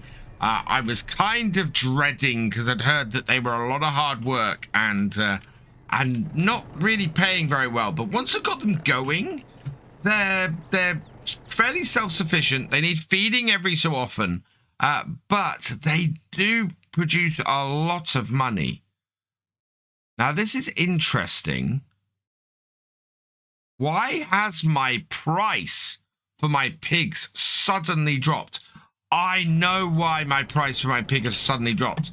The health's dropped. I've made a mistake and I should have fed my pigs, because if their health drops, then that means that their price drops as well. So yeah, we need to go and grab the trailer and put a couple of trailers full of pig food in here now, because otherwise that is gonna be utterly disastrous. They've dropped by £200 a pig because their health has dropped, because we haven't fed them. Not a thing I should have done really while I was trying to sell them. So we'll get some food in. Hopefully if we get some food in quickly, that will sort the health situation out and we might be able to get some more sold. But yeah, we don't want to be selling any more pigs right now because, well, it's going to end up costing us a lot if we do. And heck, we have so much pig food left. So that's 2 full trailers of pig food I put in here. Got them back into their feeding trough. Their health dropped to 85%, and that was enough to knock £200 per pig off. That was not good. Hopefully in an hour's time though, everything should be good again. So I will put this trailer back out the way now. This Marston is still really useful around the farm. I'm glad I kept hold of it because yeah, it's allowing me to feed the pigs. It's useful for carting manure. It's just great to still have around the farm now that it's not our main grain trailer. And yeah, it's still a really useful trailer to have about. Let's take a look at where the prices are going though. So the wheat is dropping again. We'll have to keep an eye on that. The sorghum is still rising. It's only at 912. We kind of want it to go a bit higher. Yeah, I think it might be, with the time we've got, time to maybe go and grab some straw bales off the fields. That will give our pigs a bit of time to recover and allow us to start clearing those off. So in order to do that, we're going to have to drop the animal connector, or the animal bit, off our trailer. So we'll hook that up. We will drop that off. And yeah, let's go and get field 12A sorted. There's still quite a few bales on there, and we can clear those up fairly quickly while we wait for our animal health to come back up. Before we head out to the field, this tractor needs a refuel. And I should mention, last time we had no fuel in the tank, and we got fuel in the tank now because after I finished last time, I needed to refuel one of my tractors. So I actually used a bit of the money we had left before we ticked over to the next day to put a little bit of fuel in the tank. It seems to have been just enough, actually, to fuel up all of our tractors and everything and keep everything going on the farm today, which is perfect. Last thing I would want is to have to shell out for a whole load of fuel today, or have started the day worrying about whether my truck was going to conk out or not. As usual, I'm going 6 stacks of 4 high on the trailer, so we should end up with 24 bales in total on here. We've currently got 4 on. We got 2, 4, 6, 8. That's one over there, 9 to go. So yeah, we got plenty of space. We might even be able to pick some up from field 6 on the way, because that still is covered in bales as well. My problem here, I don't think at the end of the day is going to be time. Sorry, it's going to be money. I think it's going to be time. We are already seeing the sunset. We're getting towards the shortest day of the year, so I'm expecting things to get dark by about 5 p.m.-ish. And so, yeah, can I get... It's really how much I can get cleared off here before the sun sets. Because driving around in the dark isn't really overly interesting. Our weeder is still working through that field. It should get that field pretty much done today. The other 2 fields it's got to do are much smaller. And we found out this when we were actually seeding it, that the seeder went through field 3 and field 2A so much faster than 12B. So yeah, once the weeder's finished there, I'm no worries at all about whether it will manage to get all the fields that we want done. That's 4 more, so we should have 5 bales left on here by my count. Which, considering we've got 6 stacks, means that this is not going to have full trailer on here at all. 1, 2, 3, 4, 5. Yes. I see no other bales on this field. So, let's get these stacked on, and then we can go and head up to field 6 and maybe stack some over there as well. Last bale to grab off this field, and then we'll take all of this down to field 6. It's really good. I'm pleased to have got these collected off here. One of these trailers is worth about as much as the pigs, but the pigs are obviously quicker to load up. Still kicking myself over making the mistake of not keeping their feed going. That was a little bit stupid. Right, we are a little bit back heavy here, but we're going to go and take this up to field 6 and load a few more bales off there, and we'll get that sold today. And then we can see where we are after that.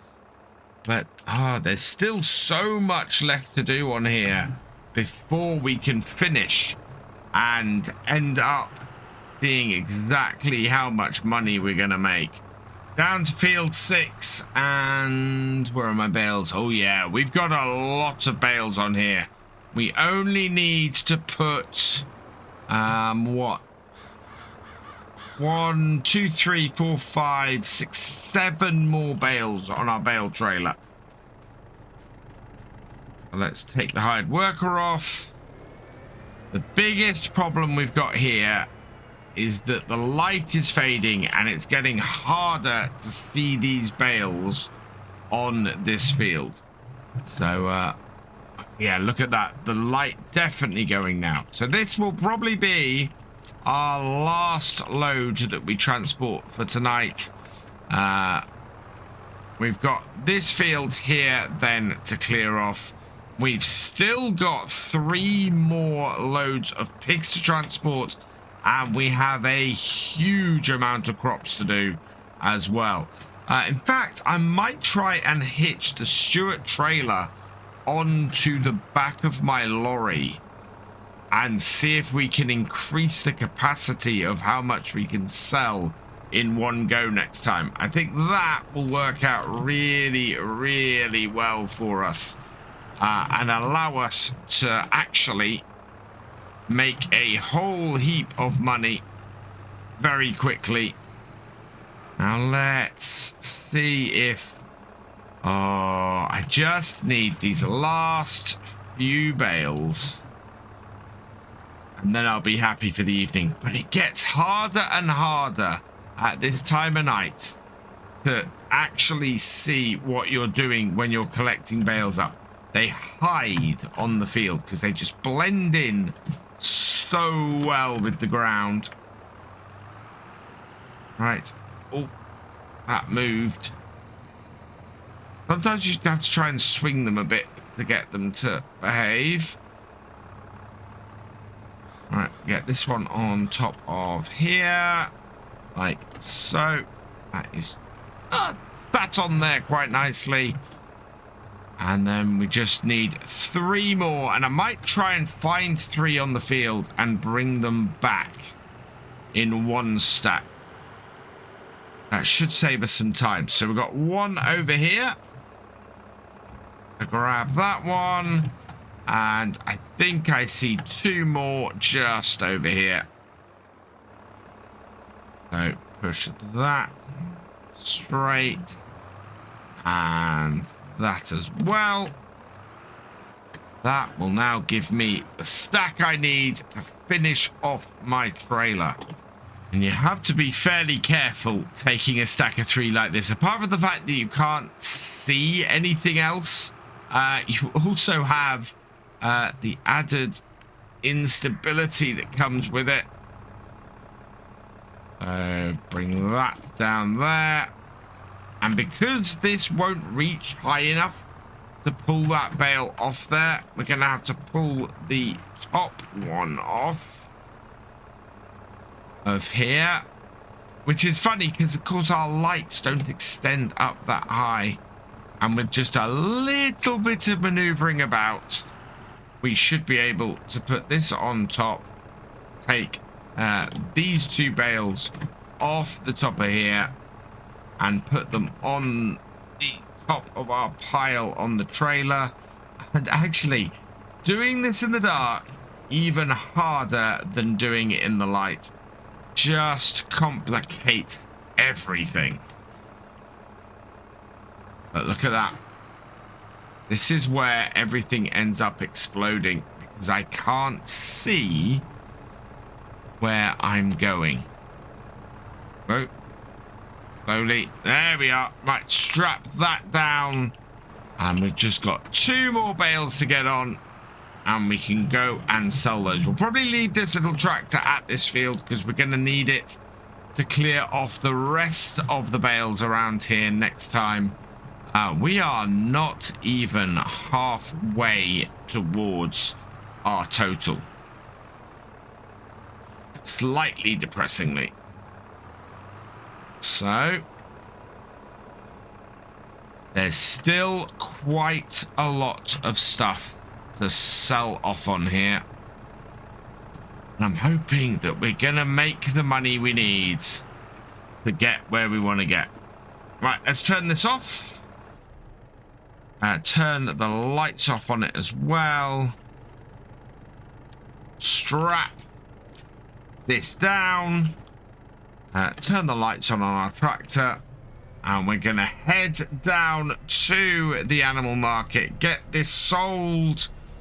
And see where we are for the day. I think our final day, we're still going to have a lot of work to do. But it's going to be worth it. So, up to the livestock services we come. Oh, this is going to be a good sale, I think, of these. We can bring it in at the end of the day, and I think we got 1, maybe 2 more trailers of this up on field 6. So we've got all of those bales to load up. We've got all of the pigs to load up. So at least 3 more loads of pigs. We've got all of the crops to load up. The remaining ones, as I said, I think what we'll try and do is see if we can't load those all up onto the into 2 trailers. 17,354 bales sales, 1,977 environmental score. So yes, that did match the pigs, which is great. Speaking of which, we'll just give them a quick check, and yep, health is back up to 100%. So yeah, we're looking at 3 more loads of them, possibly 5 more loads if we need to. So that is perfect. We can do that. Prices for crops is still going up on the sorghum, so we may hit our target for that tomorrow. We may have to sell the wheat slightly under. Straw, we are only £3 per 1,000 litres under, so we're selling at a really good price for the straw at the moment. So yeah, oh, I know what we're going to do at this point. I did and ah about this. So we've got nearly 600,000 in loan. I am going to repay 150,000, so leaving us with just 8,000 in the bank. But that is going to take us down to 445,000. As I said, I think we're going to be within a stone's throw of paying this loan off. Next time is our last visit to Attingham Park, so come and join me to find out. And today, this is our last visit to the farm. We are going to see how profitable Attingham Park has been for us over the last 100 episodes. I have attached to the back of my truck the Stuart trailer. We're going to try and see how much we can transport at once. Our crops have actually come best price, but the sorghum has already dropped £2. So I'm going to get this sold as quickly as possible. It's got to go to British Grain right at the far end of the map as well. So transporting 50,000 litres at a time should be really, really useful to us. Let's find that in here then. Sorghum. So that should be all filling up the front trailer. And then, yeah, the front of our truck. And then we'll fill up the back as well with the same. We have a chance here to get very, very close to paying our loan off on this map. I didn't expect to get anywhere near that. We did have a little bit of a shock at the end of the last video. I didn't expect it to be quite as high as 600,000. So I don't think we have enough here to do that the whole way. But we might have enough to get fairly close. So let's get this train of stuff off down the road and see if we can't go and make a whole pile of cash. British Grain is just about the furthest sell point from us that we could have had to deliver this to. So if keeping this down to sort of 2 and a bit journeys is really good. The issue is possibly going to be backing this in far enough to be able to tip both the truck and the trailer. Let's bring this to here and see how well my reversing skills with such a long setup goes. Actually, that's not too bad. That could have gone so much worse getting that in there. It does going to take a bit of time to get turned around, but we do have plenty of time to do all of this. It is already 9 o'clock. There's the first one. 4,000. Oh no, we've gone out to the trigger. 4,343 initially and 494, but there's still the rest of that trailer to tip. And with that trailer done, that's another 17,000 on top of that. Back this up and switch over, and yep, then we can tip our truck and get the rest of it in here as well. And that takes us up to another 28,615 plus 3,261 from the environmental score. So we're up to 61,727. That's really good. We want to get as much as we can off this as quickly as possible, because as I said, the price for this sorghum is dropping. That's quite a long round trip to go and tip at British Grain. So I'm glad I've put the trailer on the back. Reducing this to 3 journeys instead of 5 is going to make a fairly big difference to us. Another 70,000. So we're going to get most of this in the 2 trailers this time. So load up our first one. It loads up fairly quickly. This grain silo. So pull that forward and load up the second one, and that should be loading into the trailer. Yeah, we probably want to move forward a little bit. Yeah, that's looking good. I'm so pleased this works and this fits on here, because it's made all the difference. And right, how's our price still? Are we still good? Oh, wow. And now the wheat price is dropping as well. It's up to 118. We're still actually good on the price of the sorghum as well. So let's keep moving, get this all sold, and then we know we're going to be in a really good place. Another 61,000. Oh, 61,000 is what we're up to. I reckon we're going to get another 60,000 at least off this load. Back down to British Grain. Pull into here and swing it around so we have as straight a backup as we can. Like so. And then back it into here. Oh, I'm not a fan of equipment that when you go into reverse just goes into the lowest reverse gear straight off. It's not overly helpful, that. Switch over and tip. So first trailer in, and then once that has emptied out, oh really? Don't know why. I must have slipped backwards slightly then, because that's the second time that's done that. But it's emptying again, so that's good. We'll let that go down. Back it up. Yeah. Again, we're up to 86,000. And we're going to hit the 100,000 with this really easily. Yeah, there we go. 118,000 in total. And we still have a little bit of this to sell. So we're doing really, really well with this sorghum. I think we've got one more trip down here.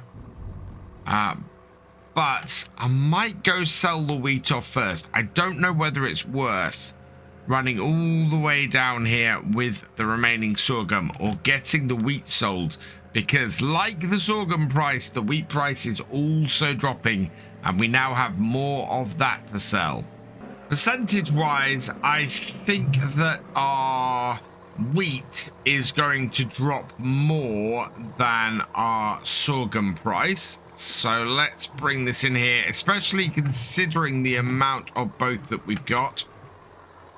So under here, yeah, we've only got 16,000 litres of sorghum left.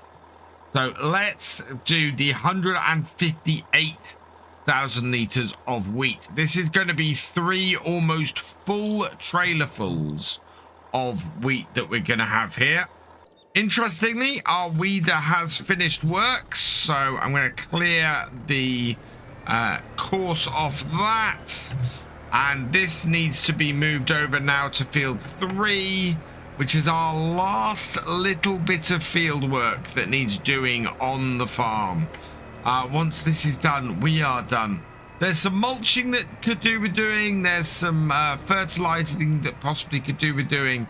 But to be honest, this is the last really time-sensitive piece that needs to be done. Let's generate that. That is going to start over there. So I'm going to unfold that and set it going like so. So that now should get that job going, and we can go and sell some wheat. And yeah, price actually for the sorghum has gone up by £1, interestingly enough. But yeah, this is at 90,000 for the wheat, and that's because we've taken some out already. So yeah, this should be fairly lucrative. It was the old grain mill, yes, the old water mill, sorry. So let's head down there with this, get this sold, and this is going to be a little bit more tricky. I don't quite know how we're going to get this set up over the sell point. So down to the bottom here, I'm going to try and pull this part over first. Yeah, there we go. So that should mean that the truck is able to tip first into here. And then we can pull the trailer over as well and get the rest of this tipped once that is done. So yeah, with the lorry done, we'll pull this forwards and hopefully get the trailer over as well. Yeah, there we go. That's getting that tipped in as well. And the wheat does a little bit worse, but we do have more of it. And then I've just got to work out how to swing this truck around in this space. Not bad at all. We are up to 162,000. So we're almost where we were at the end of last time, of the last video. And we still have 2 loads of wheat to go. I think that's probably going to throw us over the 200,000 mark. And then, well, as I said, I think we're going to be close, but I don't think we're going to be able to pay everything off, unfortunately. Loading up for the second time, 105,000 litres left. So yeah, there should be one more almost full load to come off of here. This loads up fairly quickly, which is great. So there's the first bit done. And then second, and fill up with the rest of the wheat. And then, yeah, we've got just one more load to go of the wheat from here. Should put us, actually, I think it's going to put us near to 250,000 once we've got both of these loads done.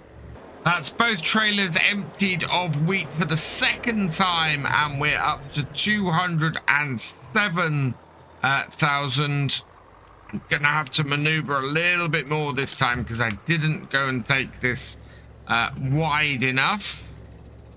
So back this round and get this out. It is just coming up to 1 p.m. So, yeah, we still got so much to do. We still got a lot of pigs to sell. We've still got a lot of bales to collect. And we've got one more lorry worth of wheat to do. And one more lorry without the trailer of sorghum to do. So we'll bring this round and pull this under the spout for the last of the wheat. So, refill that. And actually, while the wheat is filling up, let's just load this up with some pigs. So we'll take the Berkshires. We will move those to the trailer. Yes. Okay. Right. And those now are ready to go as well.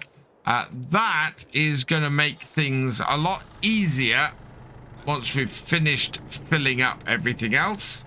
So we'll stop that. We'll pull this forward and fill the back trailer up. So this should now empty everything out of wheat. But one thing I do want to check. Do we have any more wheat kicking around? Because I think there might be some in the pig feed. No, we're not showing anything in the silo. So I don't think there's anything in the pig feeder either. Let's have a quick look. Oh, there's a tiny bit. Yeah, not enough for us to worry about. So let's go. Actually, no, 1,000 litres might be just what we need to top that trailer off. So let's head round here. And it looks like, I think, our other tractor is in need of repair. The one that's doing the weeding. It is, it's broken down. So what I'm going to do is I'm going to get this under here. Get this last 1,000 litres. We'll get this restarted. So nearest waypoint, and away that goes.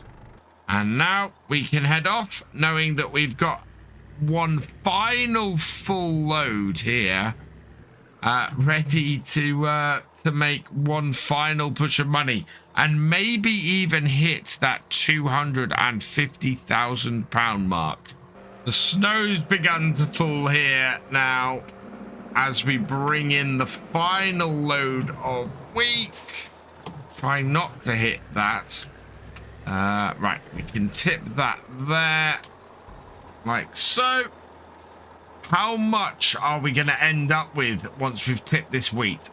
Second trailer going in now. Using the Stuart like this has been really, really helpful today. There we go. We are up to 251,000. We've got a smidge of sorghum still to sell. Not a huge amount, but enough to be significant for our farm. We have a load of pigs still to sell, and we've got a load of straw bales still to sell. So let's get this back up to the farm. I've got an idea for something we can do to make things a little bit more efficient in getting some pigs sold and the last of the sorghum sold too.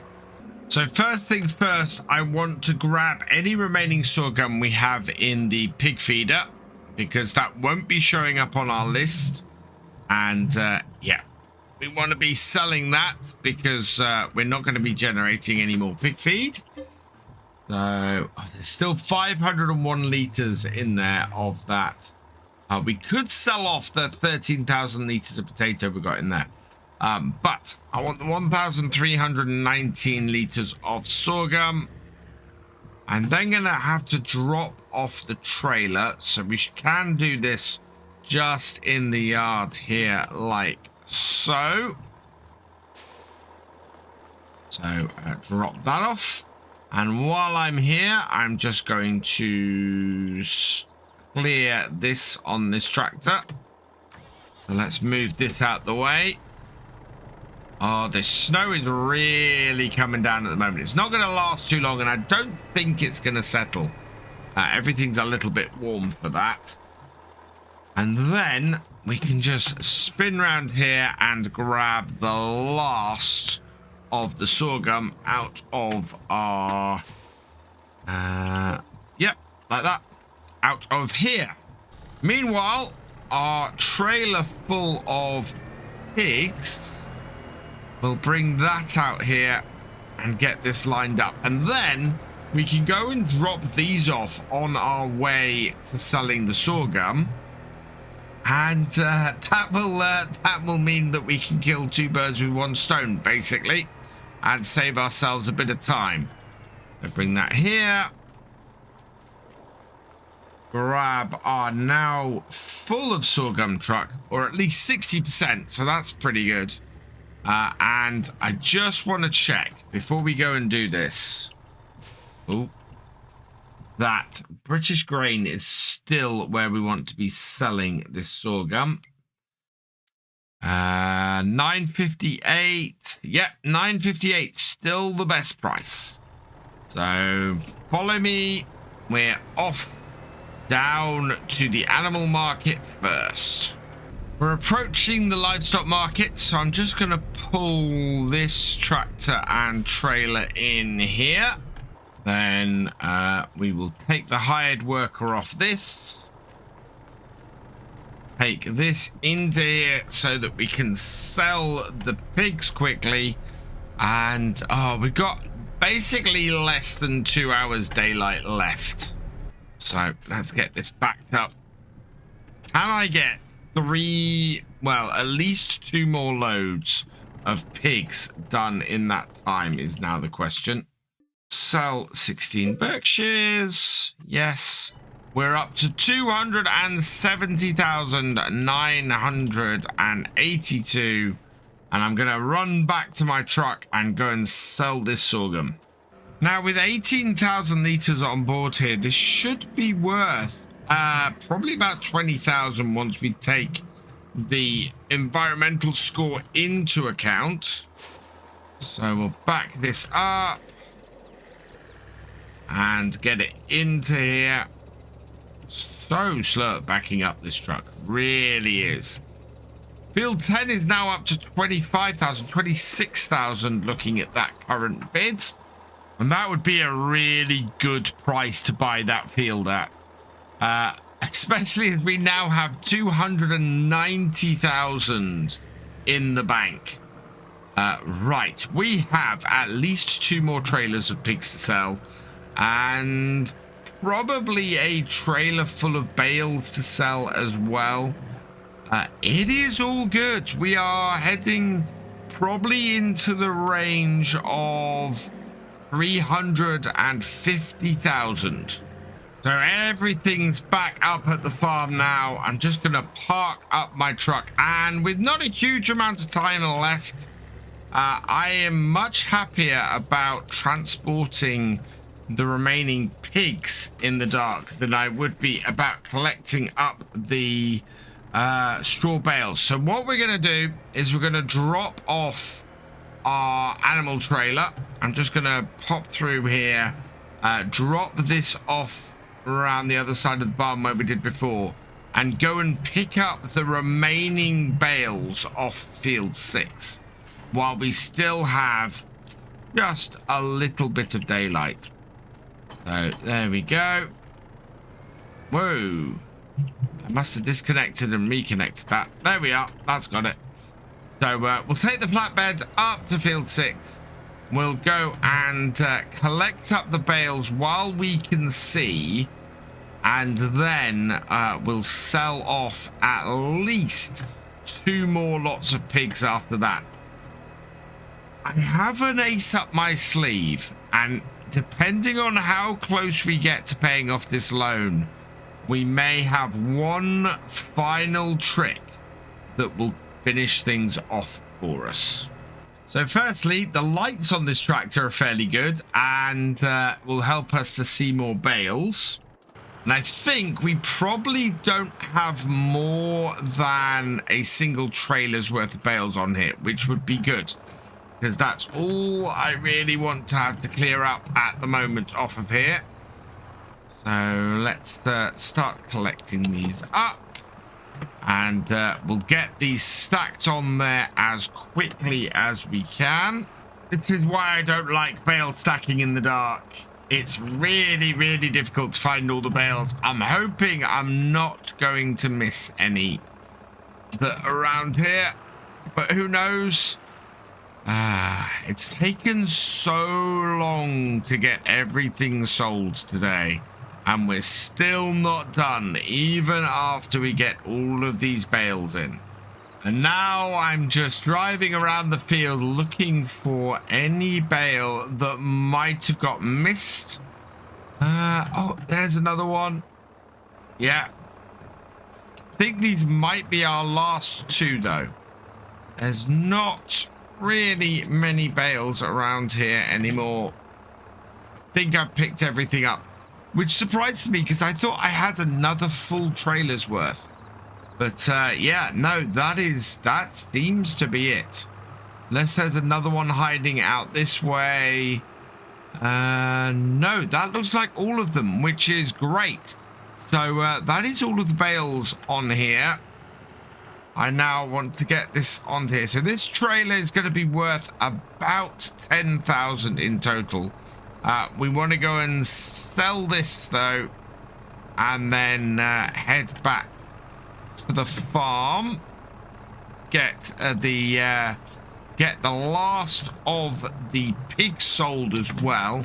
Just gonna move this bale around because I'd like it to be a little bit more stable than I'd stacked it just then. This is the trouble, because I'm in at an odd angle on it. I'm gonna have to reposition it, but I'm quite happy with that. That's been some fairly good stacking. So that can go, our front loader can go back up to the farm, and we'll go and sell those bales now and get a little bit more cash in. Maybe throw us over 300,000. Trailer full of straw up to our sell point here. Oh, come on. Let's get this in. Get this done. I have a target for how much money I want. It's going to be a case of how many pigs do I have to sell to get where we're going to. So we might go on a little bit longer just to make sure that we can get how much we need. We are up to 302,000. Right. Time to sell off some pigs for that one final push and see if we can pay this loan off. First set of pigs. Unload them from the trailer. Sell. And done. And we are up to 321,000.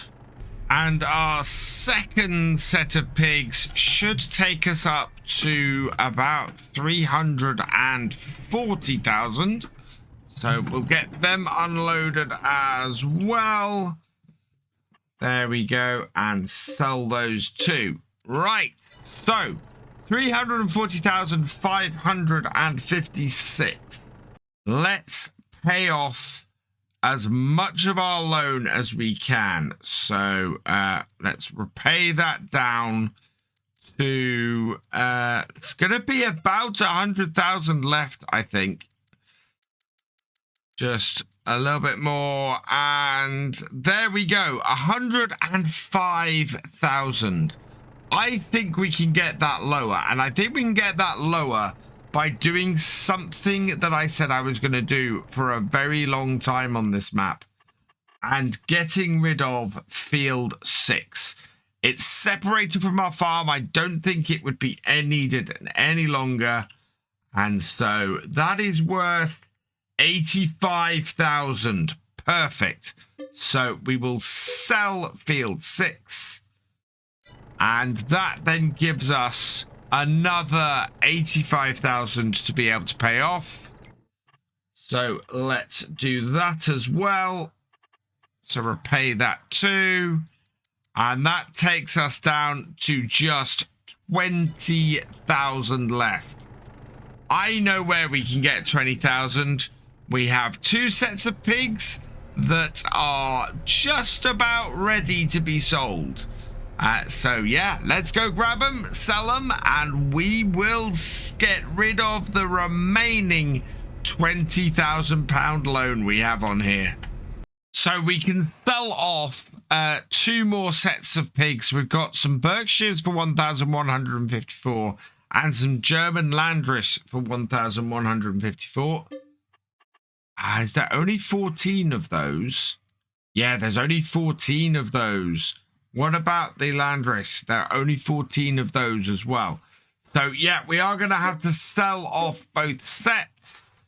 And so for the final time, we bring this up here to sell the second set. Already sold the first set. We're up to 16,775. So not quite enough yet to get this done. But open the back. But this should be enough to do it. Unload all of those. 16,158. We've got 32,000 in the bank. And we pay the last of the loan. We are loan free at this point on Attingham Park. Yes, we've had to sell a field to do it, but that still is amazing. We have made this month, in these last 2 videos, 333,850 in harvest revenue. We've also made 128,000 in sold animals. Total, we've made 609,000. Taking into account everything else, that is absolutely amazing. So there we have it. Our time on Attingham Park has come to a close. We have had a very, very successful time here, I think. It has been so much fun making this series, and I hope you guys have enjoyed watching it as much as I have enjoyed making it. It has been a huge amount of fun to play this map. Massive thank you to GB Modding on creating this map. It has been an absolute pleasure to play. I think this has been a success. We have got a nice big working farm here. We have no loan now as we end it. And yeah, what a series. Let me know what your favorite part it was in the comments down below.